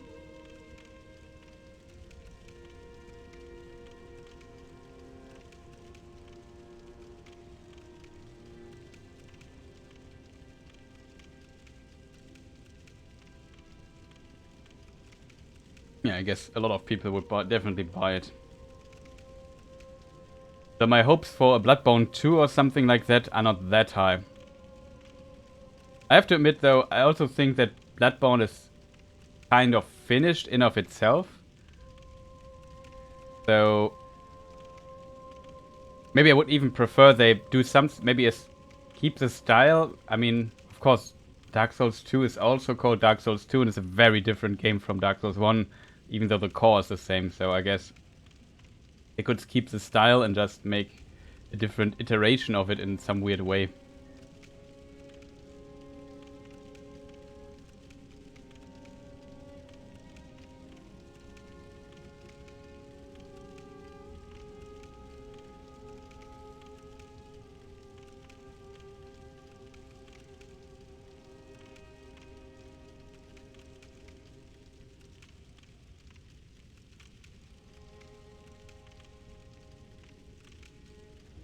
But I think when Bloodborne came out, the situation was also a bit different.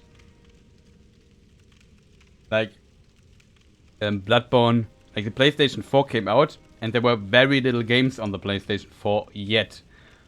And having a game like Bloodborne, like it was one of the huge exclusives for the PlayStation 4. And they really needed it, but now PlayStation has it going pretty well and organized and consistently. There are very great games that are coming out, like now, what is it? Horizon not Zero Dawn, but Forbidden West it's called. And so on. And then later, God of War comes out this year and so on. So they definitely have a lineup already. Probably not. Of course, it would be nice to have a game like that, but difficult. Funny thing I experienced was that my favorite boss is Martyr Longaris. Mine too, of Vanilla Bloodborne. Even though it took me over 50 attempts and I hated him while I was fighting. Yeah, I can see this. As soon as I figured out that you can parry or shoot him and get a parry, a visceral attack, he became very easy for me, I think. Not very easy is an overstatement, but much easier, if that makes sense. But I also like that boss fight. I have to admit that not all vanilla Bloodborne boss fights are that great. I guess there are no completely bad fights, but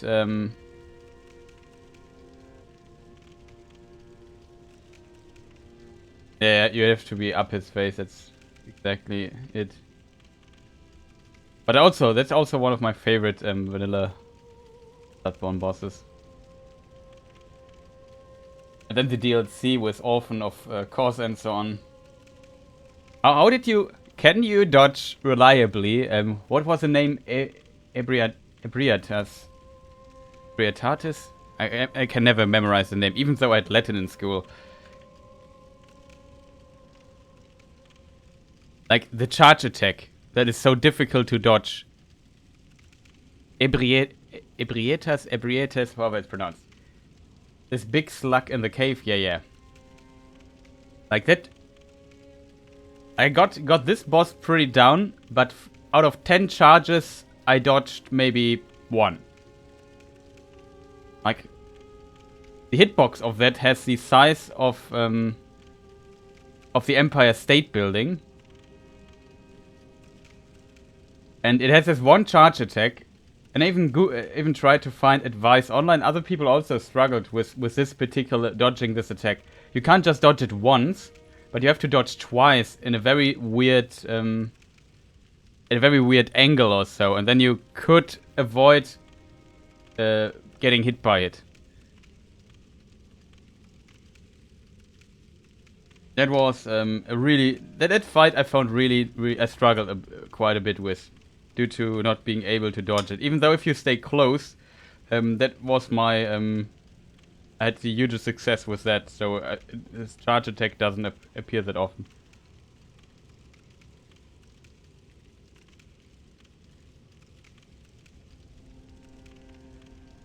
Yeah, exactly.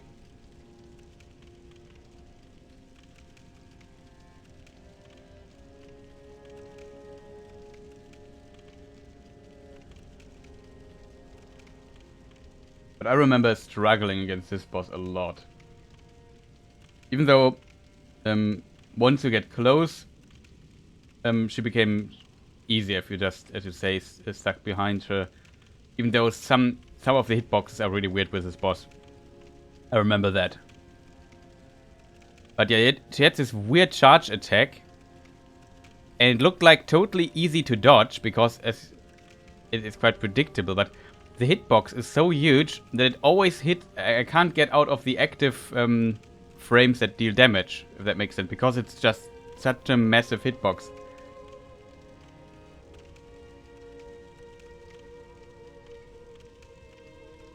I can see Orphan, of course, being your most hated boss. That thing is a beast.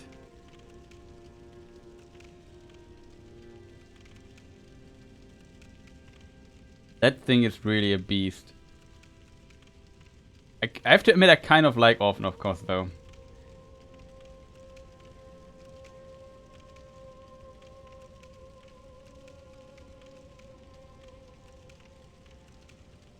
But I haven't played Bloodborne in a very, very long time, so take everything I say with a grain of salt. I also did not play it as much as I played the other Souls games.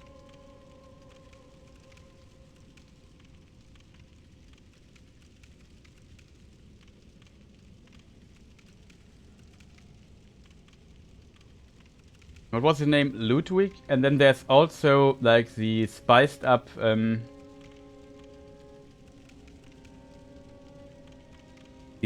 version of the clerical beast, the first optional boss.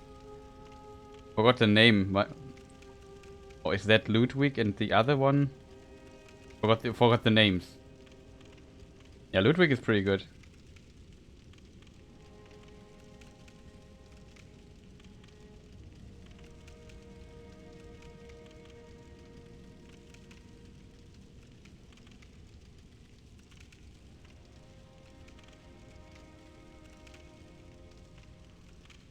Yeah, either him or Maria, right? Maria's the second then?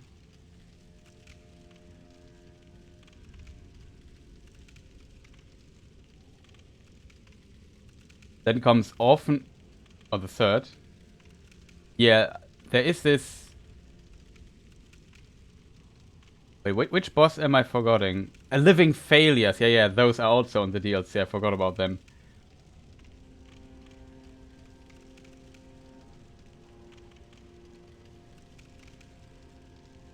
Then Orphan, of course, and who is the optional last boss? Oh, is the name also not starting with an L?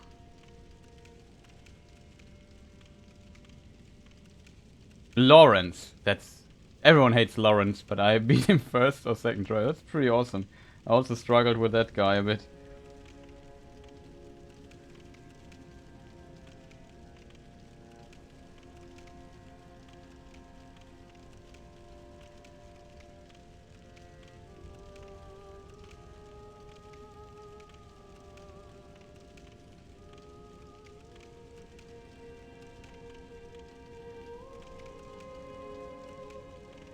In Vanilla Bloodborne, I also... I don't know why. Because I think it was my finest moment. I can see that. I was at my best. Yeah, very impressive, to be honest. The Vanilla Souls, also I struggled with Amygdala, I think is her name, right? I don't know why. It's a pretty cool boss in my opinion, but... there was some attack I was too stupid to dodge. Even though I think on paper it's a pretty easy boss, but... That's also... I like the level though a lot, like the... Nightmare Frontier, whatever it was called.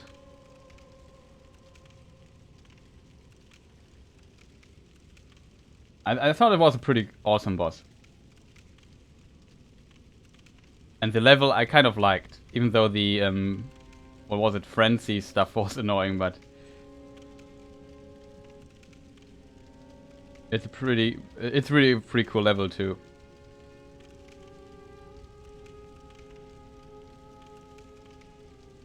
Yeah, the poison is probably a bit annoying, but... Kind of like the style of it. Yeah, the style is pretty cool, exactly.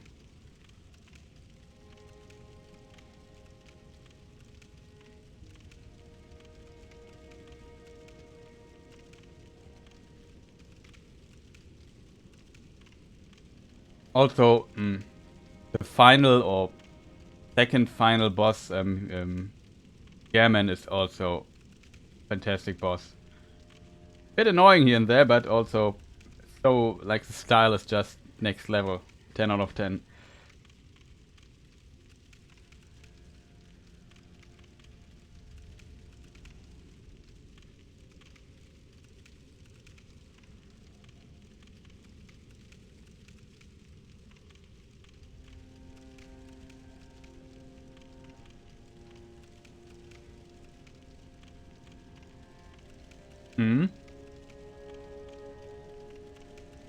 I remember beating the Wet Nurse also pretty fast. Like, I think I first tried her in my first playthrough. But she didn't... the weird thing is, she has this transformation where everything goes dark, right? And stuff happen. I think I somehow managed that never happened in my first try. It was pretty funny. That was also a pretty cool boss fight. Very solid boss fight, in my opinion, too. Forgot about her.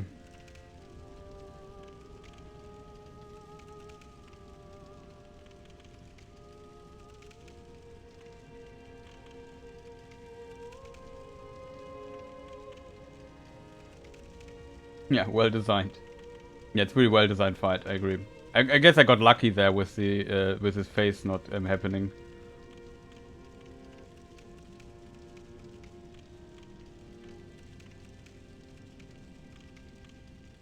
What other bosses were there that I liked?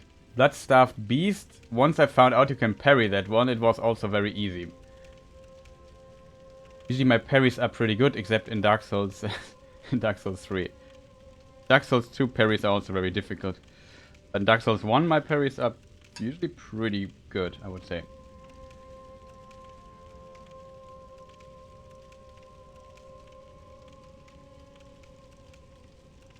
Oh yeah, the Moon Presence, the actual final boss. I don't have too many memories, so I probably beat him very fast. I think it was a decent fight too. I'm not sure if he had something that annoyed me though, but I don't remember currently, so I guess it was a decent fight too. I just remember Gammon, just pretty good fight.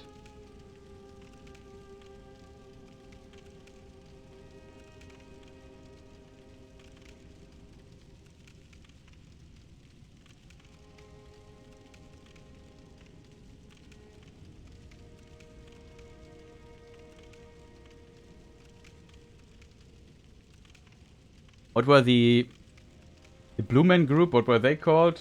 Celestials or something?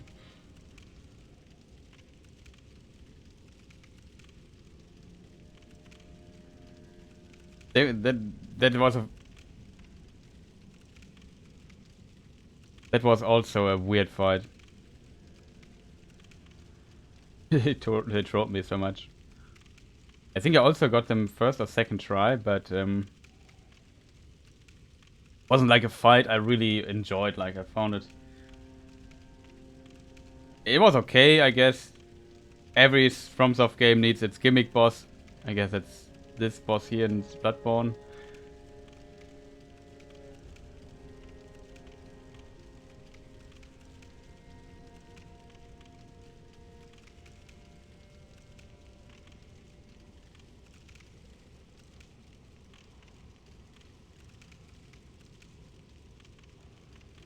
Of course, Gascoigne also pretty cool boss. Like that too.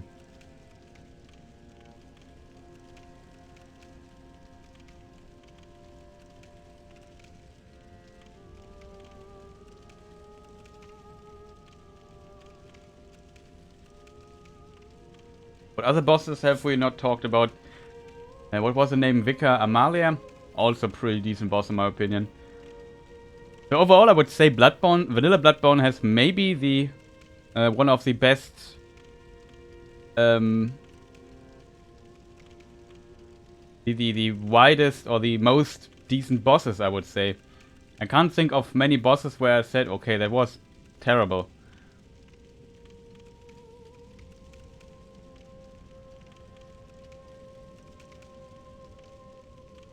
Yeah, it's a beautiful fight, I agree.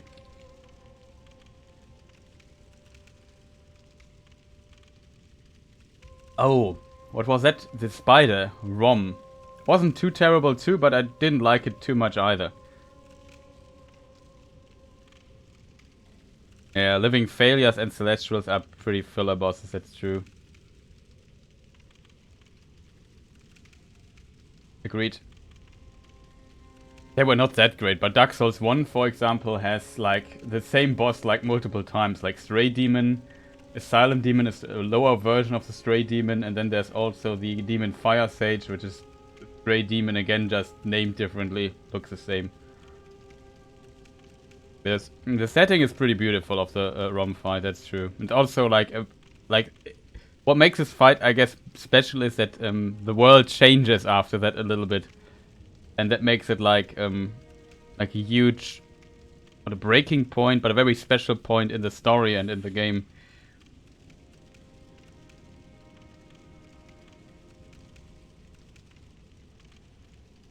Yeah, exactly. It's meaningful.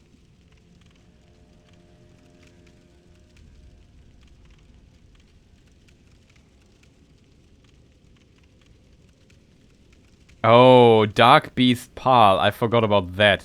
I defeated him first try, my first playthrough. Also a decent fight, I have to say.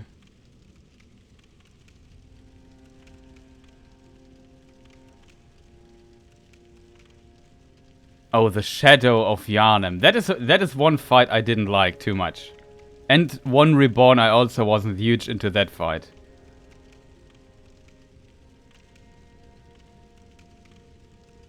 Same is just optional. Yeah, true, but I guess... Ah, the other gimmick fight, the Witch of Hemwick. I kind of found that a funny fight.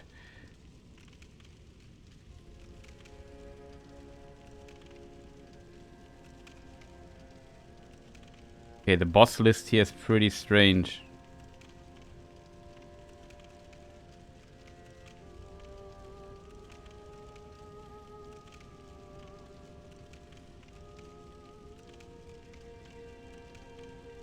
The one Reborn is... what is it? The Yargul Chapel? Yeah, it says...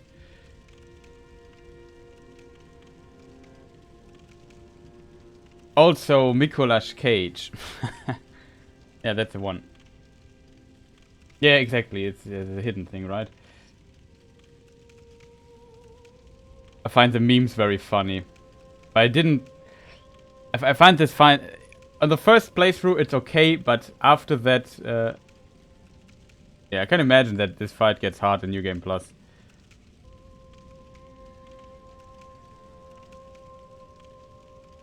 Okay. Do we have like a cool boss list with all the bosses?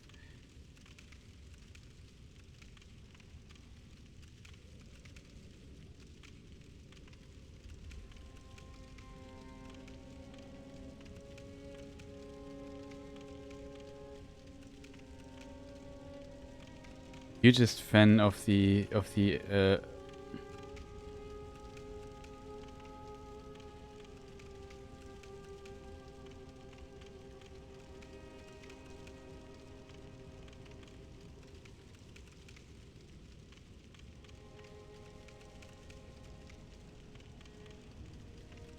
there's a list. Gammon.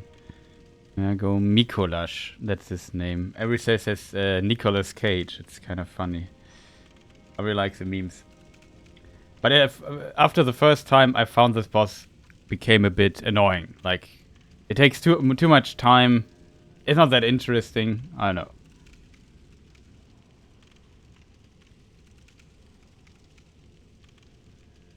Shadow of Yarnum, yeah.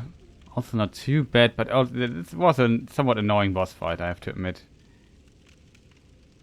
But everything else is pretty good.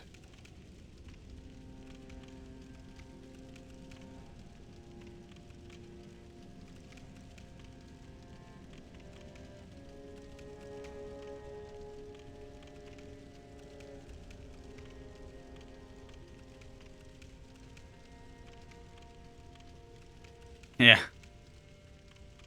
Nicolas Cage. Yeah, this nuke and this spell stuff is really annoying. If you make a little mistake and you die and you have to do all the stuff again, it's just, oh. It's not that interesting. Like, this boss easily overstays its welcome. Excuse me.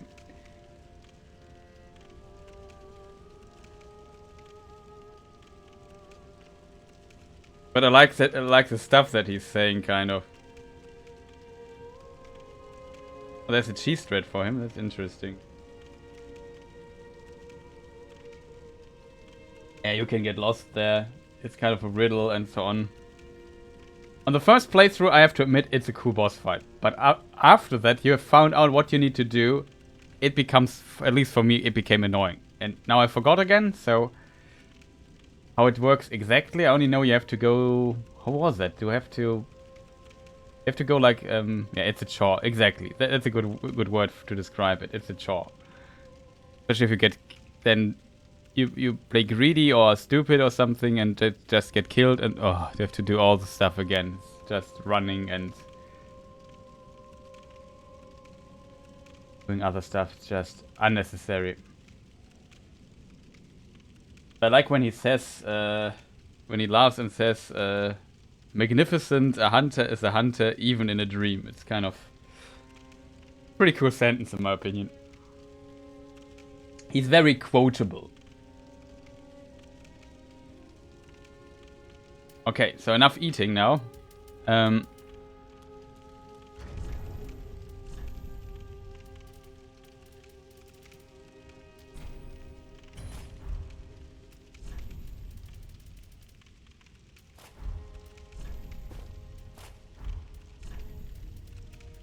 still surprised we can wear a Black Knight armor. It's just so funny. I won't complain.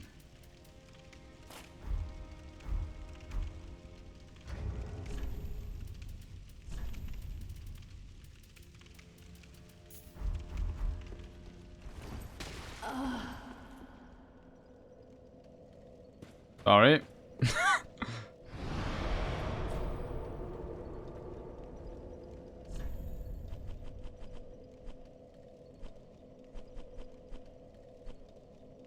Okay, so we have to go here, I think.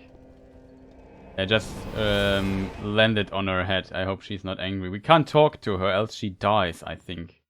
Completed her quest.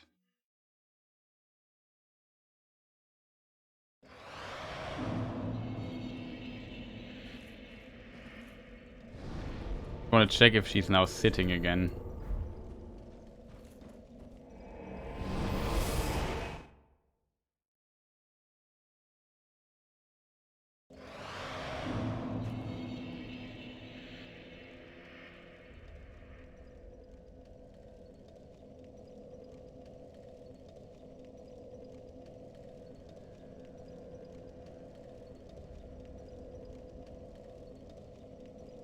Type something really quick.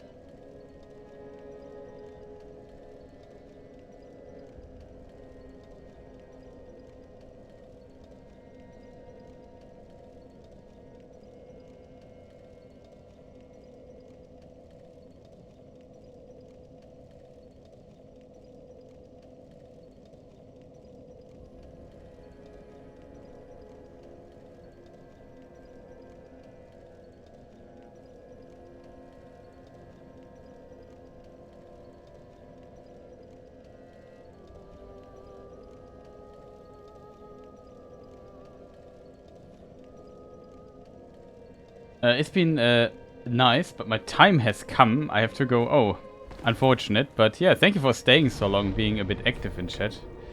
I enjoy that a lot when people are in chat. Was really nice having a bit of nerding around through the Souls games and Bloodborne. So I wish you a fantastic rest of the day, and thank you for staying so long and watching.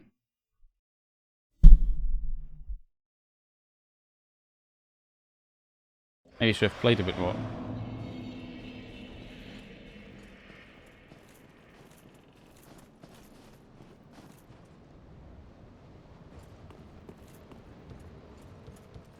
How did this work exactly?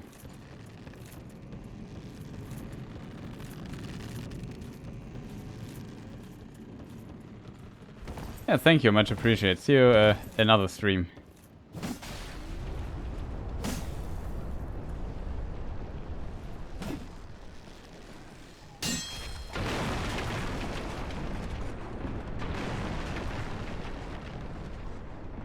So you can destroy the bridge, of course. People wondered about that.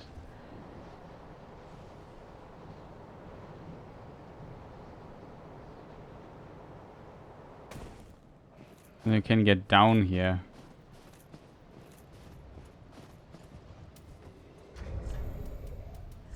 We need lighter gloves.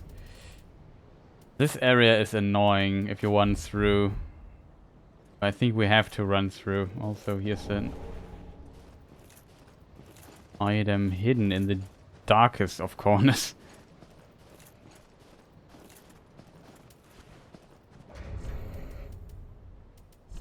We won't do much fighting, so we maybe check the catering, even though we get full control with this too.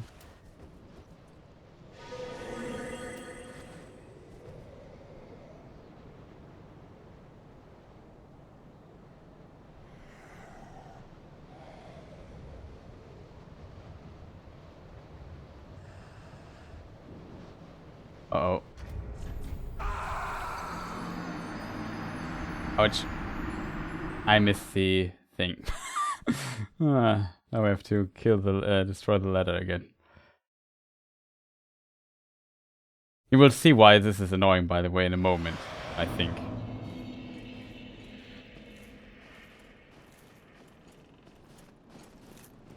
How did I miss this?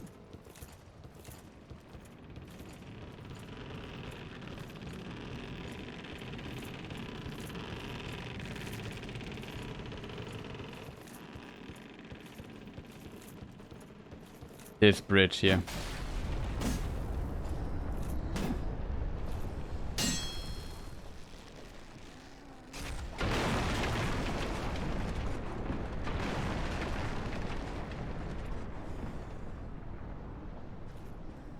Okay, I'm very curious. I tried to rush relatively fast to Friede, though that is not the way to Friede, by the way. To the main boss of the DLC. Just to have the option for the other boss. I might check that out too.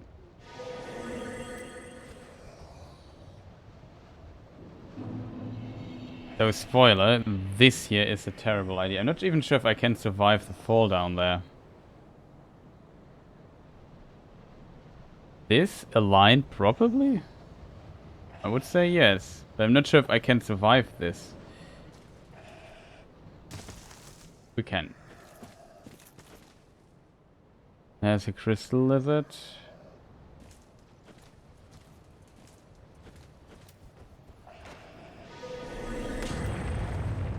Uh-oh. It has begun. And we're dead.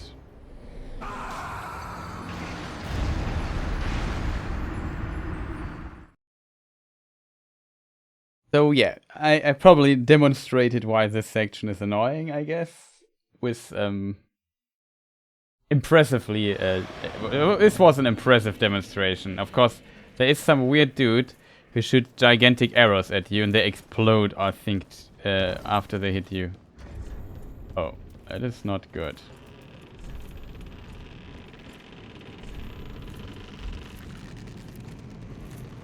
Oh, well, you can do this.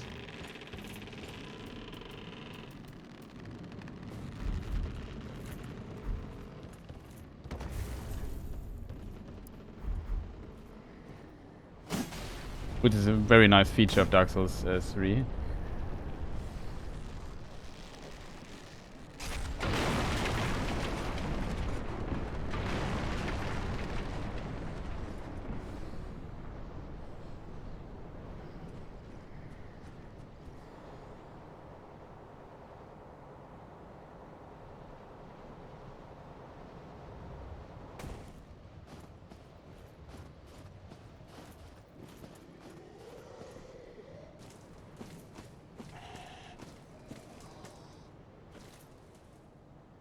Okay. Will we hit it this time?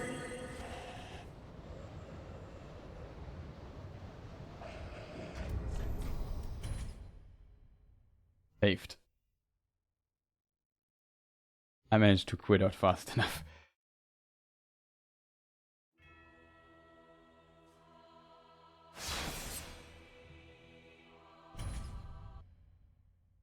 Let's hope we stand on the thing again.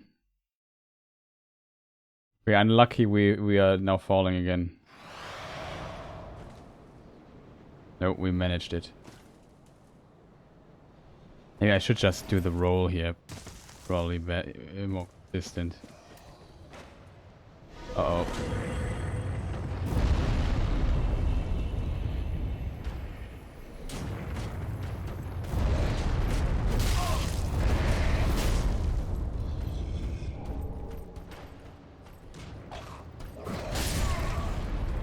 I rolled too early. But we got the Twinkling Titanite, which is kind of good. I don't know why we get it though. Pretty strange.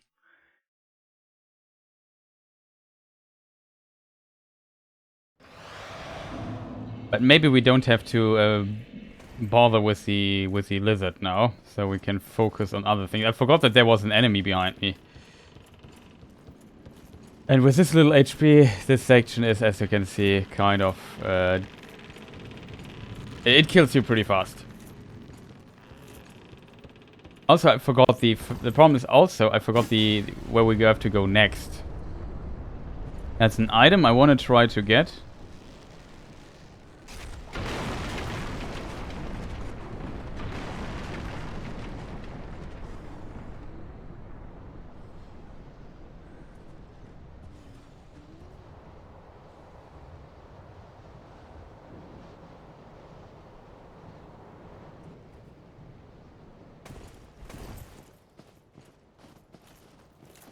Let's try this again and hope we fail a little bit less this time.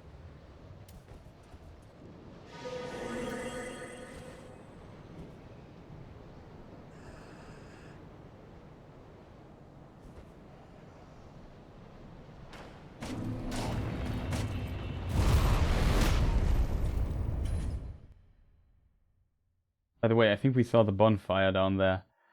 Where I need to go. Well, I think I would have not survived the fall. Also managed to quit out in time. I'm very slow in quitting out in this game.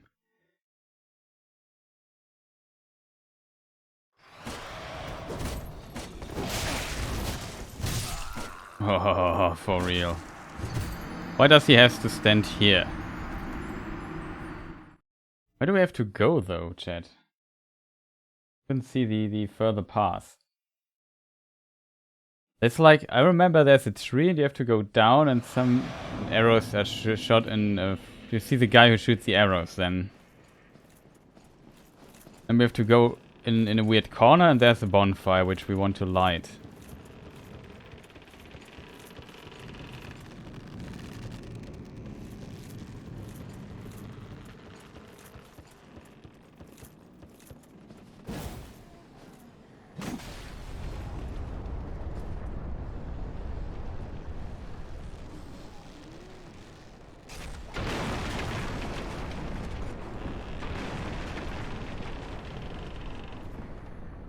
But yeah, on the other side you see the actual path that we have to take. There's also like buildings there, that's where we need to go. And we go there in a moment after I maybe managed to get past this here.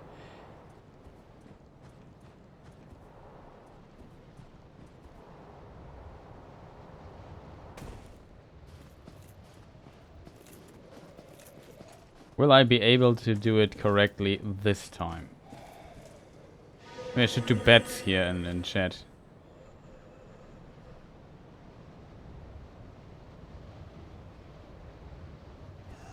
Something like this, right?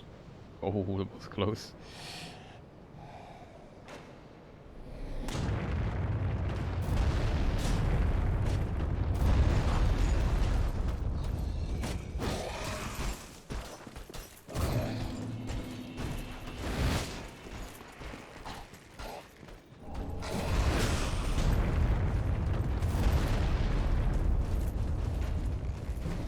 Oh yeah, this is how I remember it. That's bad. That they explode in the delay. Okay, at least I know where to go now.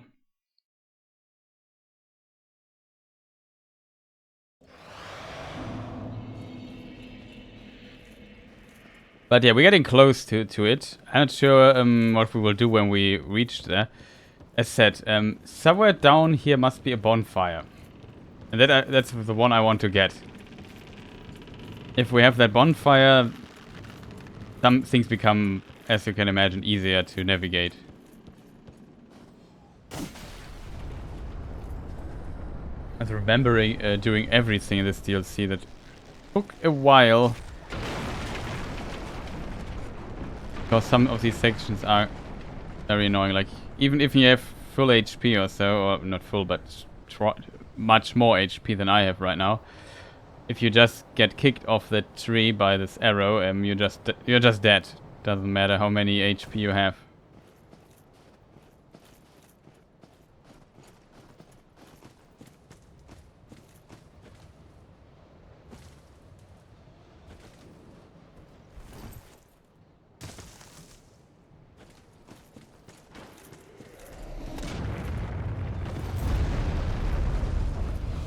Wrong button.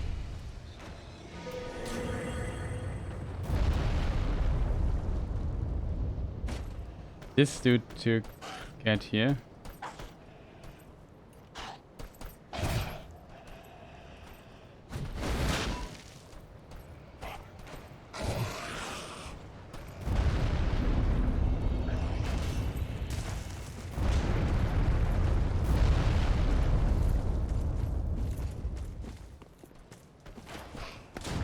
No. Are we dead? I'm not sure, chat, if I'm dead. I managed to quit out in time. Maybe that helps? Maybe not. Find out in a moment.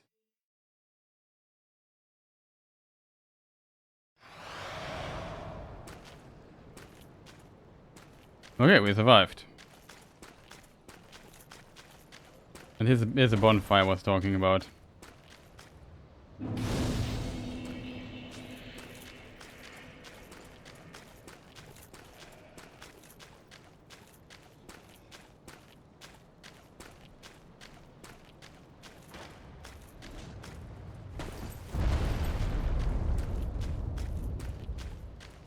And yeah, this here already is a boss. We do this later, not now.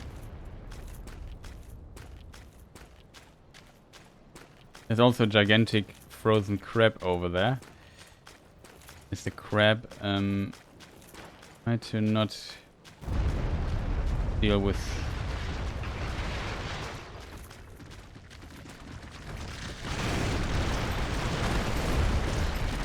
there's also a surprise crab.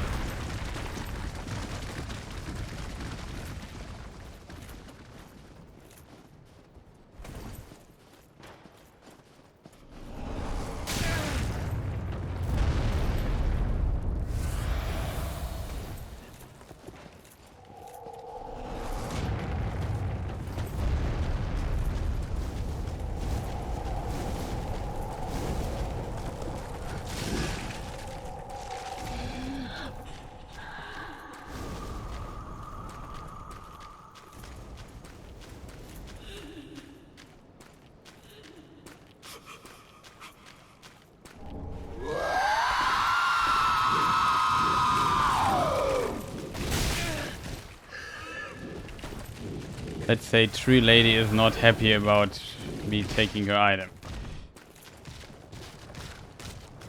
Uh-oh. She is really not happy about me taking her item.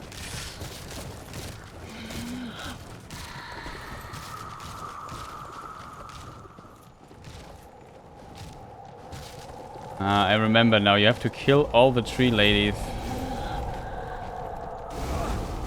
Ouch. Ouch. That was a lot of damage.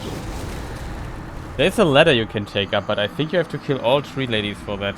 It's like an illusory wall, but basically masked by their spell, whatever that is. At least we now have the bonfire down here, so it makes things easier.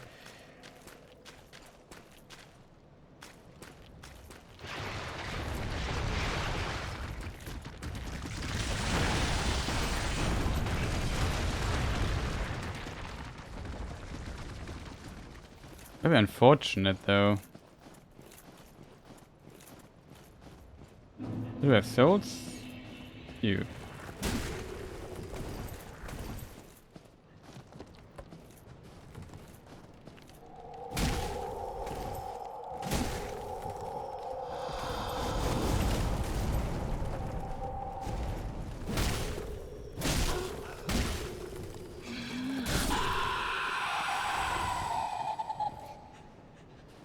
As you can see, we take a few hits to destroy one of them.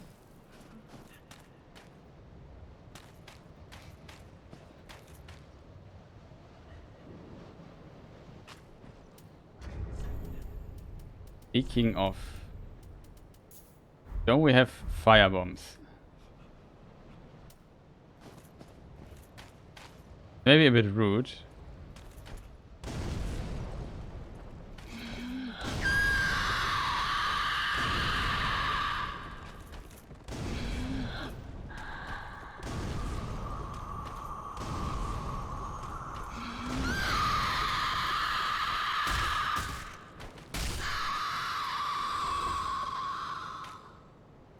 Right.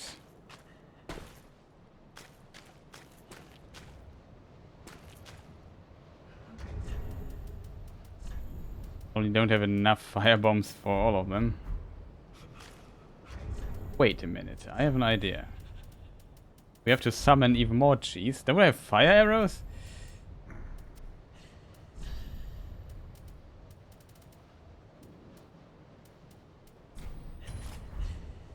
Okay, we have to reduce our weight here for a moment.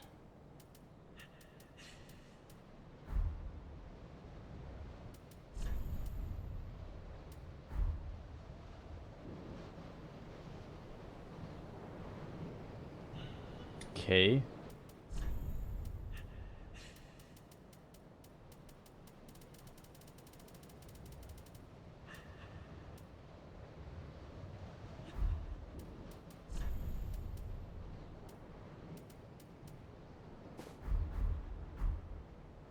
Let's try it like this.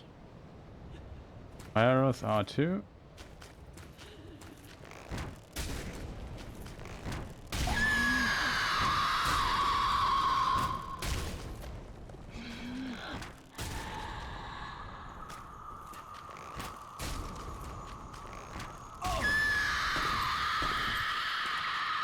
Oh, it travels faster than I expected it to travel.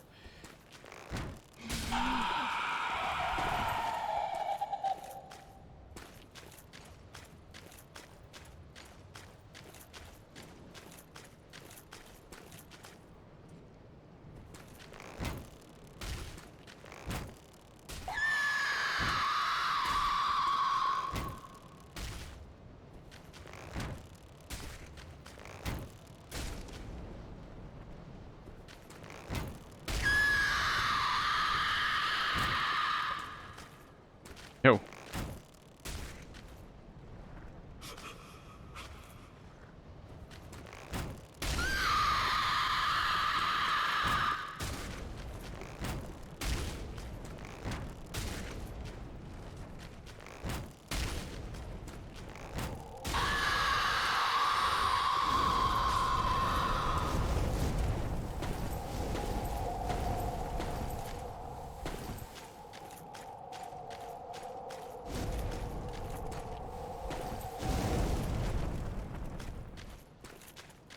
These homing fire things.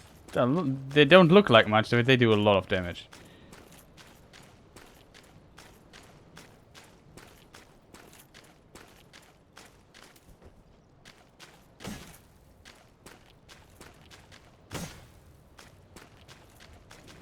So getting the item is one thing.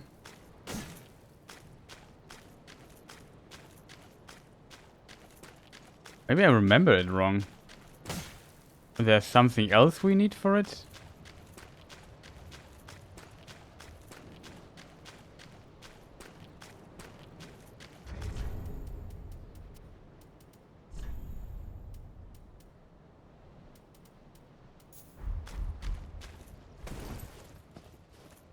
No. See, now the ladder here appeared.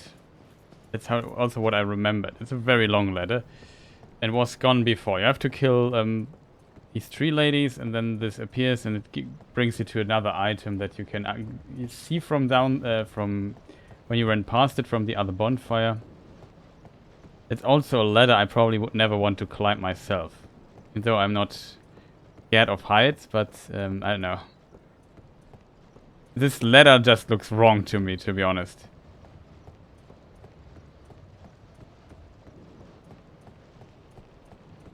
Though it seems to be very stable. But especially getting up to there and then getting here to the other side. It must be a scary feeling.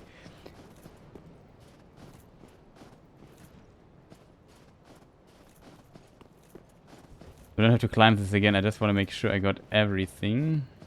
Looks like it. We did not overlook something. There's no visible wall or something here.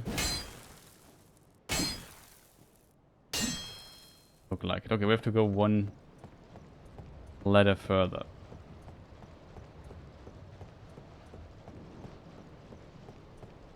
Also a relatively long ladder, to be honest.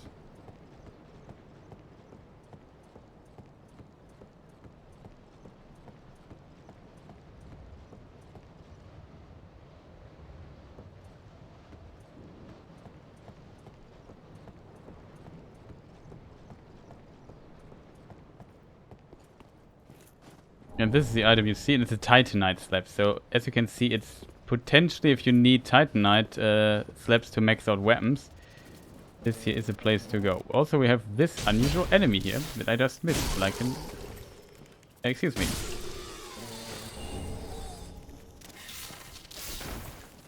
Excuse me.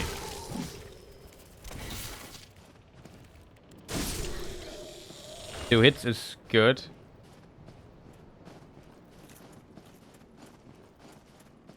But yeah, I would say we got everything.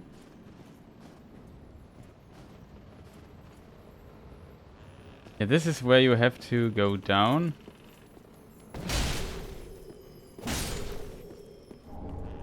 Oh, large Titanite, wow. This late in the game. I don't want to complain here, but...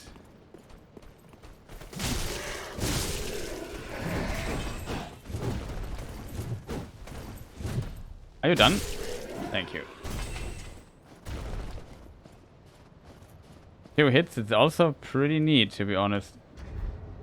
Oh, here, down here I remember one particular thing that I remember as a very annoying section. If we run through, maybe it's not that annoying. But I won't do the fight, I think.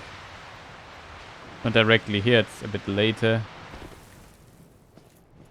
And yeah, here we are at a village or something of the DLC.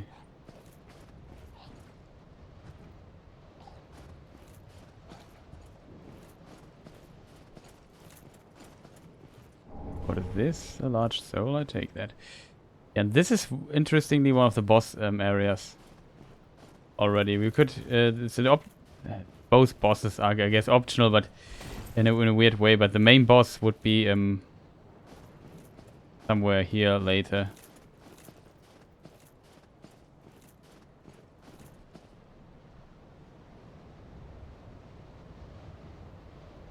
There you have to jump on it. We have the cat ring equipped.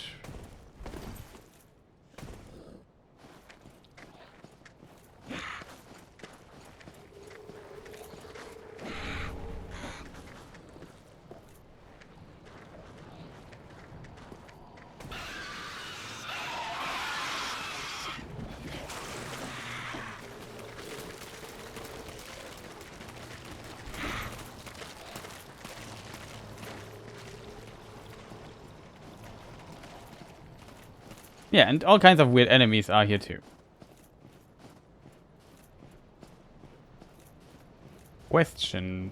I think we just missed the entrance. I think it's over there.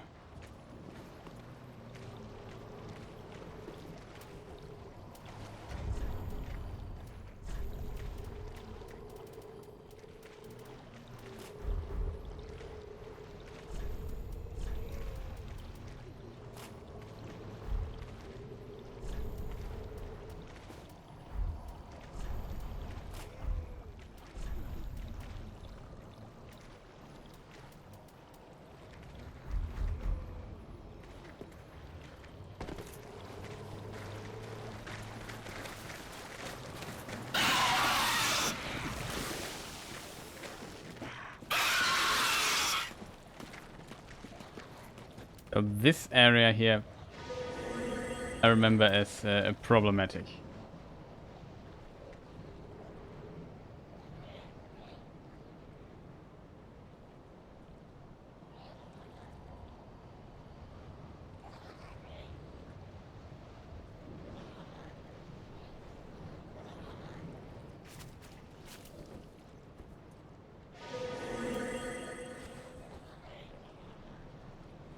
Just run through and hope for the best. This is the enemy.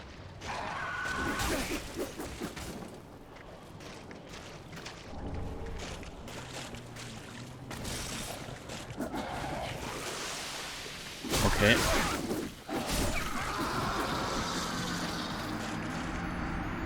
Unfortunate. So fast. I remember struggling with this section in my first playthrough of this DLC too.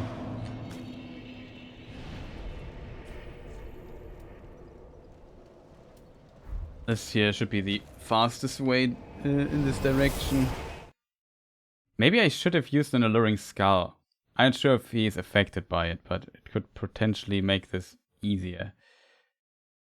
I just hoped he would let us climb up the ladder, but that is not what happened here.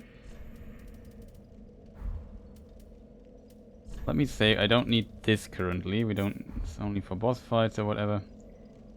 So we try it with this thing here. And hope we don't die again. Those are not that important here right now. Wanna get through. Is there an item up there? Just curious. Oh.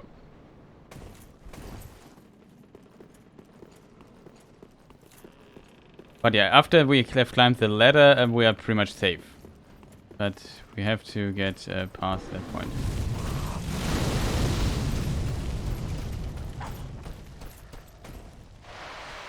Ha! See you later.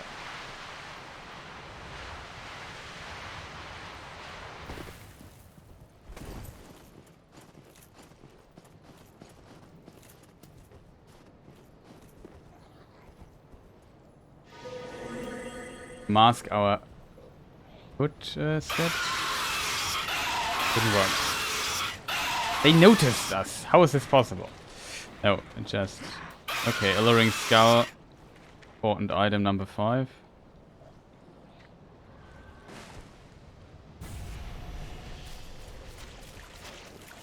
Okay, alluring skull works on him.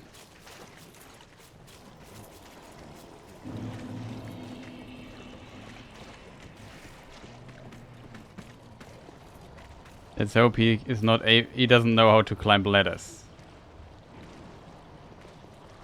These things are scary though in the DLC. Not gonna lie. Nice, some embers.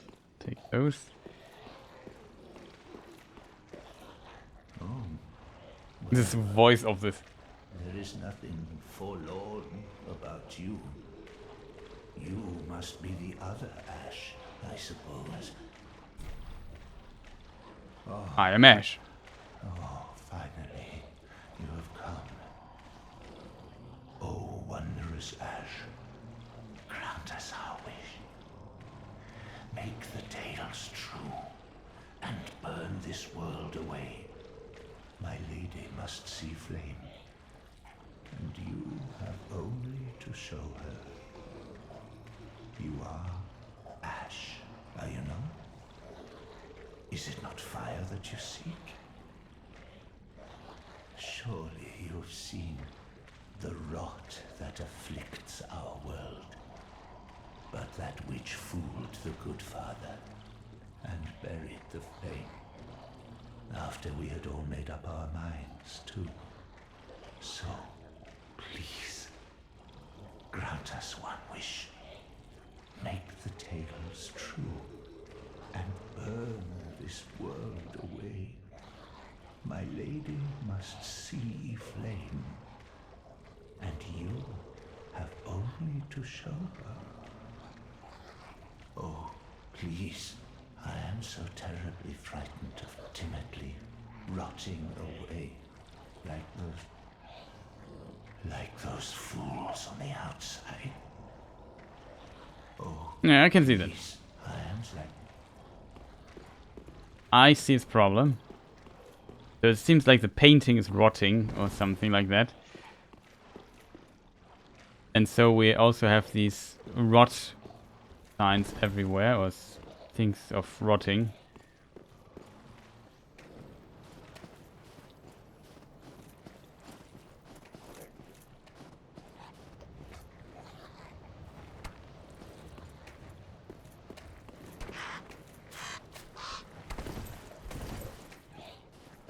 Nothing here. And here a crystal, and here's a bonfire too.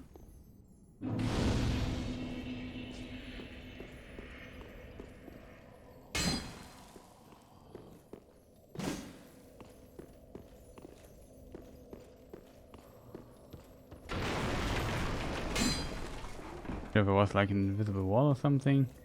Remember there's somewhere being a weird invisible wall. Too long ago.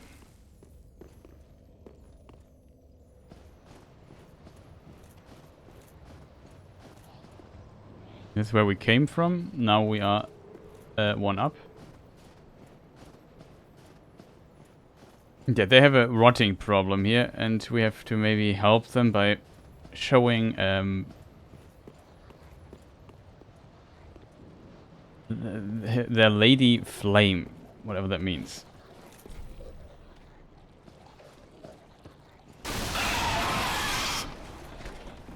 Sorry.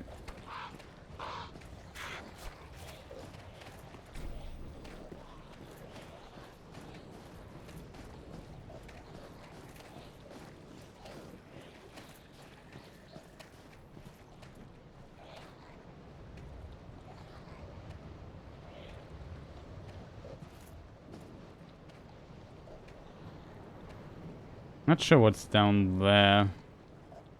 Oh, we have the bonfire.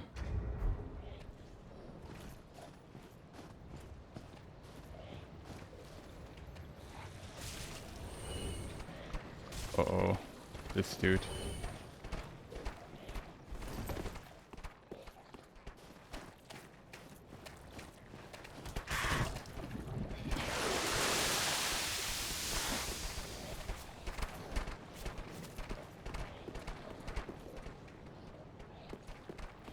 In where the bonfire is.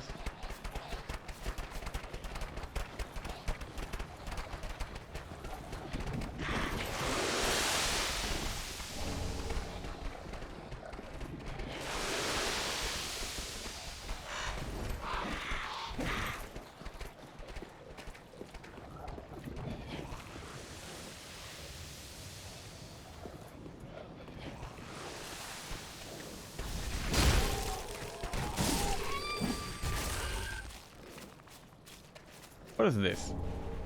Simple gem. Probably not worth it. Here's a lever which allows us to open this, I think. The problem is, it doesn't look like a thing we really need. You know what I mean? Like this leads us back outside. I don't want to be outside. Because here we have to cross the ladder again. We have this weird entity down there. I would say it's better for us to just return to the last bonfire.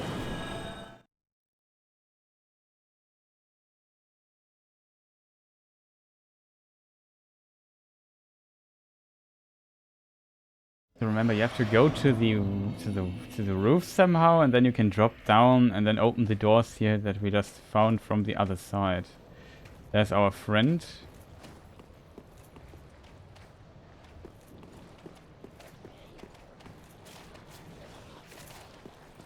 Which I don't want to mess around with. That is just gross. So... and this is, by the way, how you get to the other item, if I remember correctly. Excuse me, sir. Hey, stop that.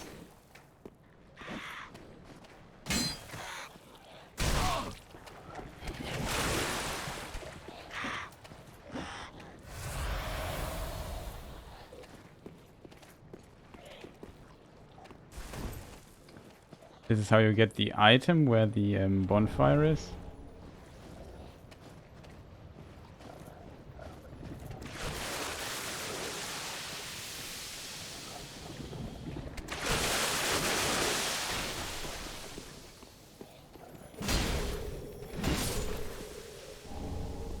Large Titanite. That is strange that we had large Titanite this late. Not sure if this is random and we just got bad luck or something.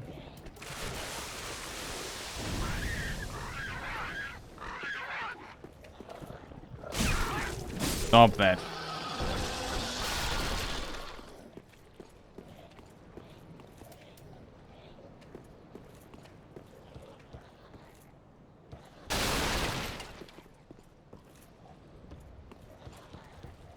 I think this is a pretty close jump. Yeah, now we got the web from the dude that we saw down there, or the other dude, I'm not sure, but one of those weapons.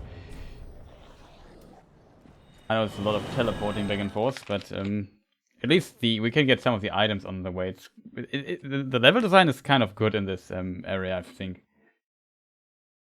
It's a bit annoying here and there, but overall, yeah. But as I said, overall, I didn't. It's not a bad DLC, but I think it's one of the weaker DLCs compared to all the others.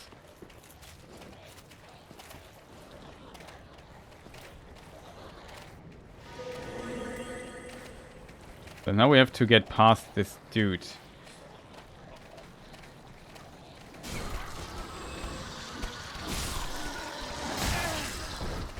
We're not a one-shot, that is good already. Where do I have to go though? I have to get to the other side. Maybe we have to open this, but we die pretty fast against this guy. Oh, I forgot. Alluring Skulls. Why do I never think of those? I think he's weak and can be distracted with those. That would give us a huge advantage. But I don't want to, really don't want to fight him a lot.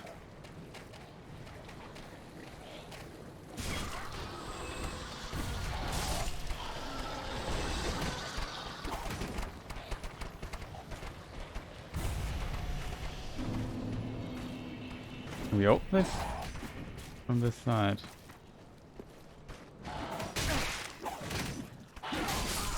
Oh, dude! Just let me find my way really quick. I know we have to go there, but I forgot. Maybe this is the shortcut, and there's still another way which I forgot about. It was a bit complicated to find this. I remember just fighting this dude, even fully upgraded, is kind of scary.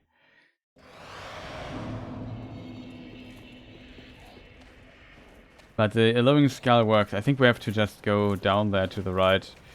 Just use the Alluring Skull to lure him away a bit, so we...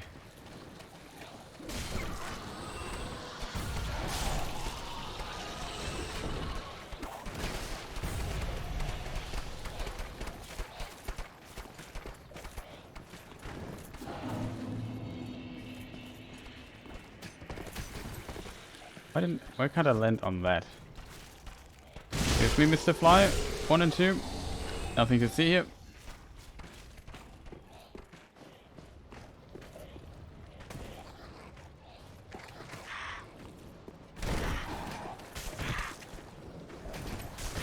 You guys are not helping. Just want to point that out.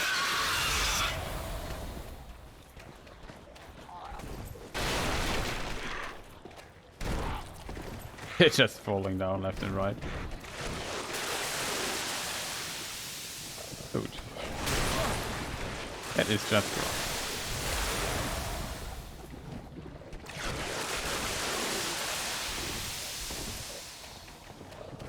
There's our other friend. Okay, so I was right with the roof. Even though I'm not 100% sure that this is the... You have to be kidding me. Caster bird.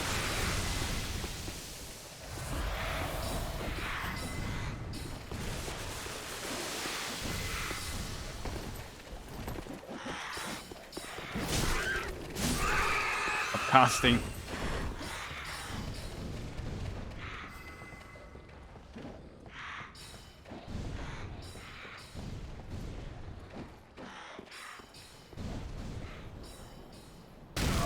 Ouch. I think he's also an invader or something.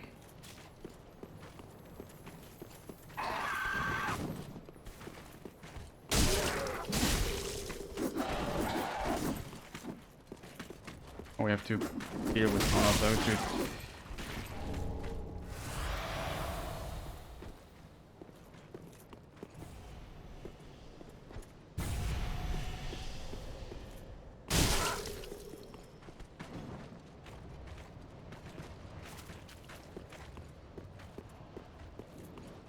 I don't know, he was kind of bugged for a moment.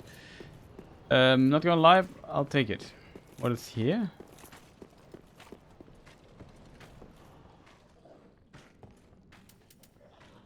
I think that is why it's annoying, because you can't do this in one go or so. You drop down here and there. This is how you get past the fence.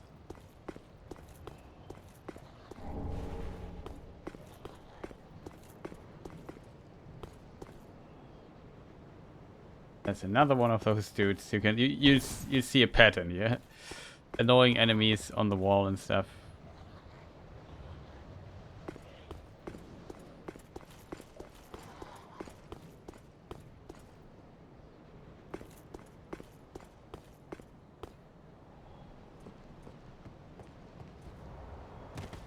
But this allows us to open the...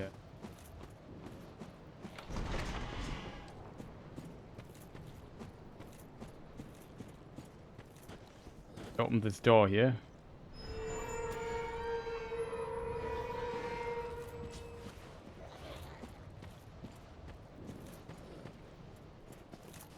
Okay, so now we check the other things.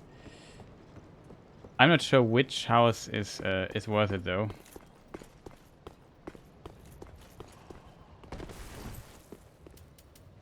It was pretty easy for the person who repairs roofs to get up to this roof. I think that's pretty nice.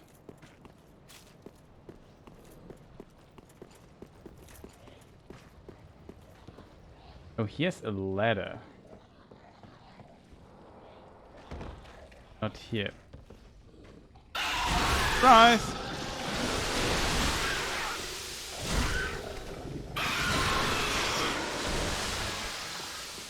Other surprise. Oh.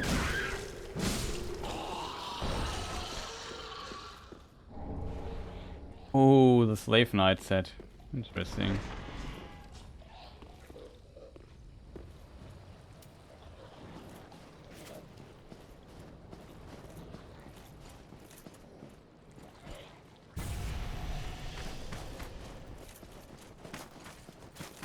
Let's hope.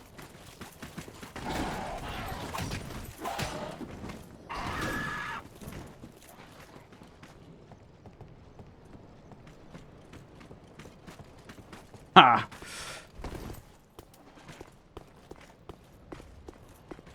No chance against Roof Climber Chris. So, next would be the other thing. That it kind of worked. Almost fell down there. Yeah, it looks like we don't have a ladder.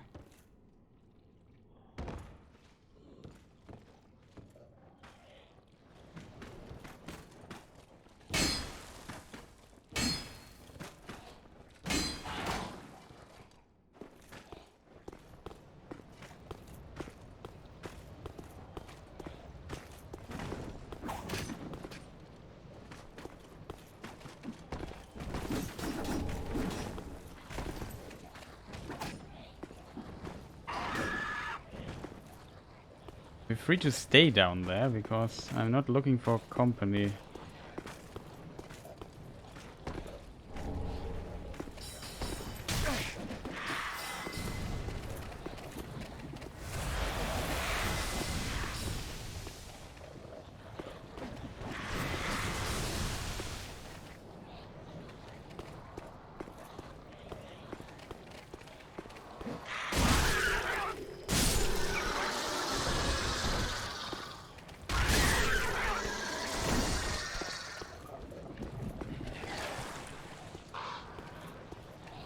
Question, Chant. Which was the other place?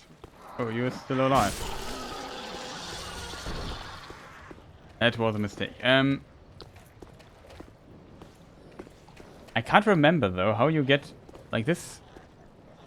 Makes me curious. Was there a visible wall or something? Maybe it was this tower.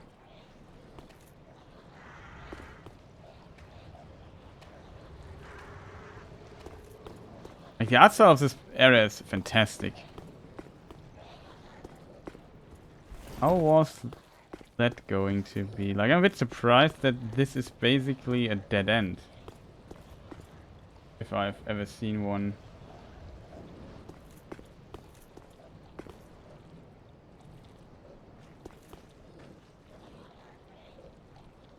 Like there were this house here, right? Yeah, this is the other house which we have not entered yet. So I overlooked an item too.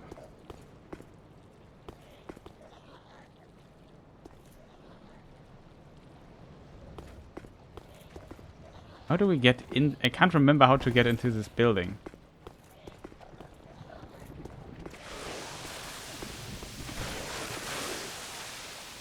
I think I remember now. Maybe from simply here.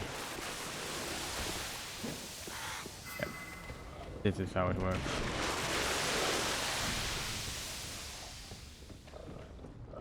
want to make sure we don't have to kick down a ladder. And this is then a shortcut.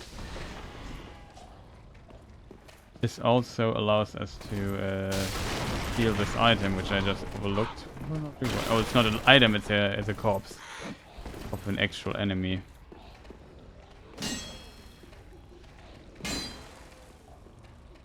Okay, we got these shortcuts so far. I'm not sure why we would need to go here.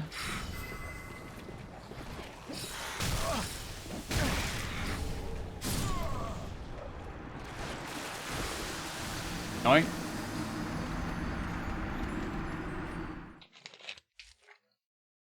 I was greedy. It took too long to catch the item.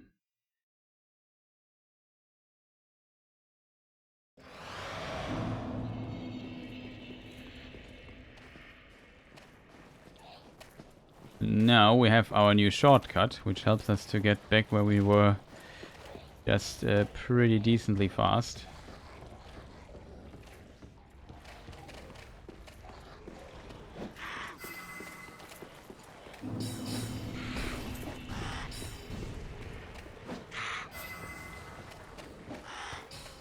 This is where our friend is, right? The NPC?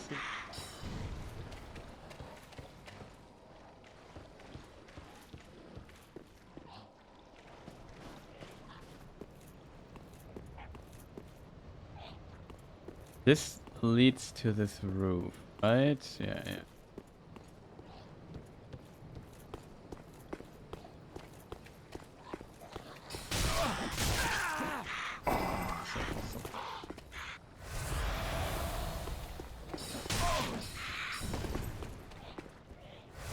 Hey, those dudes are kind of annoying.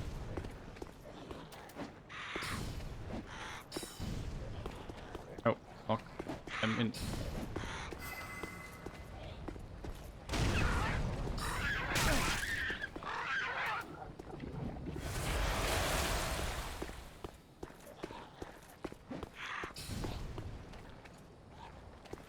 Okay. I had enough of this.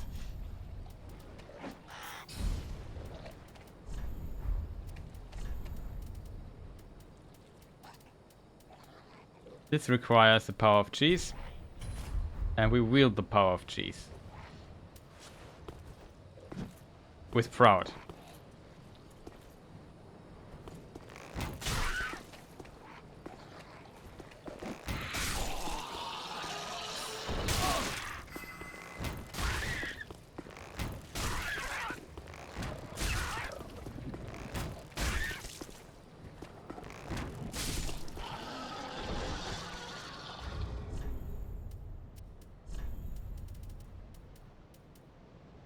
Very annoying. But it worked.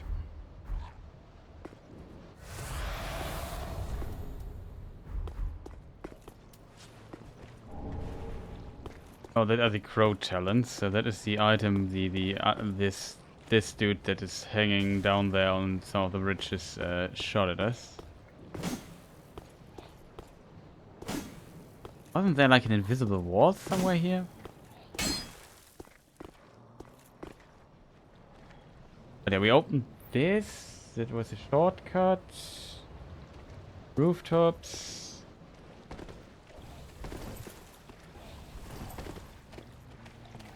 Hello. Unpleasant.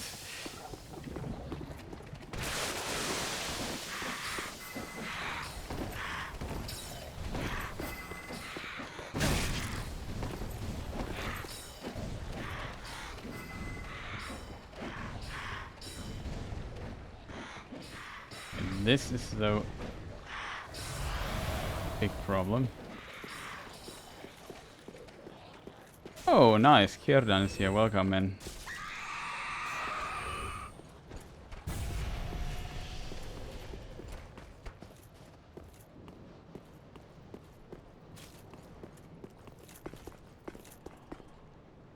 Just finished university for the day. Easy peasy. Well done. Well done, my friend.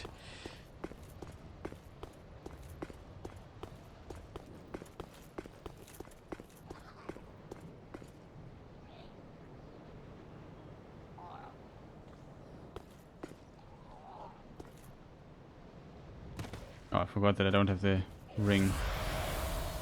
Something behind this. I did not expect this.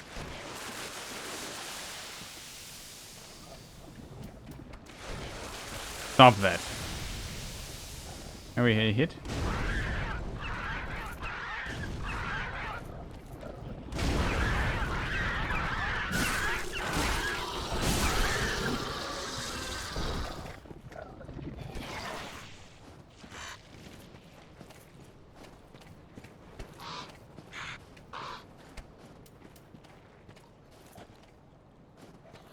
There's nothing here. I thought maybe this well has something to offer. Like an item or like an interaction possibility, but nothing. How are you doing? Hope you, well, you already wrote on Discord, right? Well, I have spent a lot of frustrating hours with fighting the last boss of Vanilla Dark Souls. Now we are in the DLC. Oh no, here's a mini boss. That might be a problem.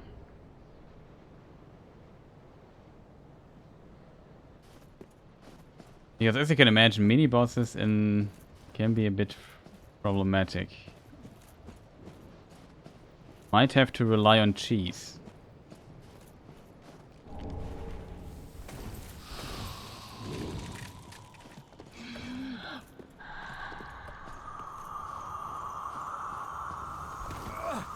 Oh no, go away.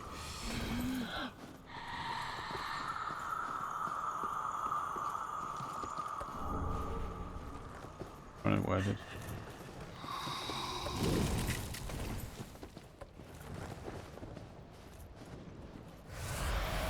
Yep, doing well. Nice, nice. Well, I'm also doing much better after defeating that boss. It was really a frustrating moment. I have no idea. Like, I don't know how many hours it took me to defeat him. Many hours. And it was a very boring fight. That's the worst part of it. If the fight would at least be fun, but it just for a level 1 run, it's kind of flawed. So I think here we get this. A very cool voice, by the way. Every fleeing man must be caught. But in the end, you lack the stomach for the agony that you'll bring upon yourself. That is Wilhelm. Oh. Okay.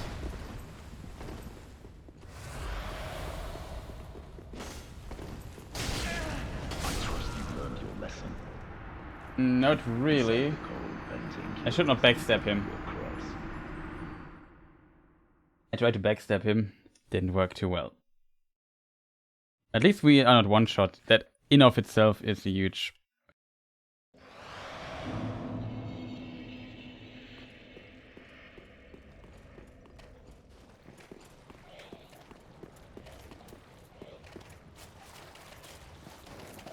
There's a shortcut for it too, so it's not big of a problem. They could explore this house there.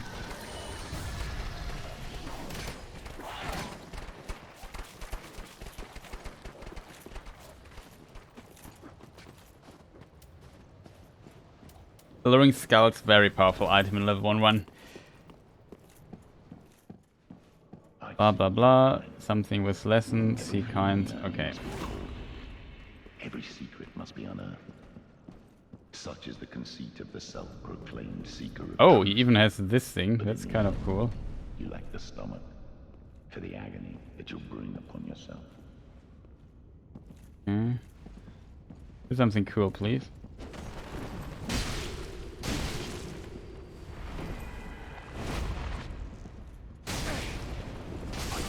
Oh no! You did a jump attack, which is delayed.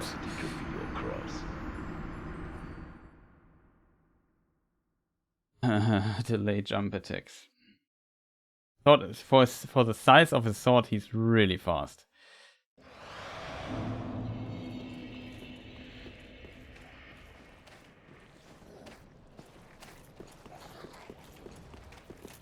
I need a Alluring Skull though, else this section here is a... We don't want to mess around too much with this guy here.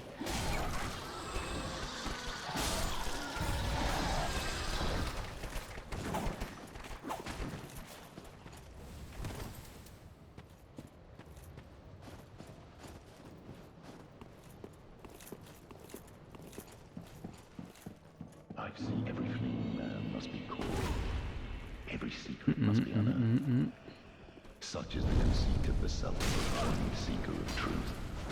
But in the end, you lack the stomach for the agony that you'll bring upon yourself. What? 1060? I trust you've learned your lesson. No, I did not learn my lesson. I learned that you miss an attack and just turn 180 degrees and hit me with it. Going to backstab him there. I thought, oh, he does a follow-up attack on this. Too bad that I'm behind him. Then he just made a 180. Stuff like this is so frustrating. Like... Okay, should not try to get any backstabs. I just hit him really hard.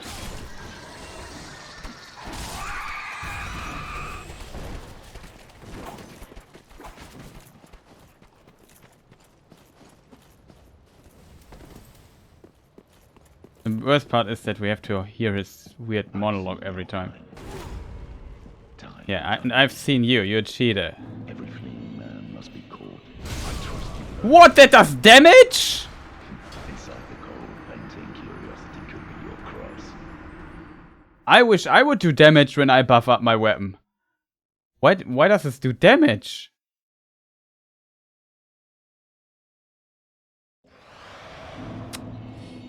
Okay, this guy is going on my nerves by now. Like, come on, I don't want to die to stupid nonsense. It does more damage than a normal attack. That is, in of itself, nonsensical, if I just kind point that out. Like, I survive a normal attack that he does. If he buffs up his weapon,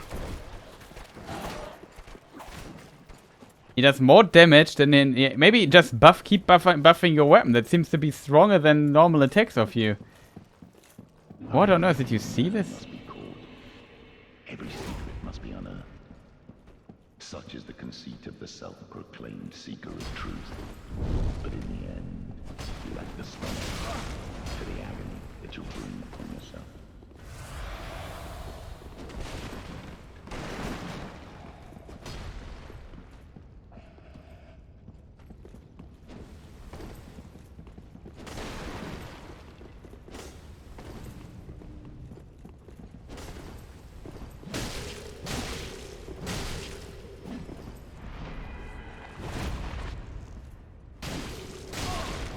He was not staggered. Awesome.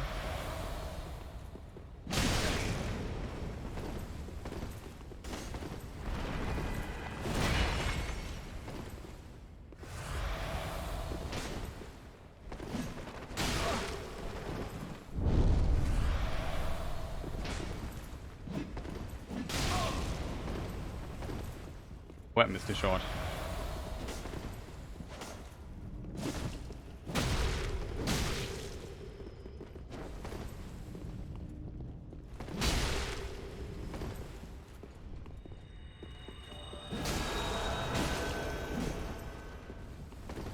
He can heal.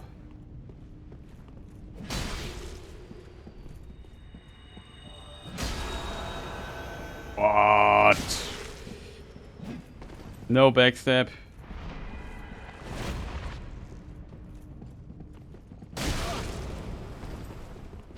I'm dead. No, yeah, I didn't know that you would heal. I didn't know that he would heal. And he heals a lot. And he gets poise while he heals, which is also like nonsensical. Can I just point that out? It's hard to get the heal punish or to cancel it. I probably need 2 hits to cancel it. Then I have to be very close and realize that he's healing very early on.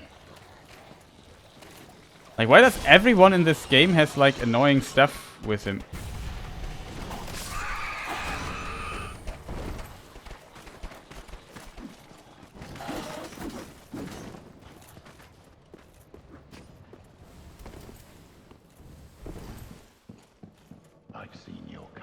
Yeah. I heard this now 50 times. Every secret must be unearthed. Such is the conceit of the self-proclaimed seeker of truth. But in the end, you lack the stomach for the agony that you'll bring upon yourself. Could have hit him there while rolling. dangerous. Of course, we trade blows again. Why is his sword so freaking fast?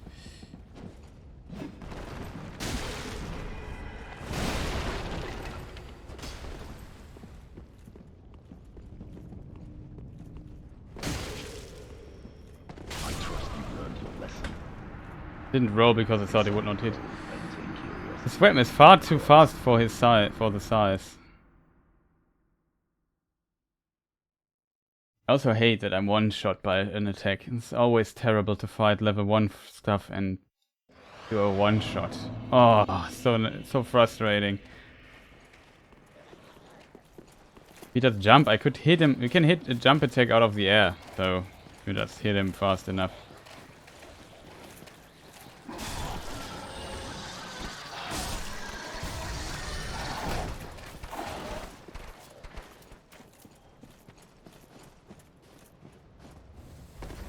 We should maybe put in... Firebombs are probably too small, Oh, firebomb, okay. Maybe we put in, just in case, we put in a hunted charm. If we can prevent him from using Estus. In case he does that too. Must be caught. Every secret must be unearthed. Such is the conceit of the self-proclaimed seeker of truth. But in the end, you lack the stomach to the agony that you'll bring upon yourself. Oh.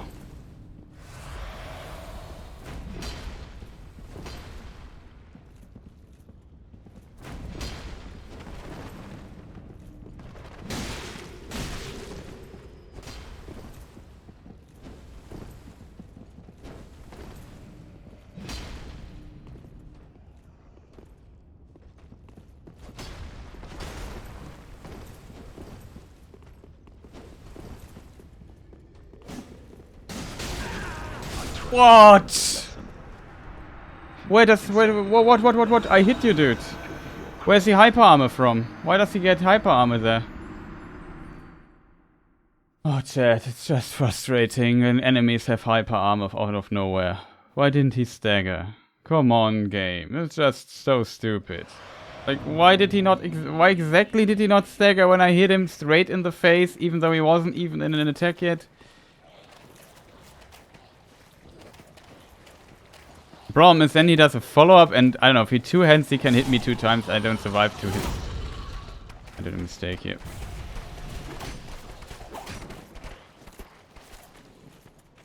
I don't get it. Why does he have... Why is it armor moves? What is going on with that? I've seen your kind. Time and time again. Yeah, dude, stop talking, man. You just cheat. You're a cheater, dude. You are literally a cheater. Such is the conceit of the self-proclaimed seeker of truth. But in the end, oh, couldn't parry that. the stomach. Just imagine to get this parry here. Upon yourself. I trust you've learned your lesson. No, I did not learn the lesson. Can you stop talking, dude? Your cross. You can be so happy that I'm level 1, my friend, else you would be so dead. You have no idea how dead you would be otherwise. You would be dead, it would be enough for 5 lives, my friend.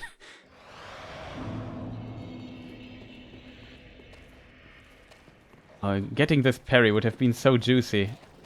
We didn't get it. I'm not even sure if I can parry it though, because some weapons are weird. You can't parry them. This dude is seriously annoying.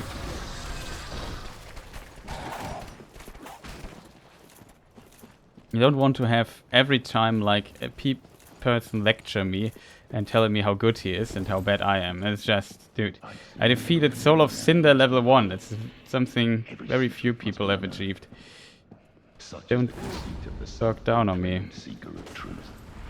But you lack the stomach for the agony that you'll bring upon yourself.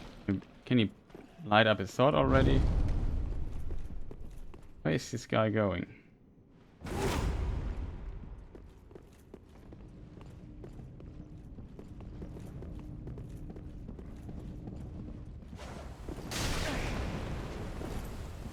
Why is there an object blocking? Now he can rush me down. But I took a hit in the cover. Camera from hell.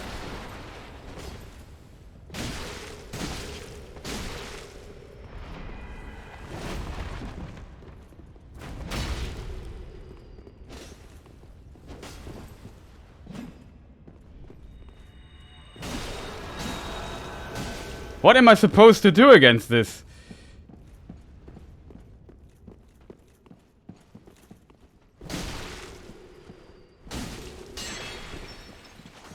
Oh, yes, he can't.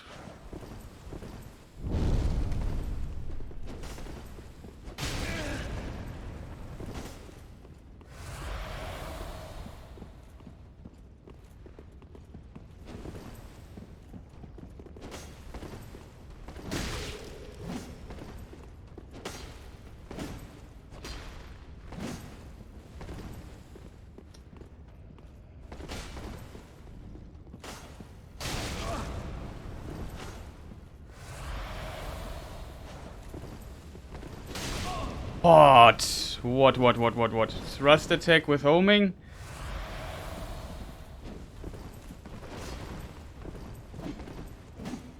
How did I not hit him there? Weapon is too short. What? No, I did not. I rolled. But roll did not come out. That's what I learned. I don't know what... did somebody have an idea how I'm supposed to stop his healing? Like, I hit him 2 times before the heal came out, and it was still not enough. I could try kicking him. Maybe that works, but I'm very bad with... I could try the heavy attack. 2-handed heavy attack of a battle axe should be enough to hit somebody out of his healing. Like, else it's just ridiculous. Like, why do the enemies always have to have healing stuff? Against Estes heal, I could at least use a hunting charm, but I can't prevent miracle heals. Well, it's not as bad as the healing stuff of Soul of Cinder. Just boss should not have a healing. Every secret must be unearthed. Such is the conceit of the self-proclaimed seeker of truth. But in the end, you lack the stomach for the agony that you'll bring upon yourself.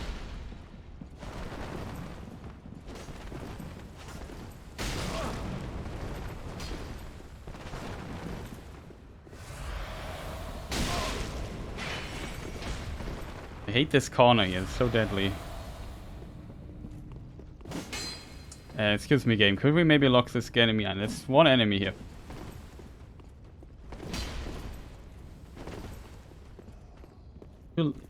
It's very annoying that regard he rolls a lot.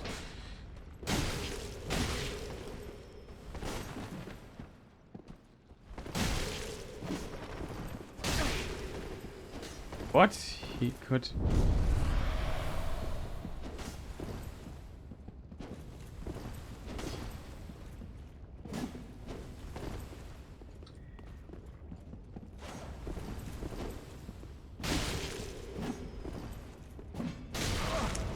What on earth? Why is my... He's so light and he can set enough poise.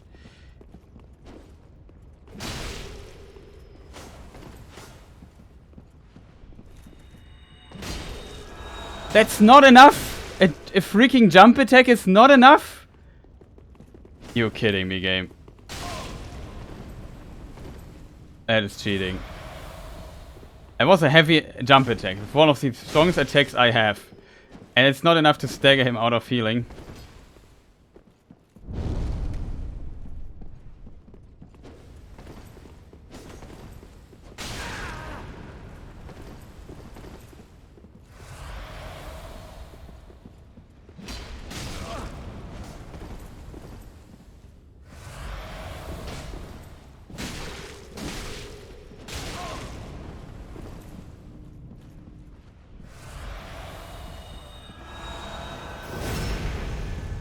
That's cheating. I needed to heal that. I knew he would do this.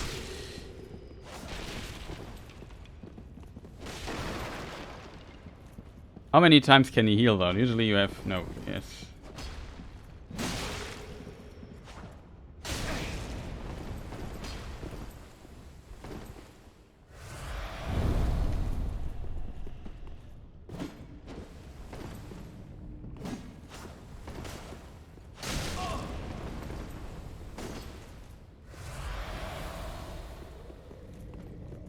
Such an annoying dude.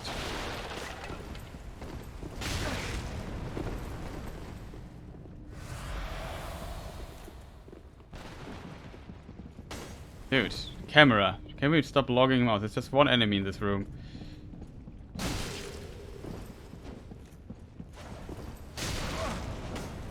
Of course he hits me there.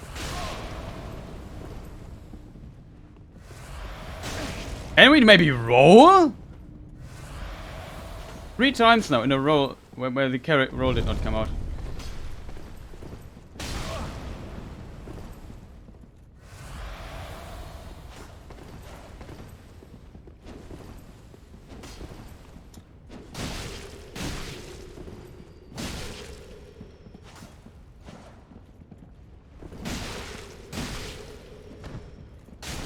What?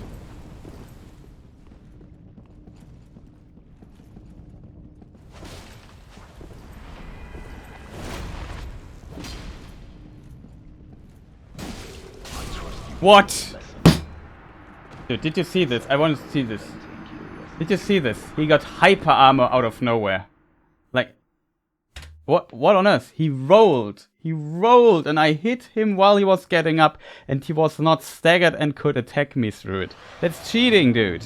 You can't do this through a roll attack. Like, this guy fights with different rules than I fight. Can we not do this, please? Then it makes no fun attacking. Like, when you hit somebody while he's recovering from a roll, you get hit. You get hit staggered. He did not get the hit stun when I hit him there. For no apparent reason. Like, did you see this? The only hyper armor moves are in this game, to my knowledge, is this move here. Like, if he would hit me there, he couldn't hit me out of it. I get hyper armor. Yeah, dude. Such is the conceit of the self-proclaimed seeker of truth. But in the end, you lack the spark for the agony that you'll bring upon yourself. Sure.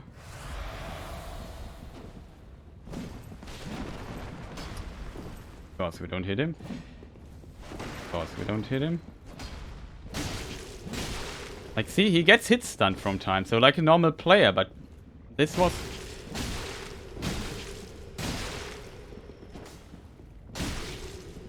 See what I mean?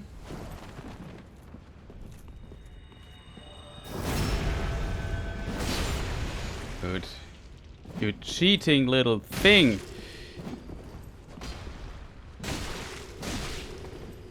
Forgive me, my lady. You little cheater, you! Stop cheating, my friend! Failed you. Yeah, you have failed. Exactly. Even with cheating, you failed. Believe that. What an annoying dude that was.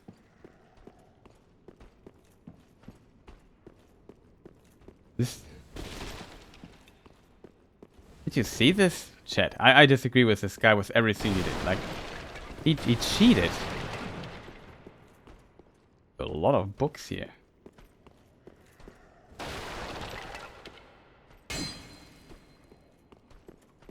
So let's see if we overlooked an item, a lever or something. We have a torch. Maybe we should use Mr. Torch. We haven't used him in a long time. Let's check my equip load. It's okay. Mr. Torch. So now we see stuff. But he really cheated. I just went full focus mode there to destroy him because I was kind of getting annoyed by it.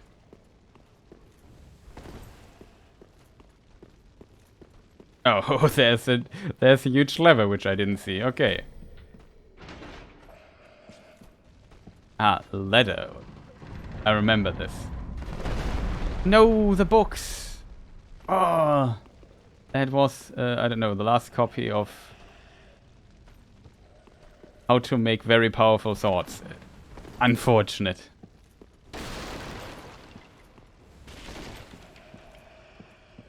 And buffing up swords for dummies. And how to get hyper armor after rolling. That was also a copy. He read it. That's probably why he could do this.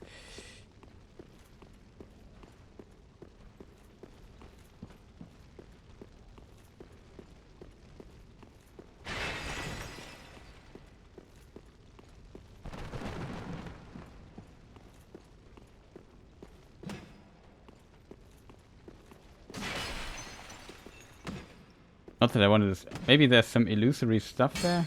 That makes no sense as well. Just to be sure that we have not forgotten anything here.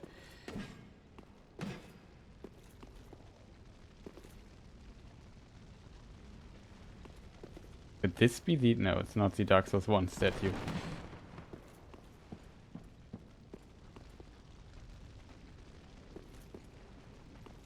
Very clean cut though.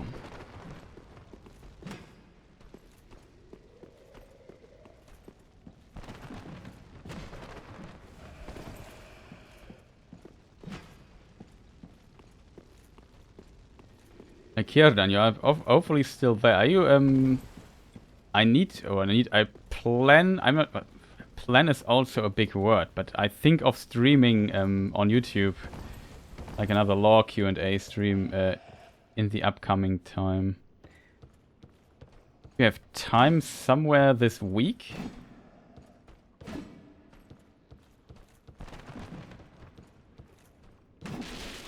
Why do I hit every freaking elf or whatever?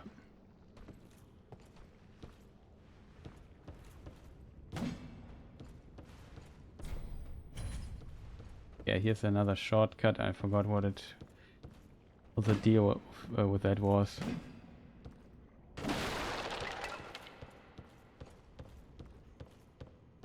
Let's talk to I believe painting. I feel the scent of ash upon thee.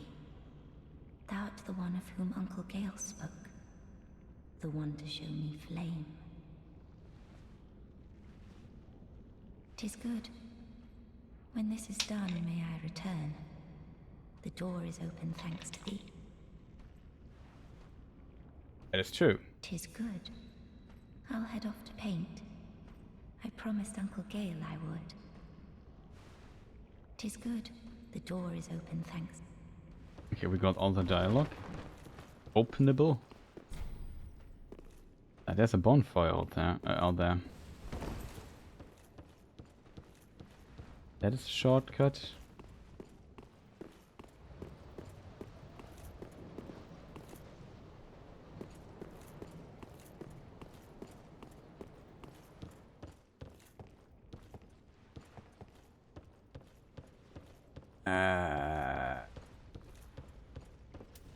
Mr. Torch maybe can help us. I can't get... Wait. I think I got it. That's a stupid shortcut.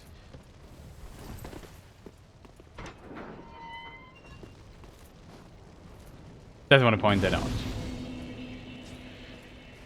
Little riddle or something, but it's kind of strange, I guess.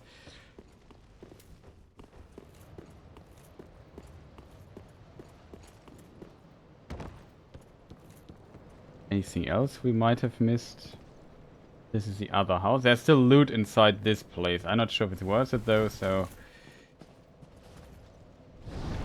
We've also 18k souls, so we can go there. Okay, it seems like Kierdan is not there.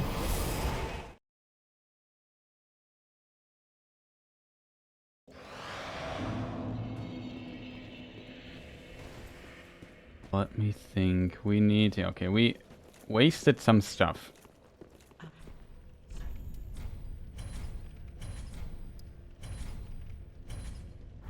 Ashen one. Yeah, something with souls. I get it.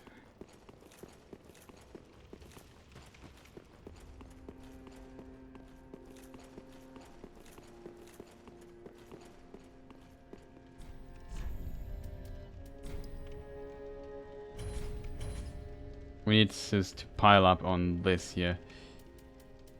All the rest, we can get 2 poisoned arrows.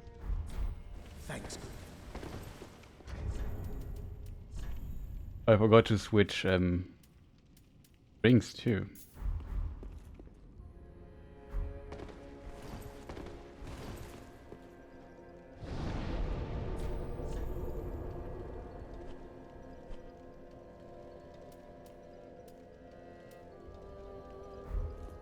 Let's check the Ariandel chapel. Not sure if the girl already moved.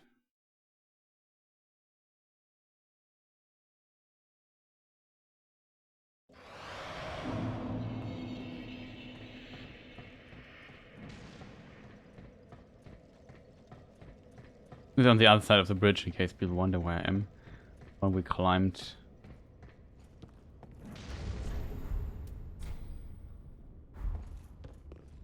Survive the fall?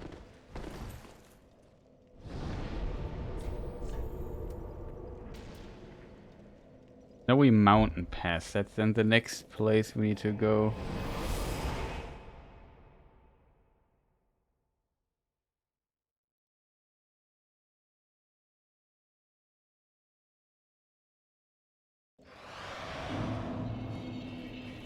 Oh, I remember that. That was also highly annoying.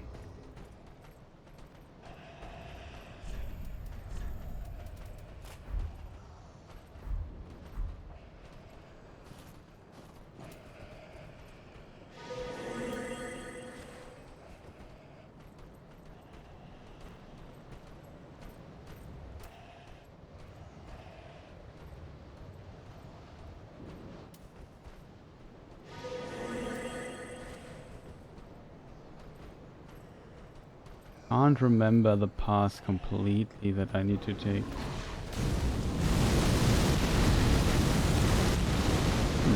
Looks like they had spicy lunch or something.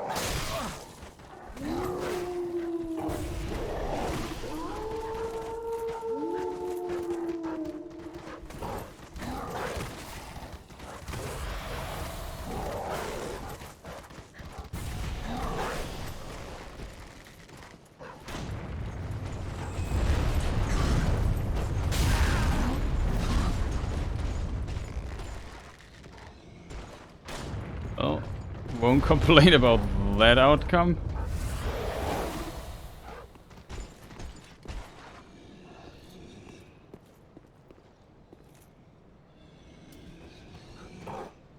Oh no.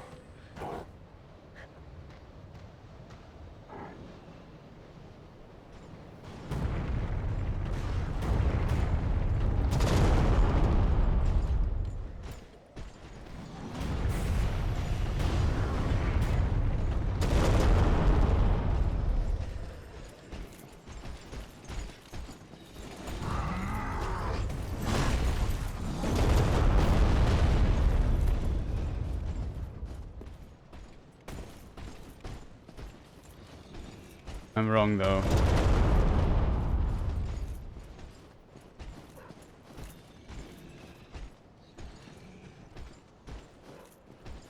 Where I need to go, I think.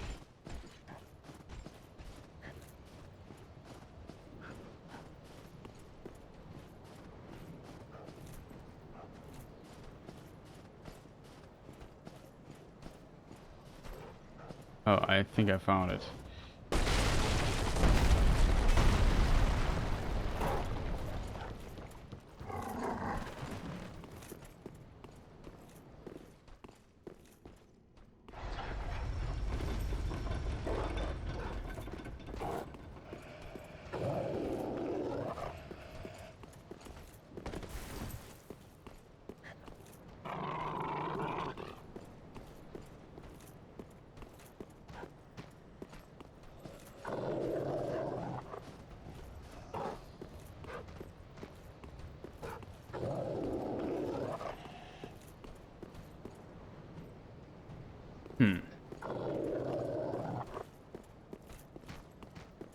But yeah, we activated the shortcut, which is good already. We even survived the death trap, which is also good, but we're running out of skulls. Kind of a problem.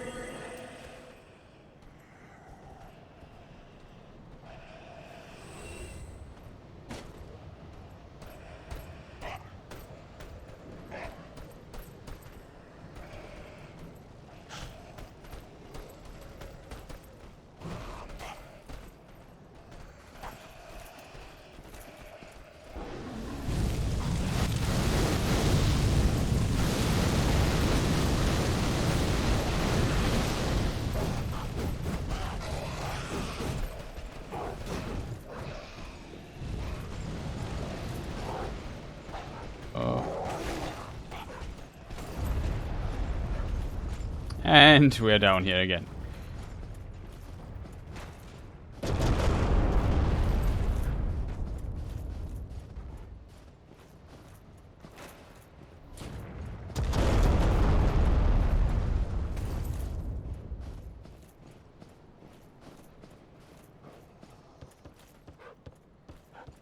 A lot of rumbling going on here.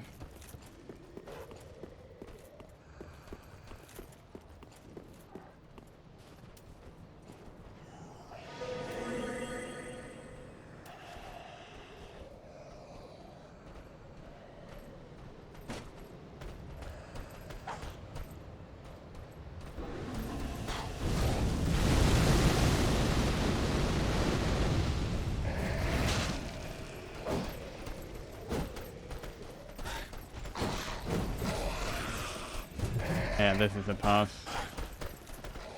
Is it?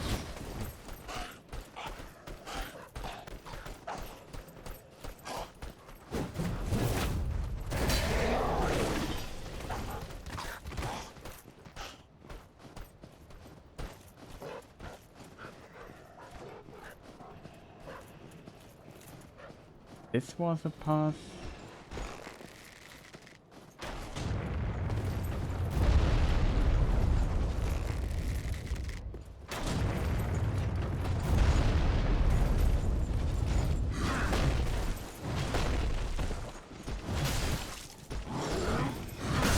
I'm dead. Thanks, you dude.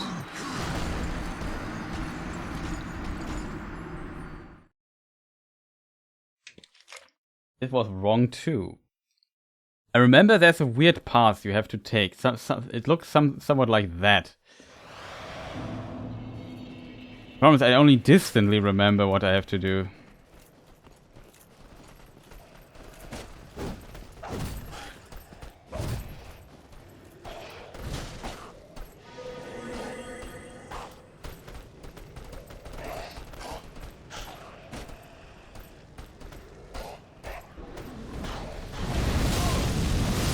Oh, dude. Really, fire. Oh, man. Just too many enemies on this way to run through. It got so far, but I can't remember the exact, the right way. So unfortunate that.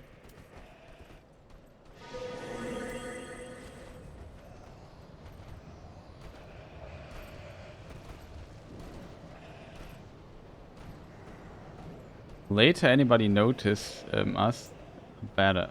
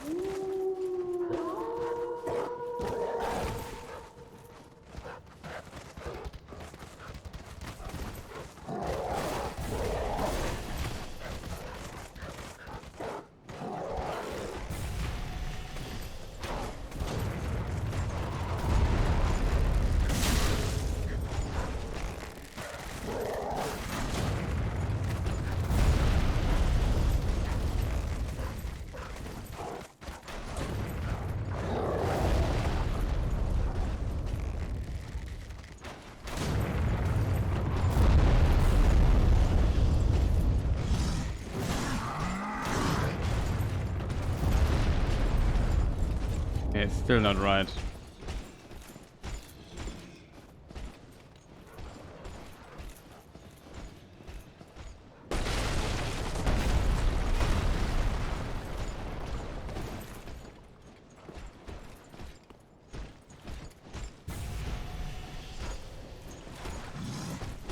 Oh, right. Here it is. Found it. That was also the shortcut? Okay. This place here is also annoying. We only have 2 skulls left. Kind of scary place.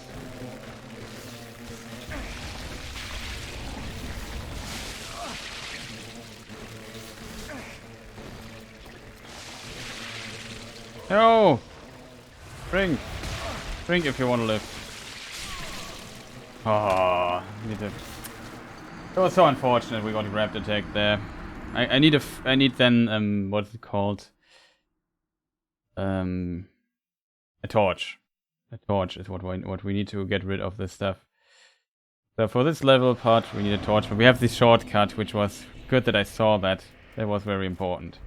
I forgot about how this exactly worked, but we found it. Okay. So this we need. Enough stuff. I don't need the hunters thing here really. We have a little bit of menuing going on. That's by the way wrong. We don't need to walk all this way back. Now we have this fantastic elevator here, which just leads us back to the top.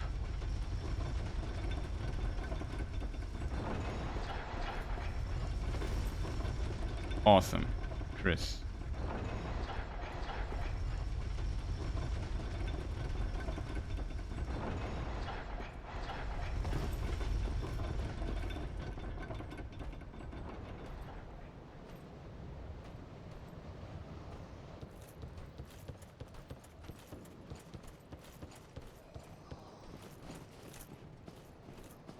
All I need to find out is now where the shortcut was. Here somewhere, right? Yeah, here it is. See, it's much shorter this way.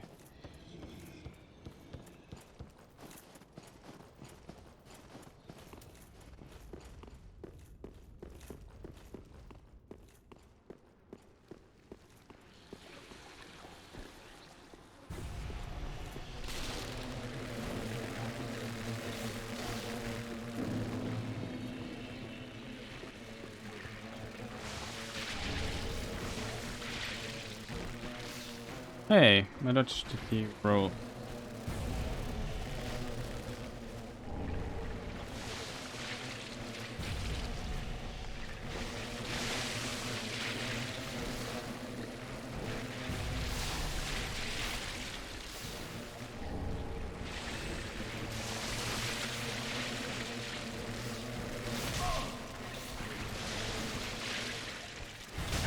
No.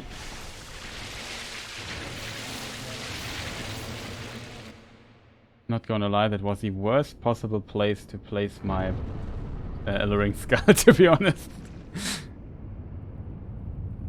Like how on this cutscene, all these weird fly things.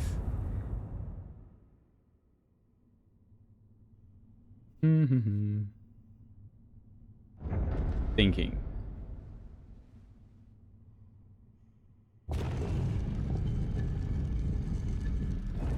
Oh no. Oh, this is the statue from the Dark Souls 1 secret area, Painted World of Ariamis. Interesting. How did it come here, though?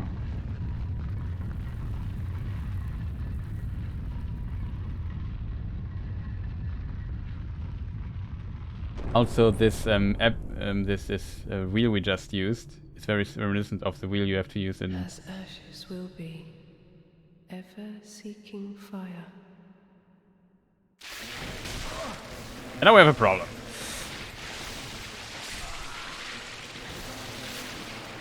Got a bit too low on health.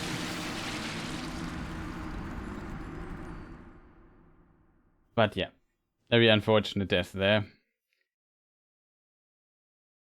I was stupid to pull all the things in my direction, though. But as we just learned, we have the elevator here. We should be back there in no time.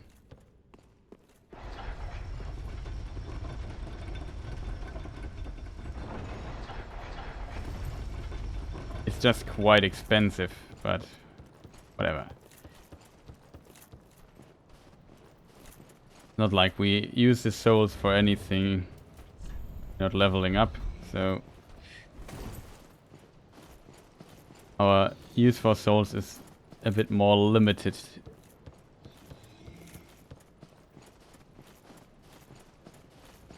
But Alluring Skulls are is a pretty great item, very useful. We could have just fight Friede now, I think. There's one shortcut which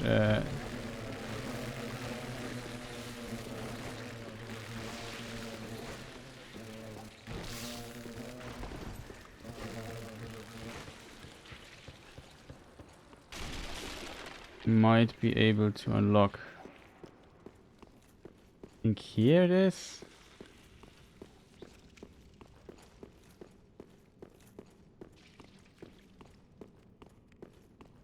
Hope I remember it right.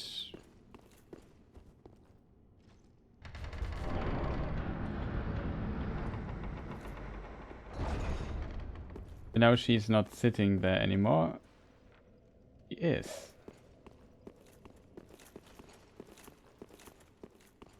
Well, at least we have a bonfire. And we could consider getting our souls and stuff back. If it was here, there was somewhere an illusory wall.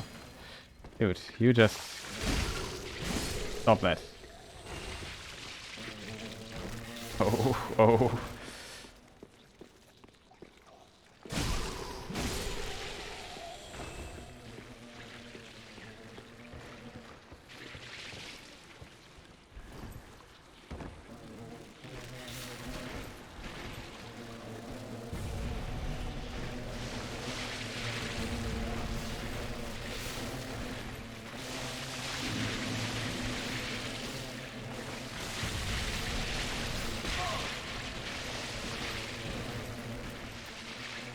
What?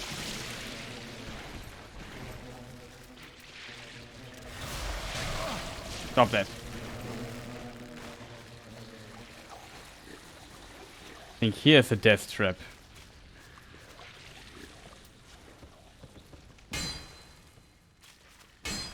Something. I remember there wasn't there a illusory wall?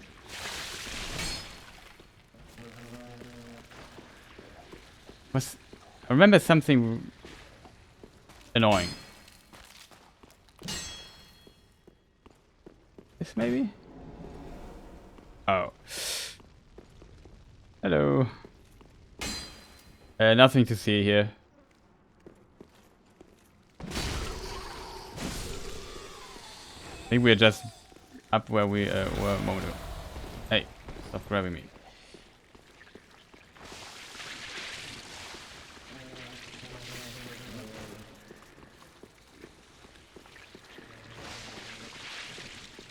What do they drop? Oh, human pine resin, that's not bad.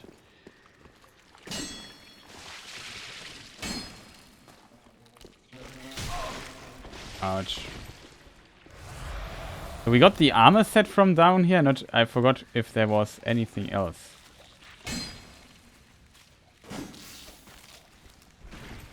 Dude, stop chasing me.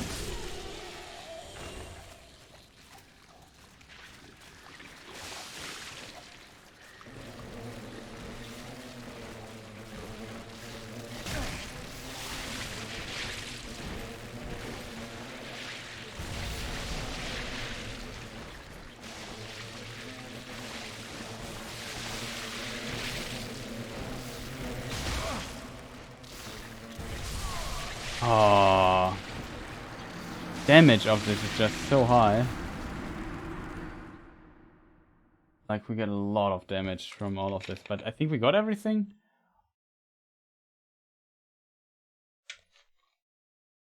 Remember, like one section down there that was really annoying. Oh, we could just.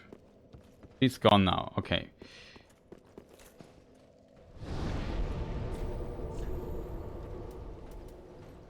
So we couldn't go to the Ariandel chapel. Now we have a shortcut in it too. There's still some items left that we could collect, but whatever.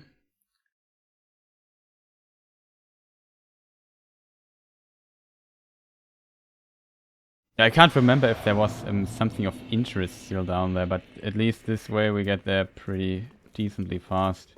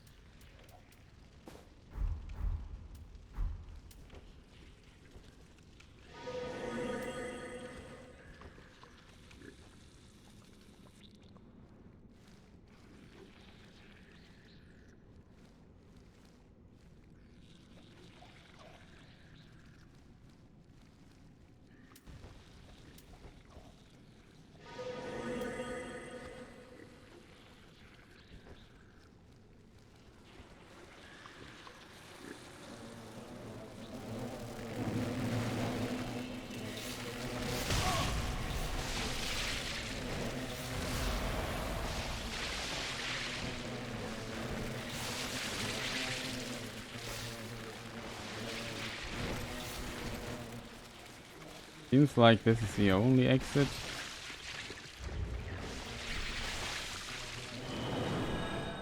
Let's get out of here. Much too many flies.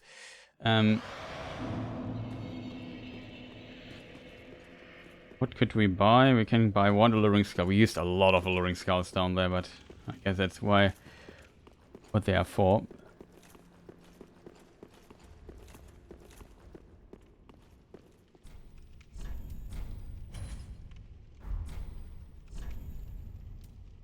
We can get also one poison arrow for it. Thanks, good compere.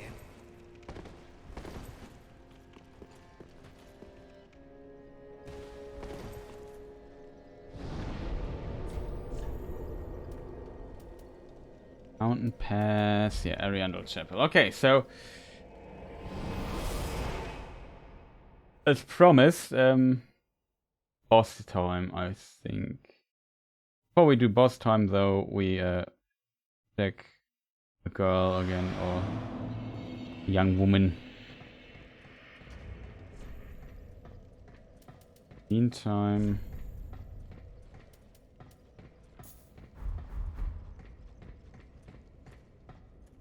yeah, here she is. She has very long hair, which is kind of impressive, to be honest. Thou art Ash. Thou hast a pact made with Uncle Gale, so I wish to tell thee all. Behold its size. This is my canvas. It's to be a cold, dark, and very gentle place. But first, I must see flame. I wish to paint a picture of a cold, dark, and very gentle place. One day, it will make someone a goodly home. That's why I must see flame. I wish to paint a picture of a one day. That's why. Flame, huh?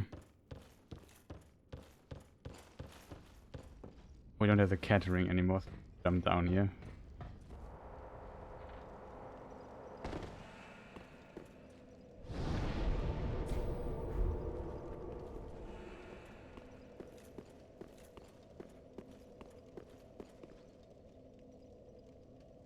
Oh, there's a scale.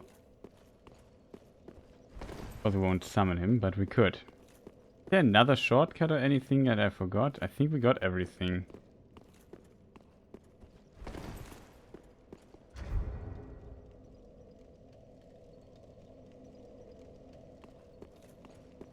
Be forewarned, eager Ash. Should this world wither and rot, even then would Ariandel remain our home. Leave us be, Ashen One. Sweep all thought of us from thy mind, as thy kind always have. Leave us be, Ashen One. Sweep all thought of us from thy mind, as thy kind always. Don't need that. fight. I can do that for a fact. I also don't need fire bombs. This fight might be... I'm curious how fast we die. Like, that is a difficult fight.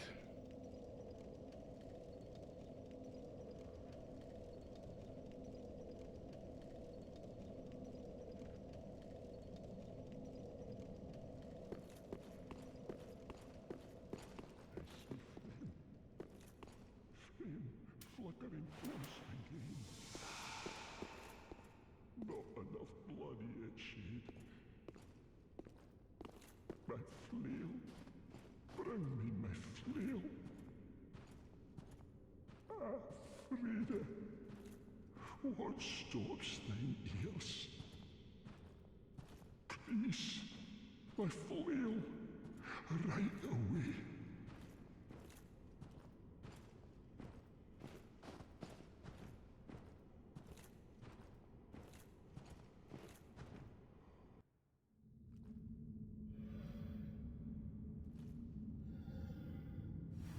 I like how we like that look over it.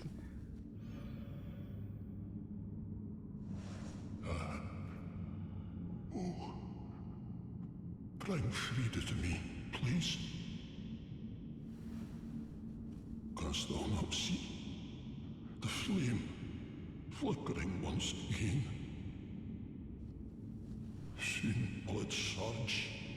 I can see it, feel it.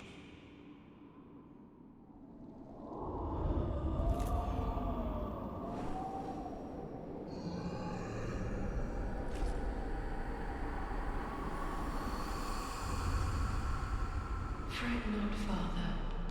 We have no need of thy flail. 'Tis only the flame quivering at misguided ash. Please avert thine eyes.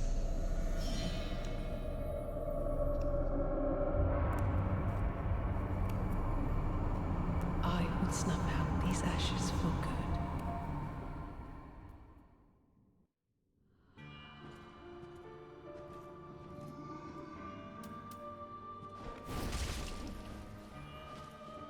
How does this... What does she do? I forgot.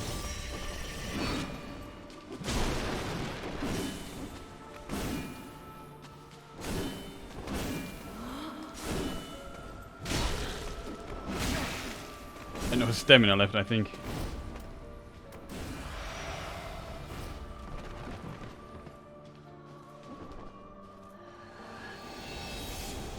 Problem. That. Return from whence thou camest, for that is thy place. Was unfortunate. I had to. Was very unfortunate. I had to heal there. So yeah, this is Friede phase 1. It's a very long boss fight, by the way.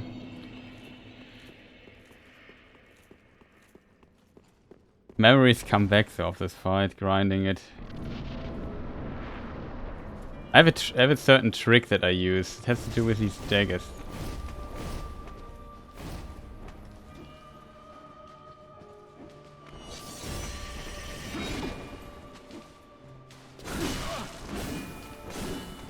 Try to backstab her. I'm not sure if it's possible. It is possible to backstab her.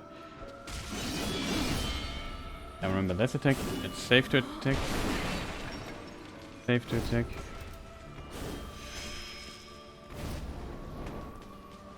See, and now you see the things there. And here, there's a certain trick too.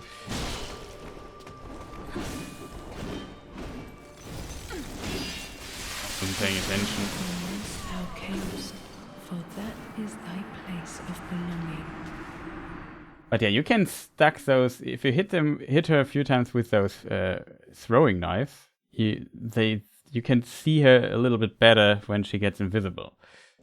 Also, then you can backstab her. And if you have seen, the backstab point is really weird for her sometimes.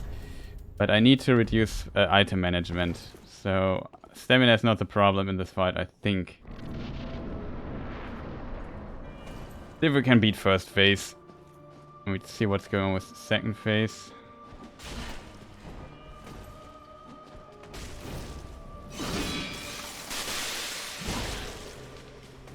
Could have backstabbed her there, but it was a pretty good throwing knife.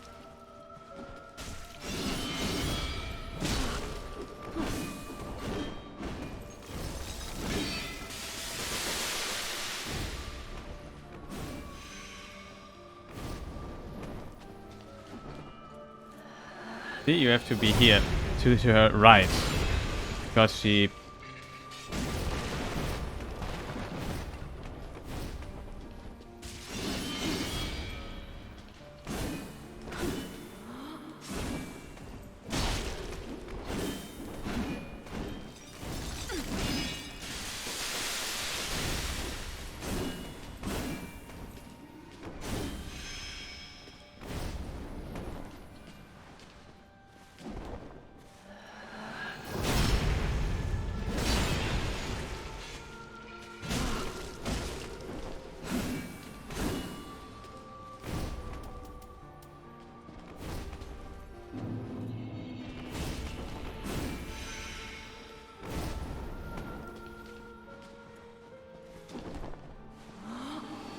You can also do this without...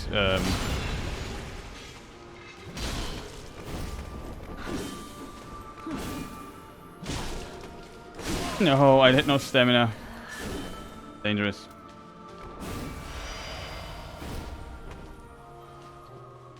Oh no, I don't see her anymore. Where is she?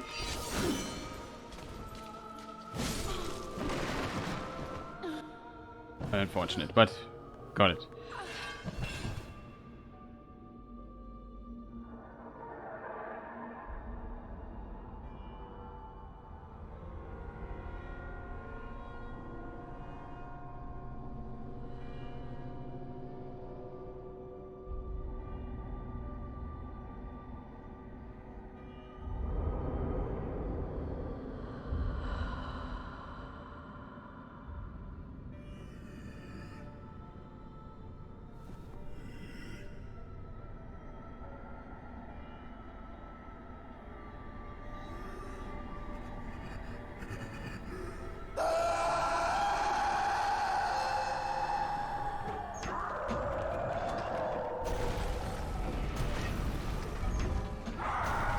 He's quite strong, it seems.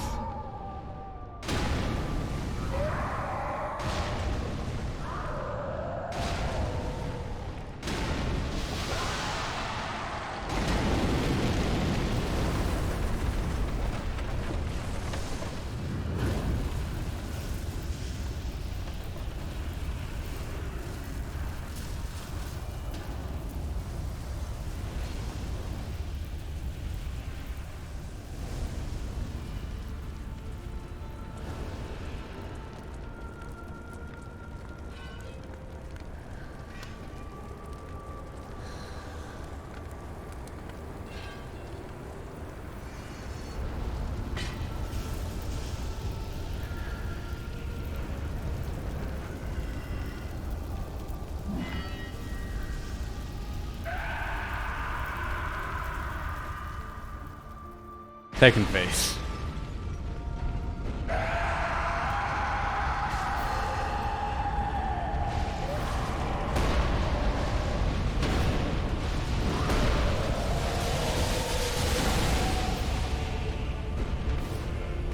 Uh-oh.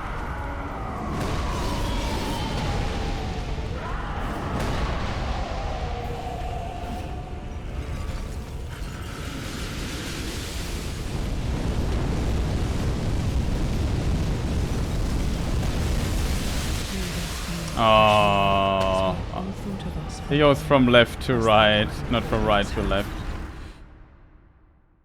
I thought I could get past him this way. Forgot, you have to manipulate, have to separate them a little bit. I also forgot how this worked. Like, my standard strat was at the beginning I buff up with the green blossom, with the... Return from whence thou camest, for that is thy place of belonging. You have to buff up at the beginning and then do something. I forgot what it was. Like, you have to separate them a bit, and then you have to just hit Ariandel. It's relatively easy to hit, but you have to separate him and Friede a little bit. I forgot how this worked exactly.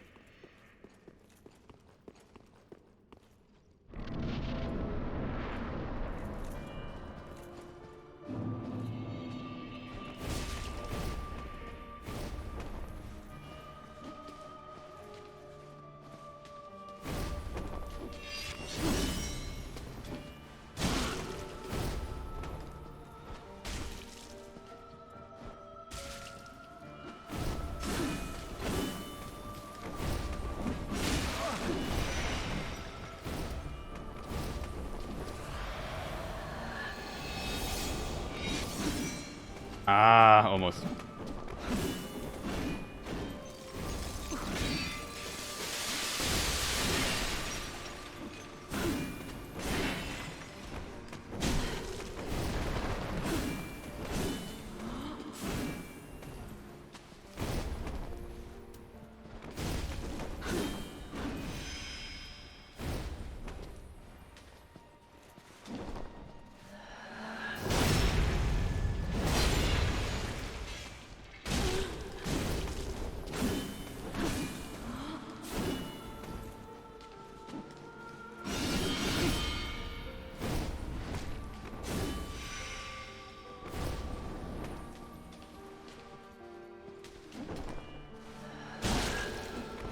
Oh no. You see what I mean with a backstep? Should have been a backstep.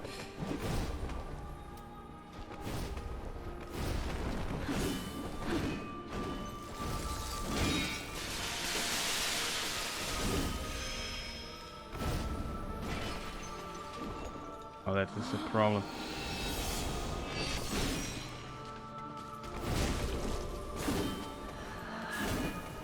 Can we maybe lock her in?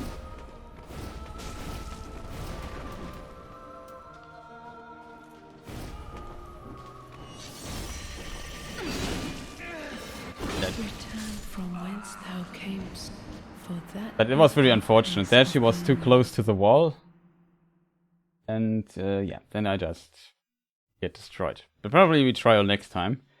Because it's already 6 hours. Much more streaming than I wanted to do. Let me give it one more try. I really need something to drink. And I don't want... Oh, no.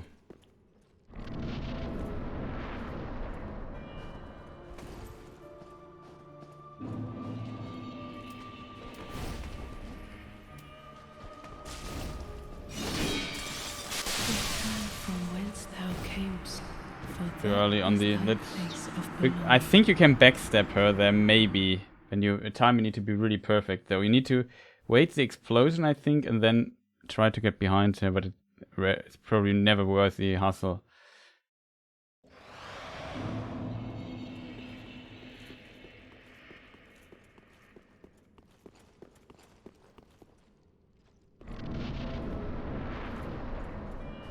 Essel? Whatever.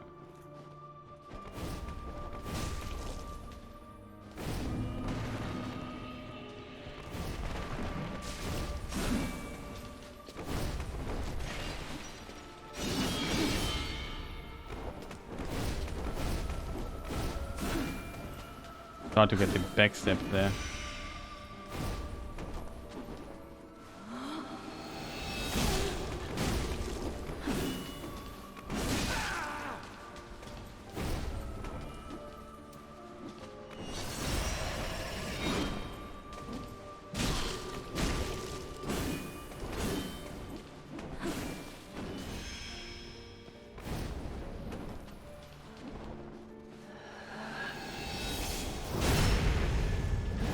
Let's see how strange the backstep angle is.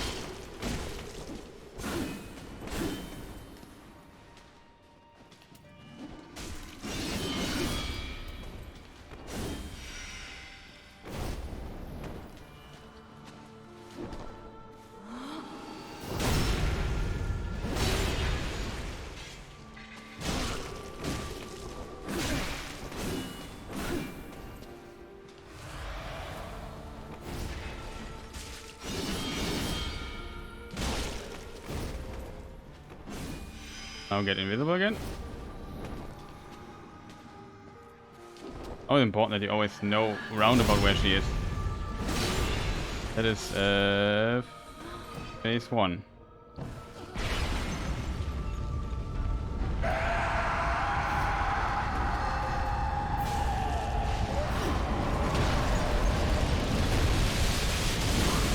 Oh man, that was just, why did you push me so hard into this corner? Oh come on, Friede. What's wrong with you? There's no reason to push me at the beginning, at the start, this hard into the corner. Usually she never jumps at the beginning so hard at you. Probably because usually I just buff up weapons or so, which I didn't do here. I need to drink something.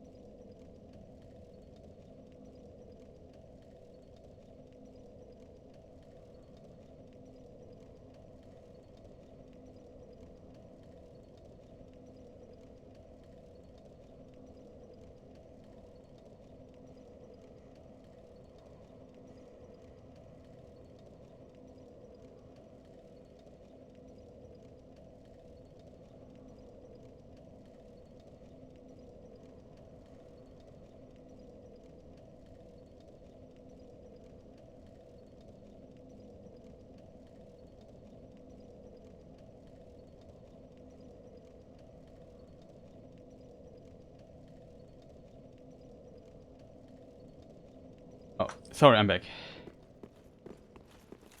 We might need stamina. Oh, very unfortunate that she pushes us so far into the one corner there.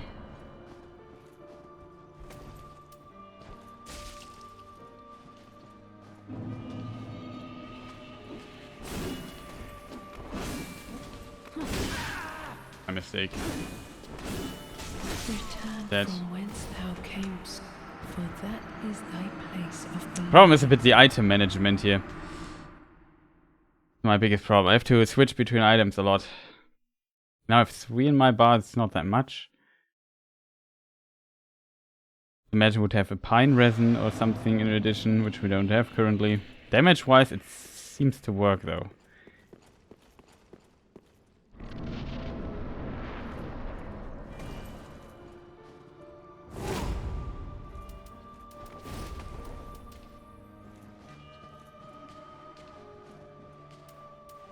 Okay.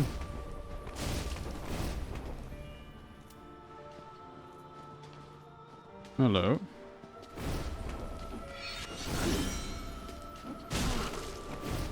Would like to get a backstep there, but it's kind of difficult to get that. He's so fast in jumping out. Now you see the dagger in the air flying. That is the trick I like. As said, you have always to go a bit more to the side. Was just paying attention there for a moment.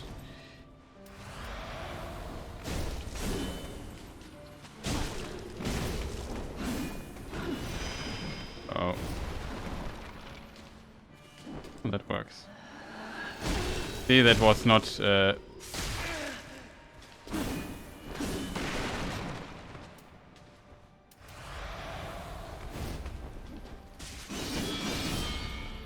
rope behind it. It's delayed it.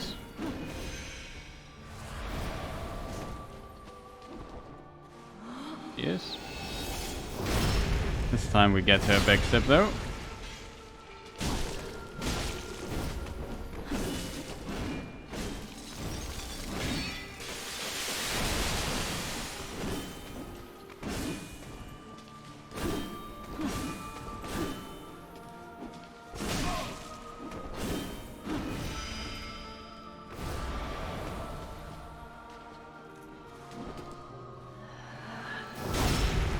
Should even end the fight, maybe.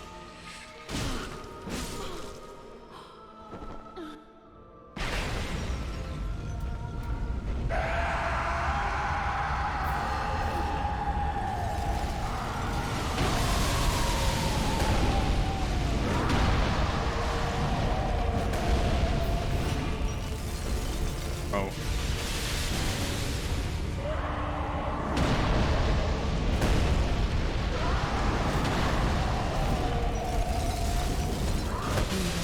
Oh. This is a phase I struggled. Took a longest for me to get like consistent at. I remember that while practicing her and trying to not get hit a few years ago when the DLC came out. It's a bit chaotic. Somehow you can. I forgot what to have to do. You know, to make her. To manipulate where she does this ice field so I can get close to this big guy and hit him really hard. I mean, you could ignore him and try just to kill Friede. Usually I just went because you can get a lot of damage against the big dude in you want. Here we don't need stamina buff.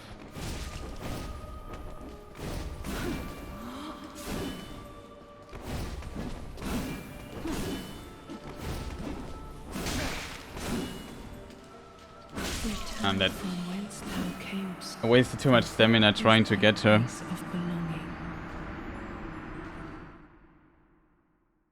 It happens a lot.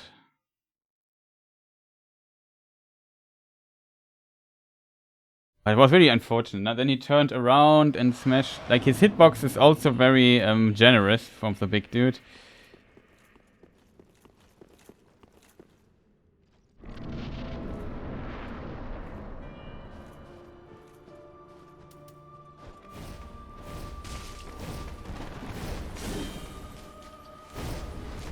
Yeah, what would have been the backstep, but we for whatever reason did not get it.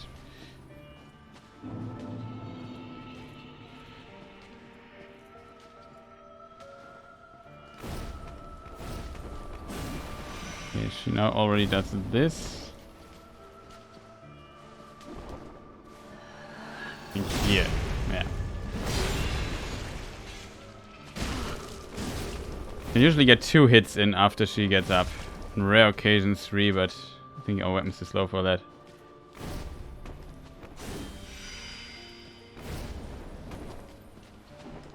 Oh.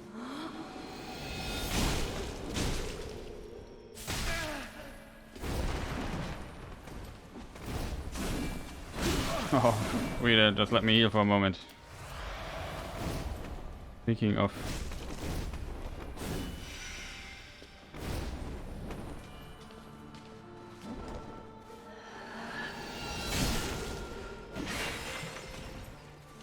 Unfortunate that the wall was there in the way.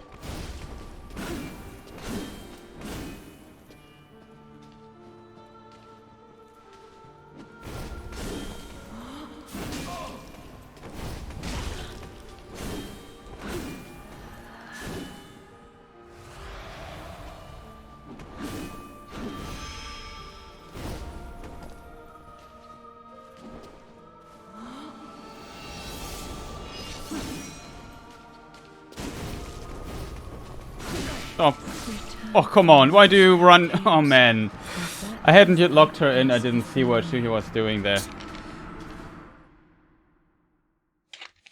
Man, and she dashed in the same direction. I wanted to go down distance to her again. Like, oh, so much bad luck. It was really chaotic. I didn't see the daggers in the air, so I didn't know where she was. She jumped up later. Jump up was delayed. I just started trying to follow her, where in theory she could have gone. Very unfortunate try there. Oh. So good at dodging this. Not sure if you have to be faster than me. What? I rolled this game. Like I pressed the roll button.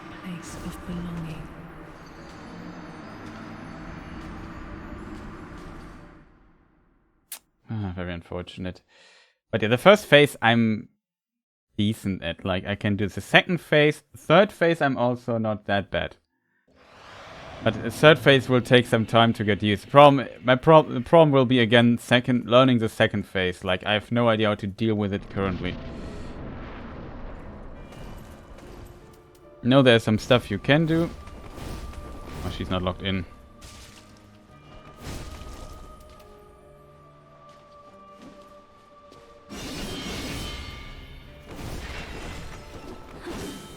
Can't backstab her out of that. Uh-oh. That will be close.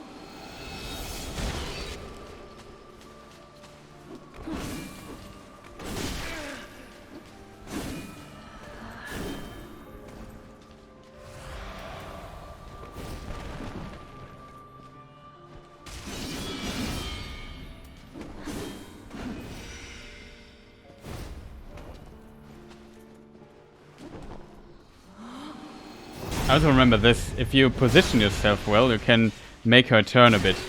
And she can turn the important part so you can get the backstab.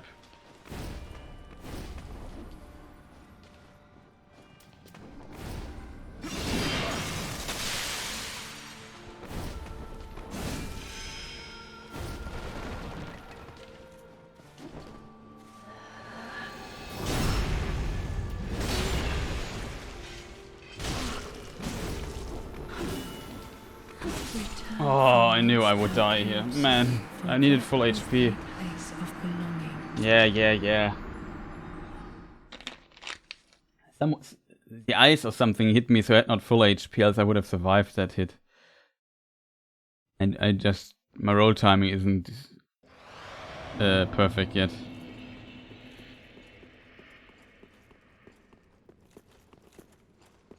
It's kind of fascinating how the old muscle memory is still there.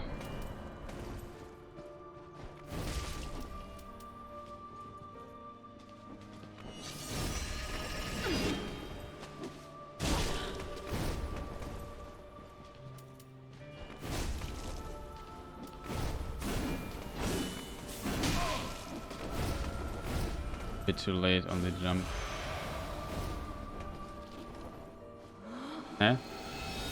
Is she? There she is. Didn't see where she landed.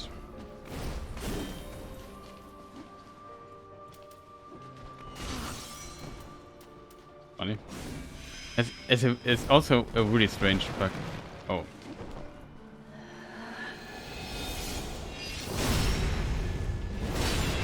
Can't see a thing. Sometimes her AI just has like... If you backstep her into the wall on the left side, her AI can basically get like a weird... doesn't know what to do anymore. I don't know why. She just stands still there for a moment. Strange.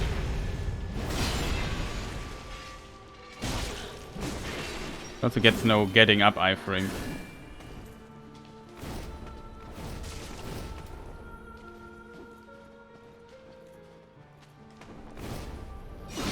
Oh, my mistake. I expected the swing attack. Okay, that's good.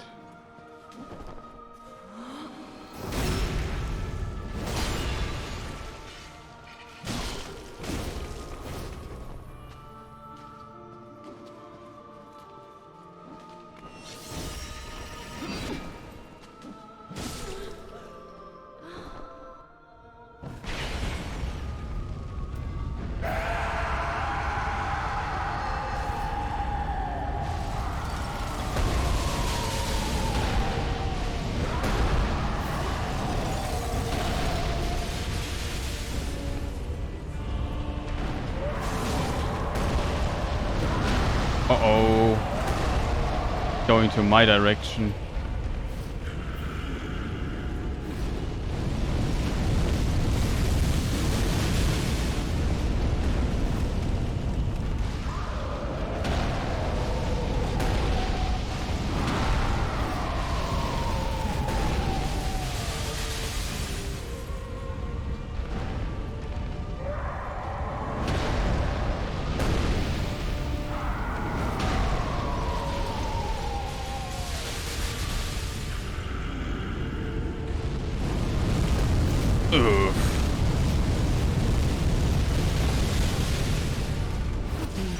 I didn't see her. I didn't see her standing there.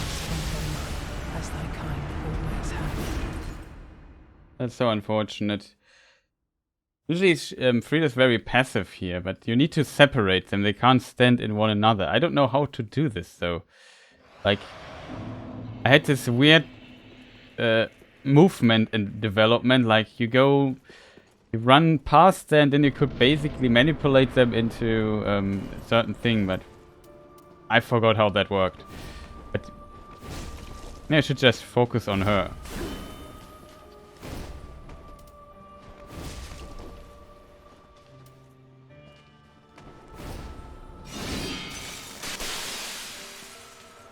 See? Backstep. It's possible, but it's not that easy.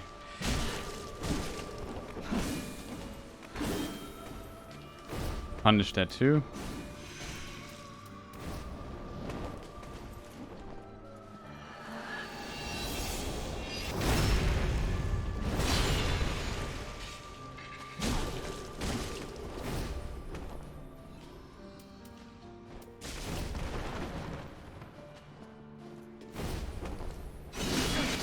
Oh no. Fast. Like, I needed to get away from her there. I'll find that she's invisible again. So unfortunate, shit.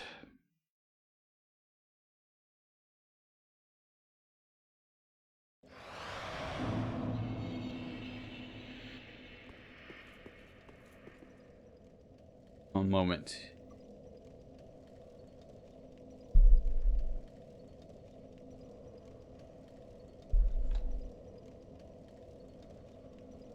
Change my headphones. My in-ears.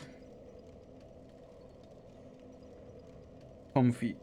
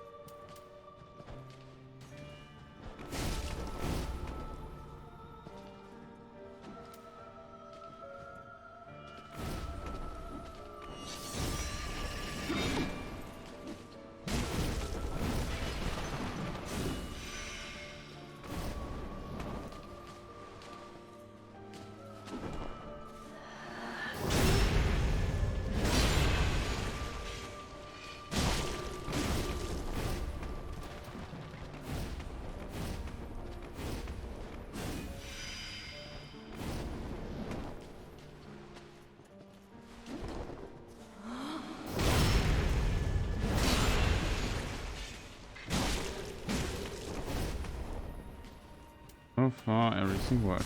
Oh!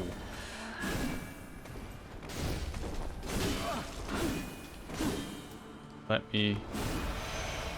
for a moment.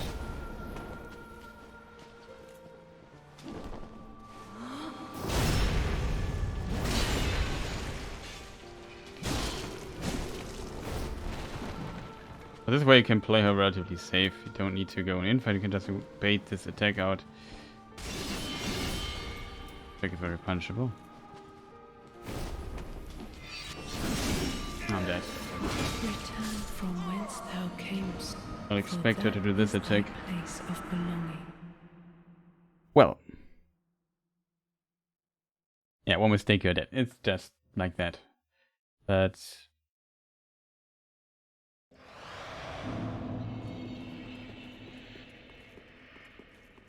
second phase is definitely the biggest problem. Third phase will be okay-ish, I think.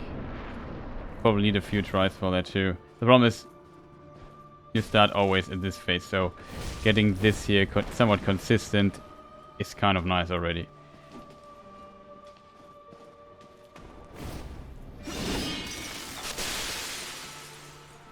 Yeah, yes, you can punish. Easier than I remembered to be.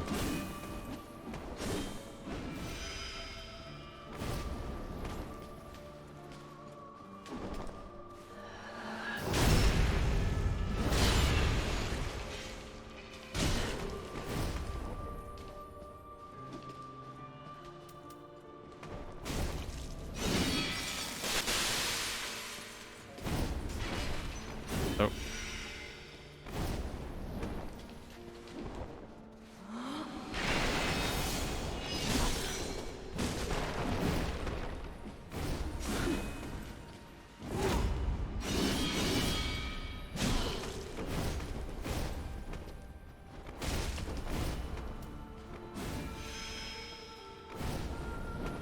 Oh, it's usually in an ideal scenario just jumps behind you.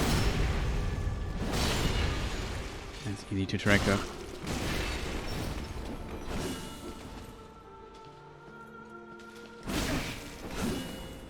Try to rush her down now.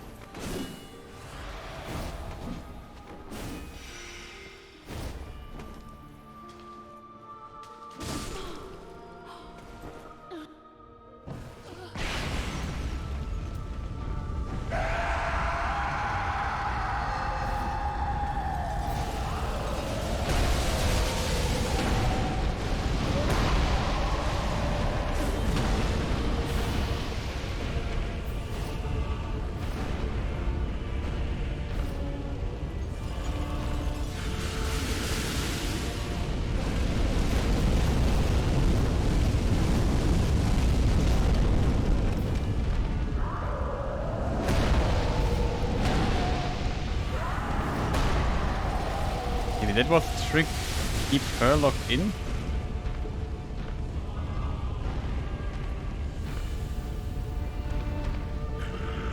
Can fire.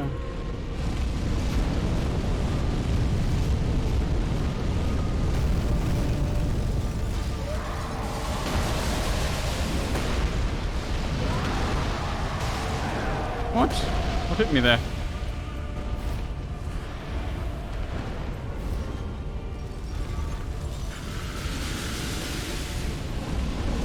He also has an explosion of his vessel that he's carrying.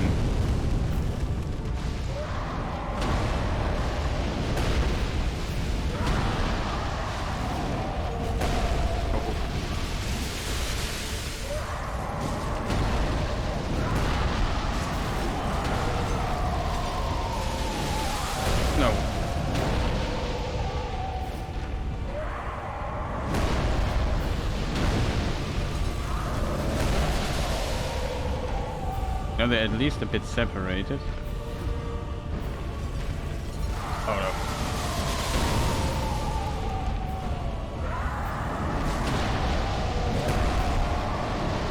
That was weird.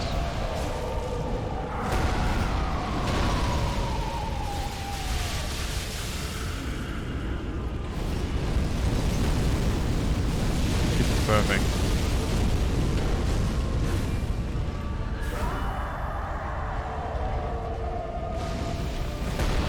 this is the explosion I think he had.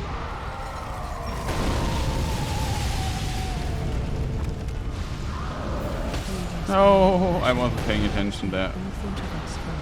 You can backstab her and get also quite some damage in, but you should not get hit by the other guy. Just saw it light. Oh, light! I need to run there. I didn't look for what the other guy was doing. He heals him in this state. If you have enough damage, you can even out. Just say okay. Like some cancel the healing. But it can be fast. Maybe I'm wrong though. But it also can, if you have enough damage output, you can even just. Oh, what am I doing here?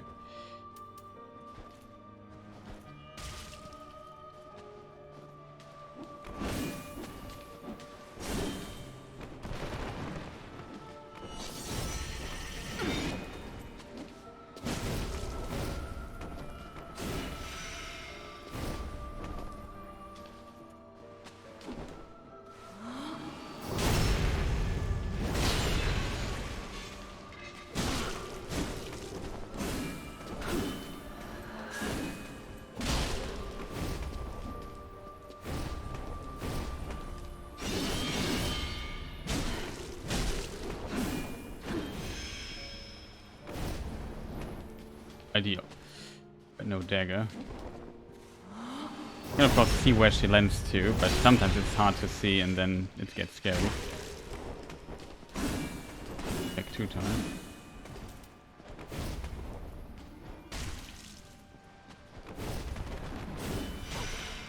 Oh, we cancelled that attack. No, we did not.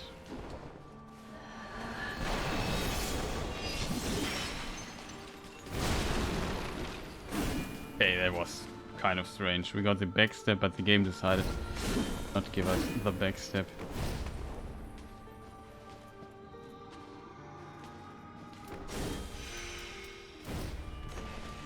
Oh, that's bad.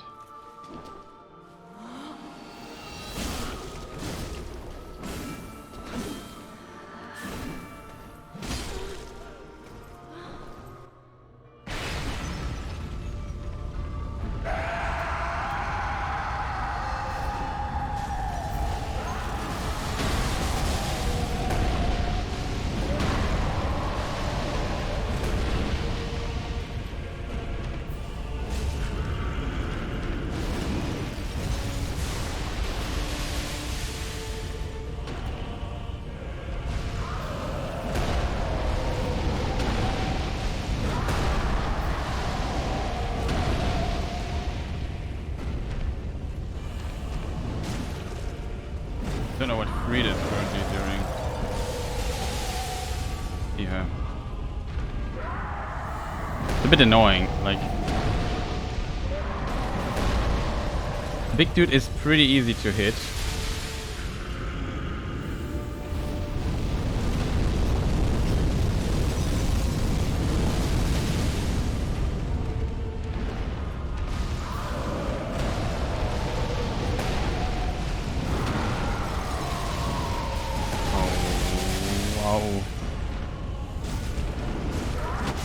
Oh, that just one-shots me. It's just very, very bad.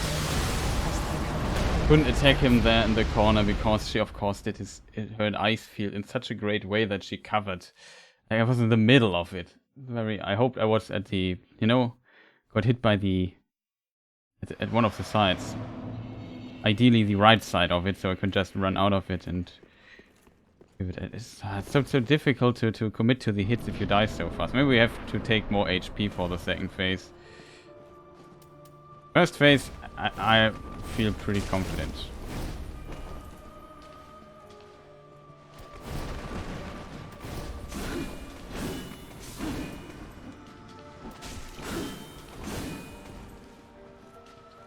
I wasn't paying attention there for a moment.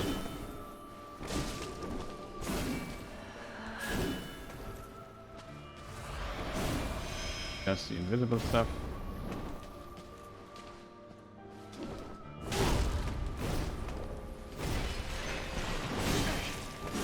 Oh, we resetted it. Want to buff up my weapon behind her.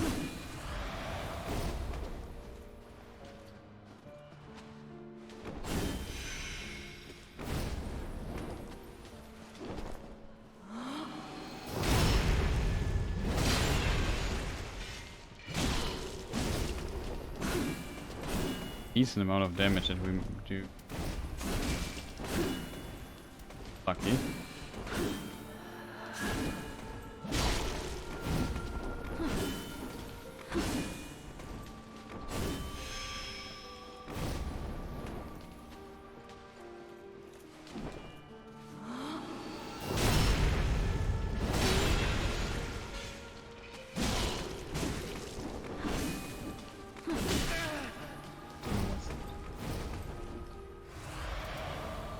Probably should jump. 1, 2.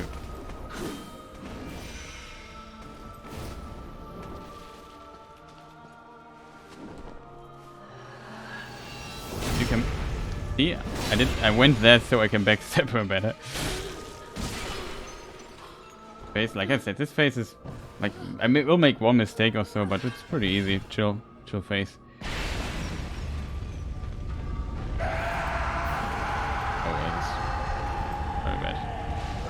Want Friede to do something.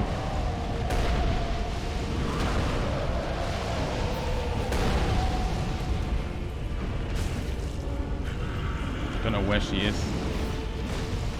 There she is. This was one of the biggest challenges to not get damaged. Not getting frostbitten. I'm so bad at manipulating her stuff there. What's going on there?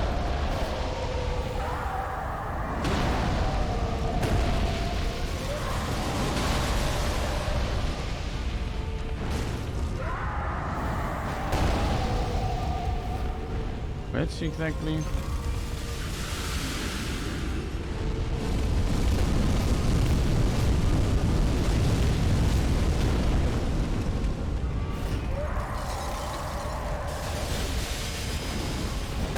Now healing.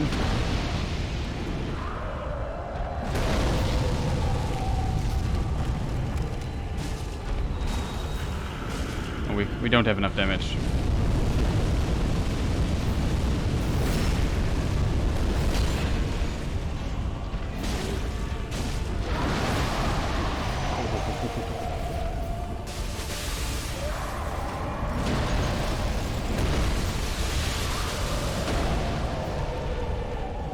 We need to kill her.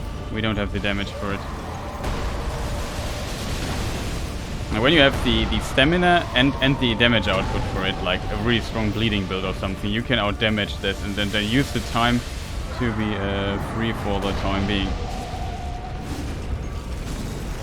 Uh-oh. I'm probably dead. No, I survived somehow. I won't have full HP though. Oh, so.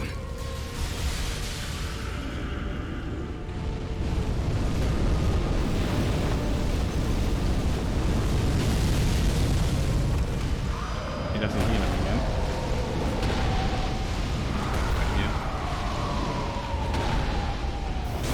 Could be third phase now.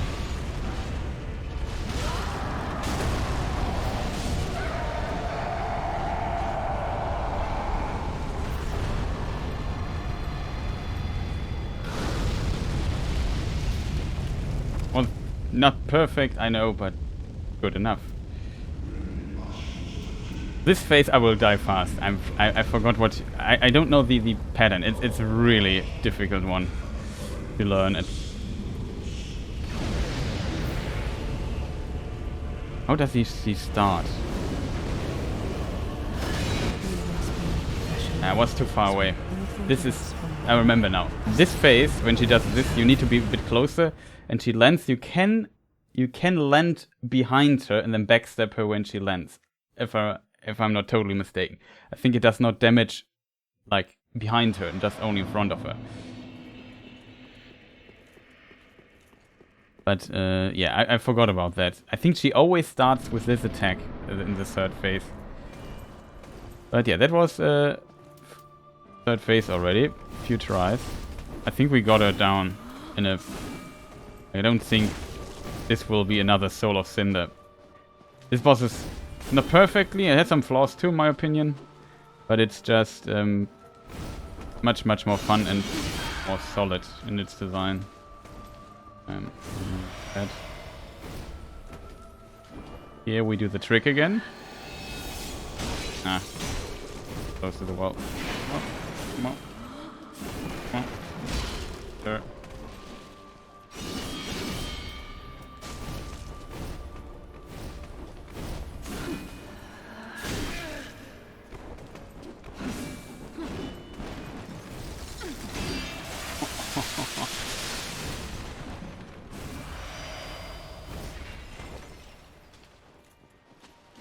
Where is she? Oh, there she is. That didn't see her. From whence thou camest, for A bit there unfortunate is thy there. place of belonging. I like when she just jumps behind you. Sometimes she also switches to the sides or so. And I didn't see her landing spot fast enough. He had a dagger also inside, but it...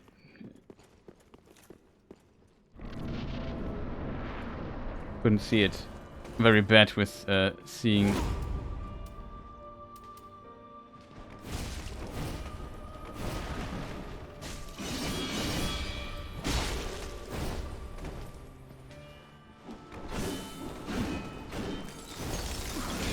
Oh, this is a rare attack.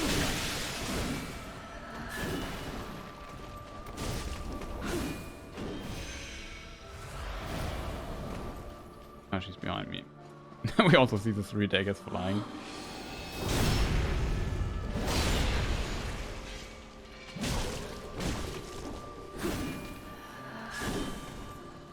Punish that too.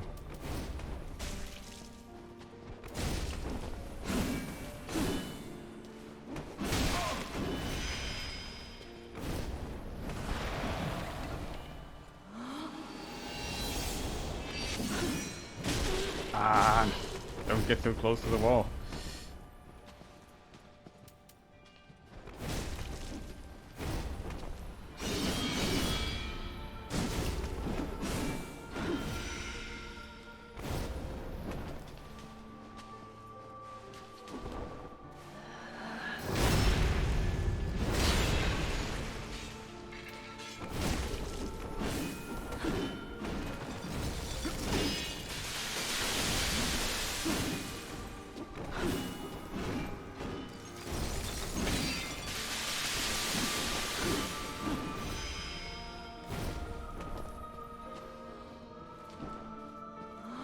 Here again.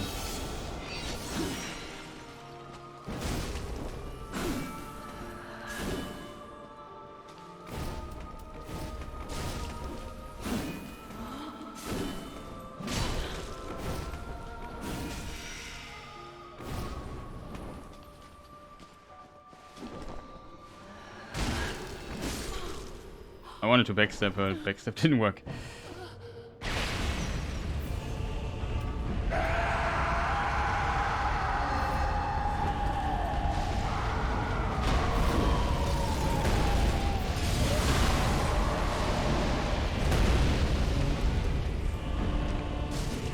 I don't know where Friede is. That scares me.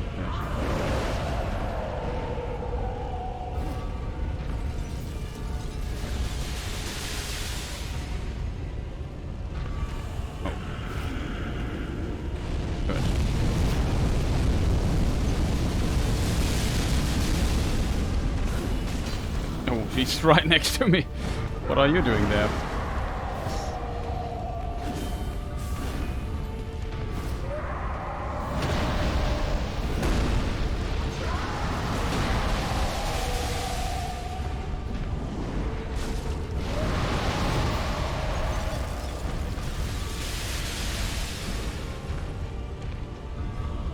I think I fought them not locking in the camera.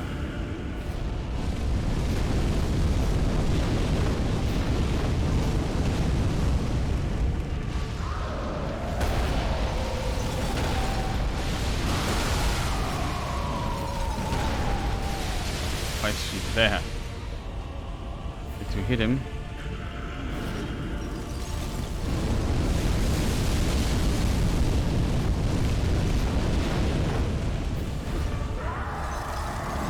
Oh no, I needed to take a different path there. As thy kind always have. He was really not helping there with his field. Didn't see it. Saw the deck too late. It's a bit annoying that you the second phase in that regard. It's so chaotic, and I need to find a way to make it less chaotic.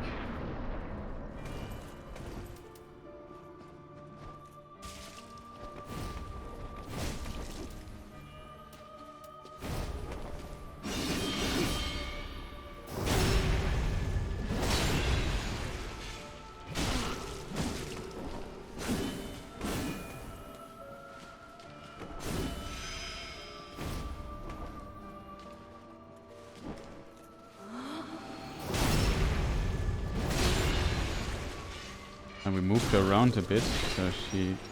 Oh, that's what I mean.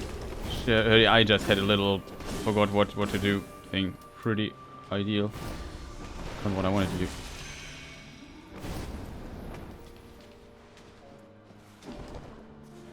It happens. Sometimes in these corners, sometimes her eye stops working for a moment. Not long.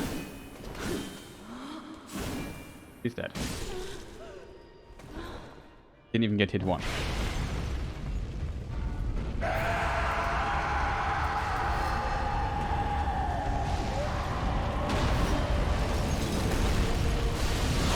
Oh no! I should not have locked her in. I didn't see it coming. I hoped he would like a meter or two further away. Oh. I hate when they start like this. Just why? Why was he so close already? Let me sort out things with Friede. I'm a bit sad that I forgot about the beginning. It was such a solid fight though. We do a decent amount of damage. That will change with some of the other difficult bosses here. I wasn't ready for that. I was too busy doing my inventory management there.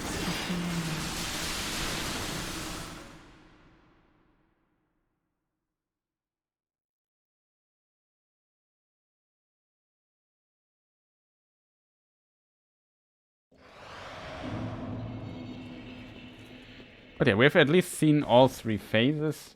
That's good, I think.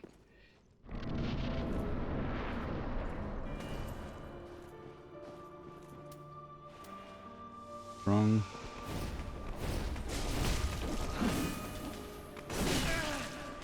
Ah.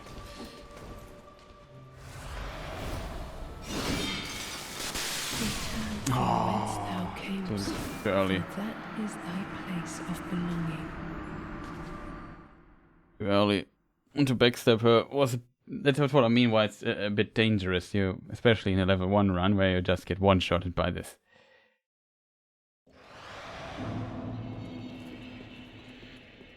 What I like about the backstabbing though is that it always... Like, she's very fast.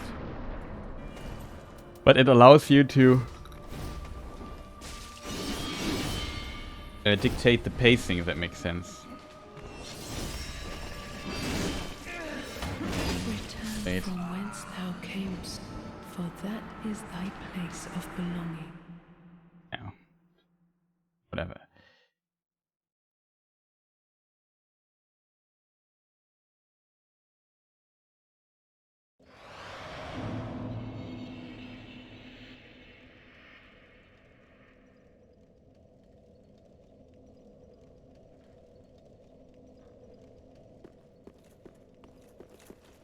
But yeah, my confidence is pretty decent. Wow. We burned through so many throwing knives already? There are only 36 left from 130? Surprising. That was a backstab. Tier 1.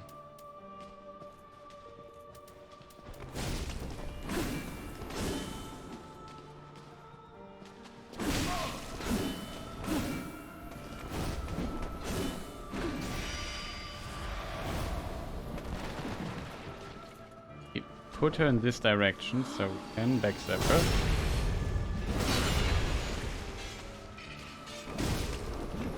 Bro strats here. Not dead? No.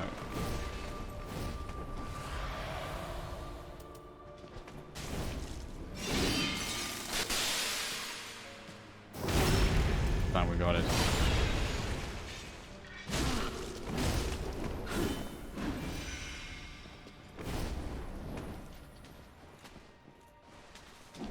My favorite attack. In this phase. You can also do this in the other phase, and there I have a lot more trouble finding her probably.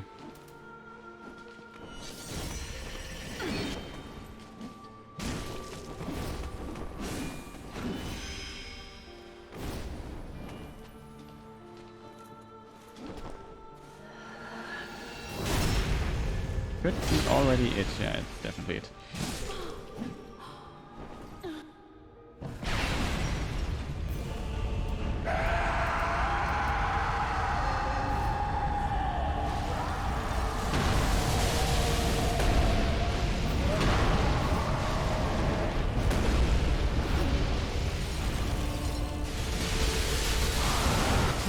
No, wasn't focused on the one. I didn't expect her to. It's a bit unfortunate we get one-shotted by stuff like this.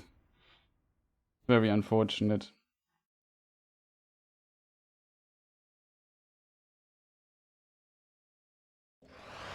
I'm not 100% sure where to stand against this guy.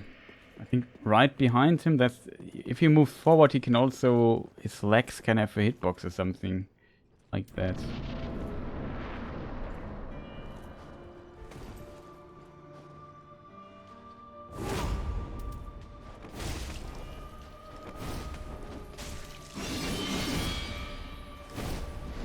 I don't get it. Like this should have been the only thing I would criticize on this boss fight. At least you can see you can hit her and she just resets the pacing a bit. Was the second backstep, by the way, which we did not get. But this backstep we will get.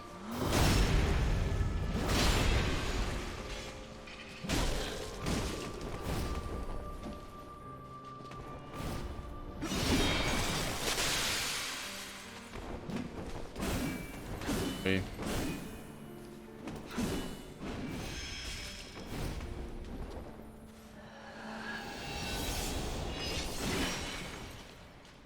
That was fast.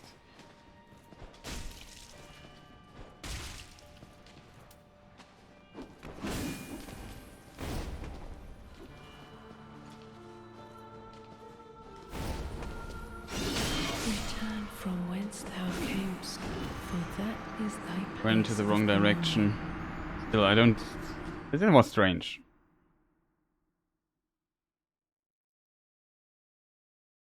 That was really strange. I did not understood why it came out so fast.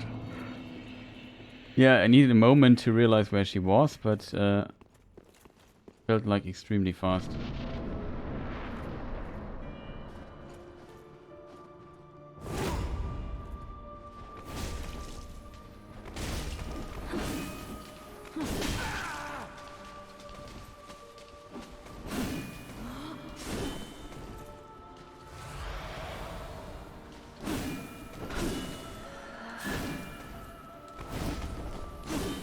Really want to backstep her. Just hit her.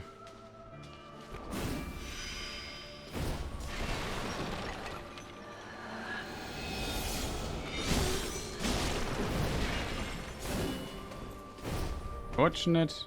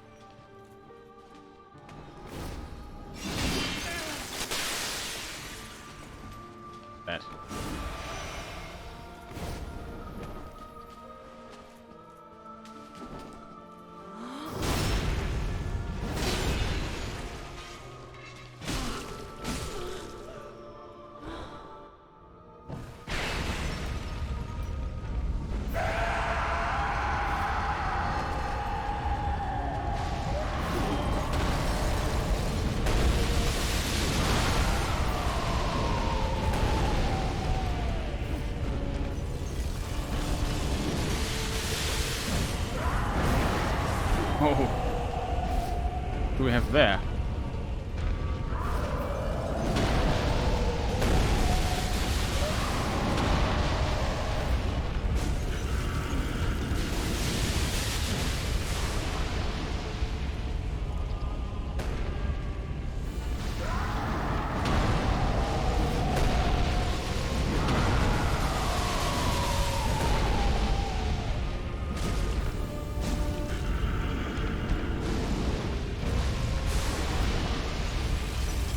It was a pretty awesome manipulation there by my side.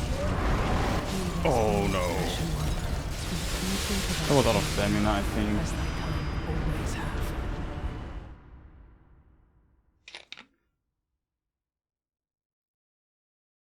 We need to survive a hit like this. Maybe for the second phase I should switch rings or so.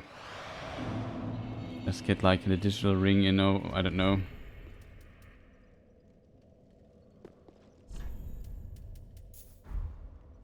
What do I would need to... No, this is enough?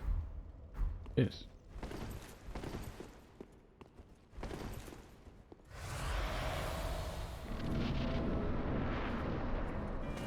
Let's see if we can survive. Like, if I would survive one of those weird swings of Ariandel.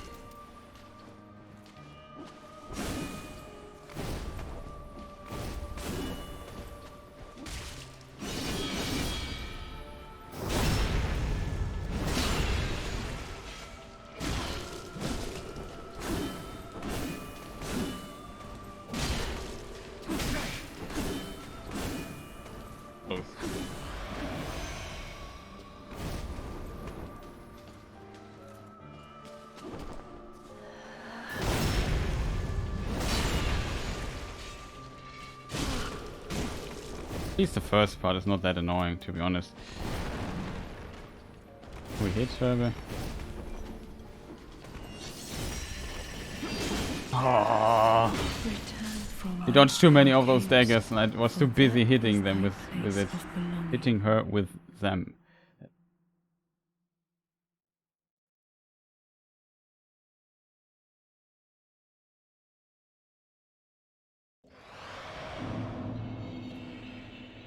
Okay, so probably call it a day. We just... where could we go? Could maybe be these.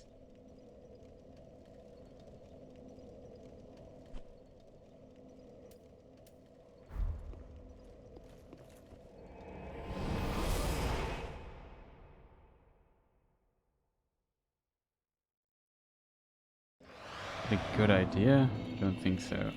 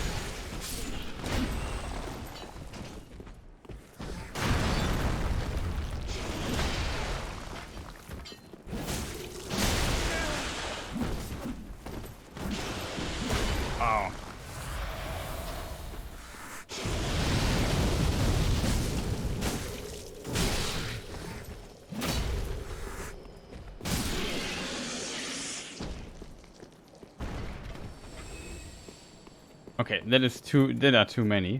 But you get like 8k souls for just a few enemies here. As you can see, we have quite the damage output. I just wanna show Nameless King. It's already... Wait, there's a very easy enemy that we could defeat here. We will need a few throwing knives.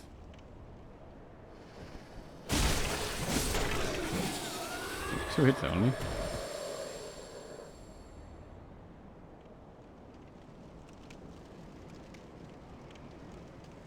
As you can see, can't pull the lever anymore.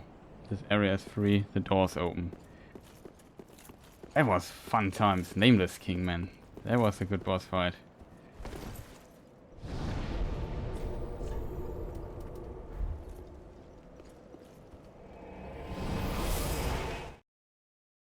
Oh, now I have 10k souls, and it's kind of weird that you get more souls faster in that area than in the DLC. It feels like not like you get little souls in the DLC. Wait, our friend Grey Red is still there. Oh, hello. And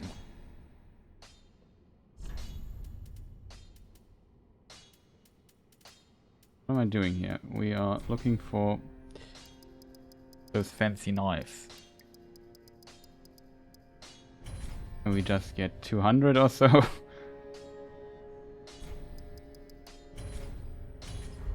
goodbye. He's making bank with me. But wasn't we got a scroll or something, right?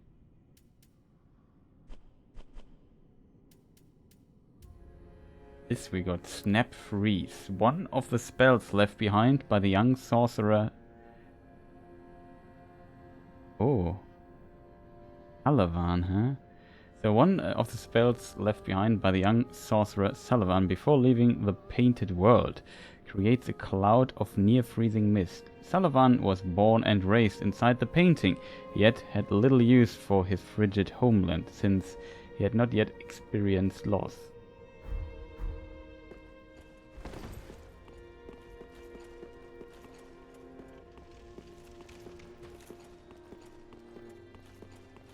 Okay, so as you can see, my frustration level with Friede up much lower.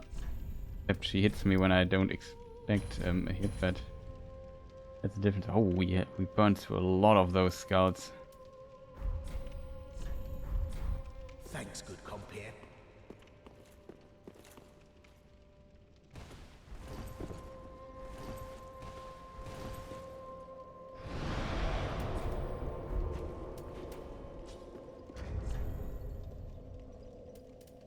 Okay, so also pretty scarce. Whatever.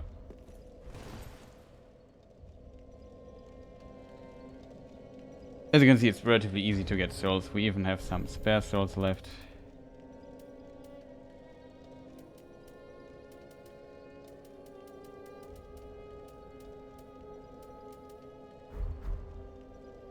So overall, pretty awesome.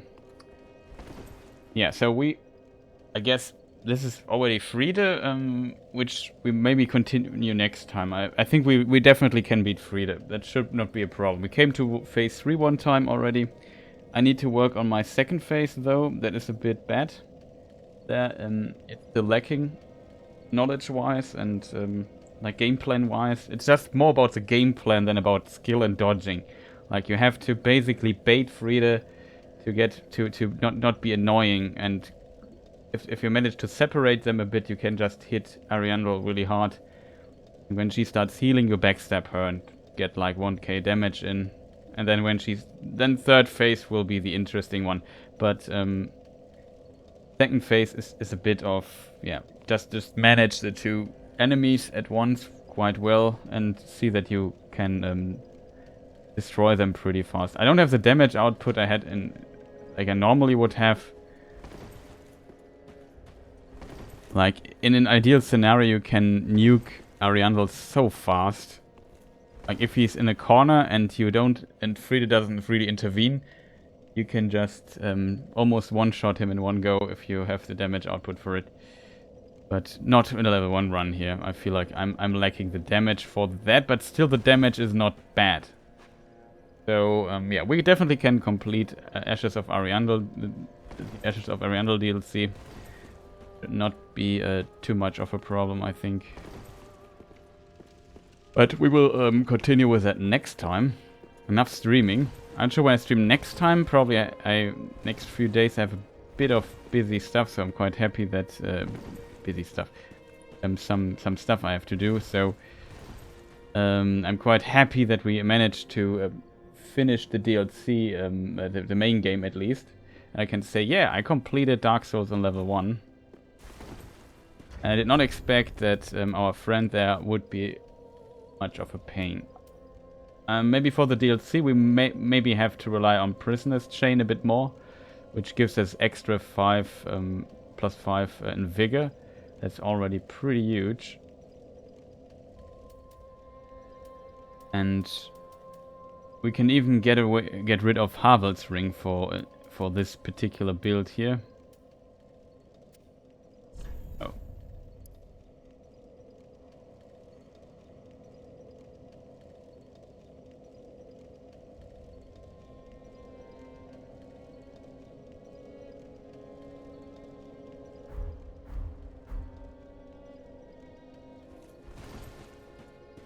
Just wandering Drang Knights. The world in Dark Souls 2 is called Dranglik. Maybe it's related to them, but I don't know.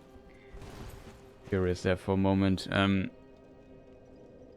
So I hope you people had a good time watching this out of schedule stream where we made quite a bit of progress, right? We defeated that mini boss. We also got oh,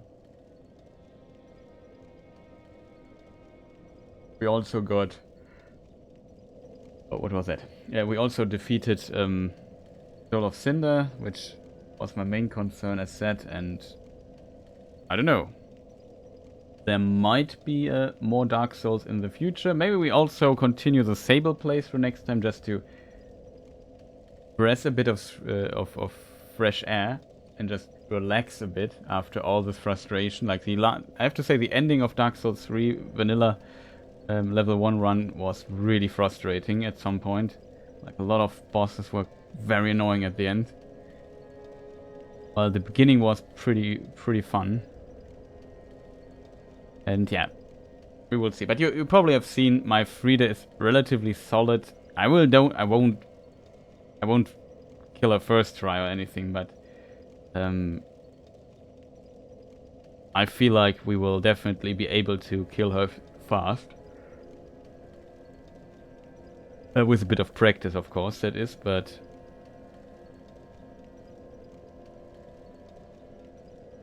it definitely is possible. Like I don't. It's not like Soul of Cinder, almost impossible or whatever. It's like or annoying. The fight is also that's a big plus. It's more fun.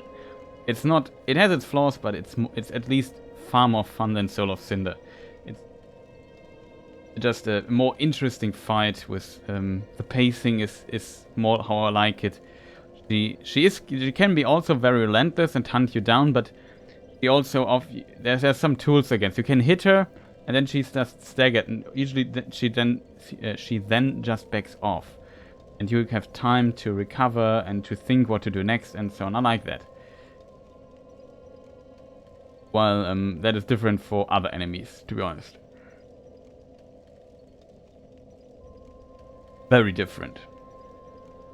And you can backstab her, so you can have options also to dictate the pace a little bit and make things work your way and so on. Then she backs off again. I really like the pacing of the first phase. I think it's quite decent. The second phase is a bit chaotic, but you can manage the chaos a bit too. And it's not too difficult though. Like the attack, there are not that many attacks going on. Third phase is tough though. There's a lot of. Then basically you have superpower Friede, and she can be really tough to defeat. She's insanely fast. There's iframes. There's very long attack combos. That's probably also my biggest complaint. But there's a lot of still. If you dodge really well, you get rewarded. And that is the most important thing. There's not like, oh, you dodged this really well and you get nothing for it. But you get a huge reward for dodging well and playing well. That was different for Soul of Cinder, where you just dodged well and still hit once because it was too dangerous to do. Like you can also against Friede you also have to play a bit passive, but you also have options to go into your offense. There's a time for you to shine too and switch things around. That makes the fight more interesting. While against Soul of Cinder, you always feel like he's cheating constantly when it comes to stamina and stuff, and just spams his attacks non-stop if you are unlucky, and you have just to dodge, I don't know, 1,000 attacks or something in these two phases. It's just some have really strange timings and are difficult and require precision and so on. Precision. It's just very unfortunate when stuff is designed that way. So we will see that. I also want to stream on YouTube again, as mentioned. I hope Kirdan is my mod star. Yeah, my mod star. My mod is there. Just switched randomly to German for whatever reason. So I hope he's available. I'm not sure when though. Let me see. My thing here. It doesn't matter for you anyway, I guess, but so I know some of my viewers here also watch my Lord of the Rings stuff. Just see my calendar. I have not tomorrow. Tomorrow I have like another appointment. Maybe Friday or Saturday or something like that. I want to do like another stream. And then get back to work and do some YouTube channel stuff. I'm very happy though that we got through Dark Souls and that the DLCs are difficult but designed a bit better.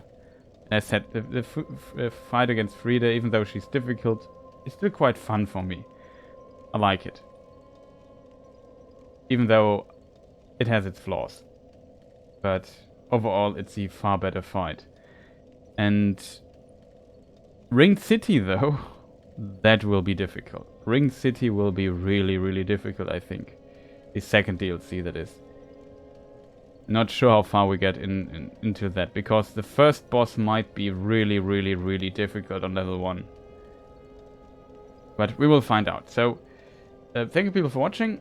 See you next time, which is potentially...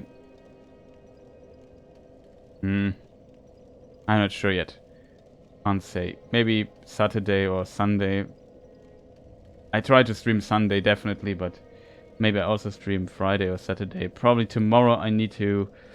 tomorrow can't stream. I have too much stuff to do. Which is unfortunate, because tomorrow would be my regular streaming day. Maybe not a very late stream. That would be a problem. Yeah, I can't tell you exactly, because as said, I have like... Voice of Geekdom invited me to a stream too. We talk about certain topics. I'm not sure if it's already officially announced or whatever, so let's keep it as a surprise. But yeah, it depends on... I'm not sure when we record, how long we record and stuff like that. And also have to do some other stuff. So, as you can see, I'm quite busy, but maybe I stream Friday instead. But then not as long as today, like a shorter stream. Get in some tries for Friede or so. We will find out. So, again, fantastic rest of the day. Thank you for watching, and